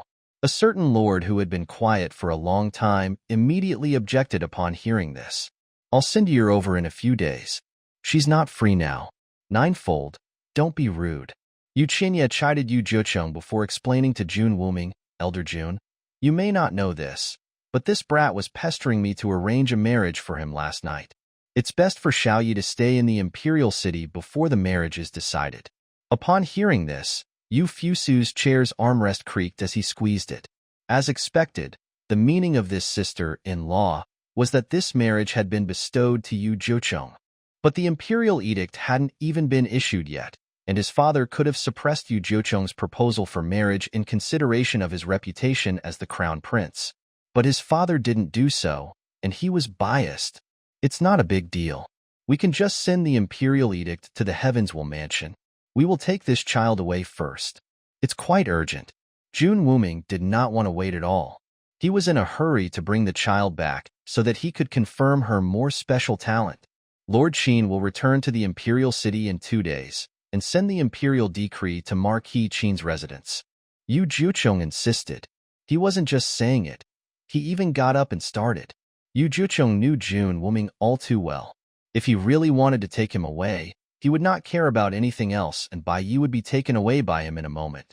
Therefore, swish, the imperial 9 tribulations didn't move. But when they moved, they were like light and wind. The next moment, Bai Yi only felt her waist tighten, and a strong arm was already firmly wrapped around her thin waist. Immediately after, she was taken into the arms of a certain prince who had been waiting for an opportunity to make a move. Good boy. June Wuming was caught off guard, and Yu Jiucheng managed to grab Bai Yi into his arms. But this didn't mean that June Wuming had let go. Therefore, the moment Yu Jiucheng succeeded, June Wuming's hands were like the claws of an eagle, and with a swish, it grabbed onto Yu Jiucheng's arm that was holding onto Bai Yi. However, the next moment, Yu Jiucheng, who was clearly captured, was already hugging Bai Yi and sitting lazily on his throne. At the scene, no one saw clearly how Yu Jiucheng broke free from June Wuming. No one even saw the details of Yu Jiucheng's first attack. Everyone felt as if, just as they were about to snap out of their daze and blink their eyes, Yu Jiucheng had already snatched White Knight into his arms. This speed was incredible. Only Bai Yi, who was being carried away by Yu Jiucheng, could roughly see it. Furthermore, she could clearly sense that in that instant, Yu Jiucheng had released a very mysterious aura. So strong. Bai Yi narrowed her beautiful eyes and sighed in her heart.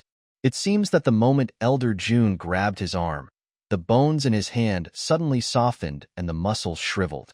As a result, there was a certain gap in Elder June's grasp, and he seized this gap and let go of his hand. After understanding the key point, Bai Ye's eyes brightened. June Wuming's eagle, like claws, were still in place after missing his target. This posture was awkward and a little awkward. After all, it meant that he had failed.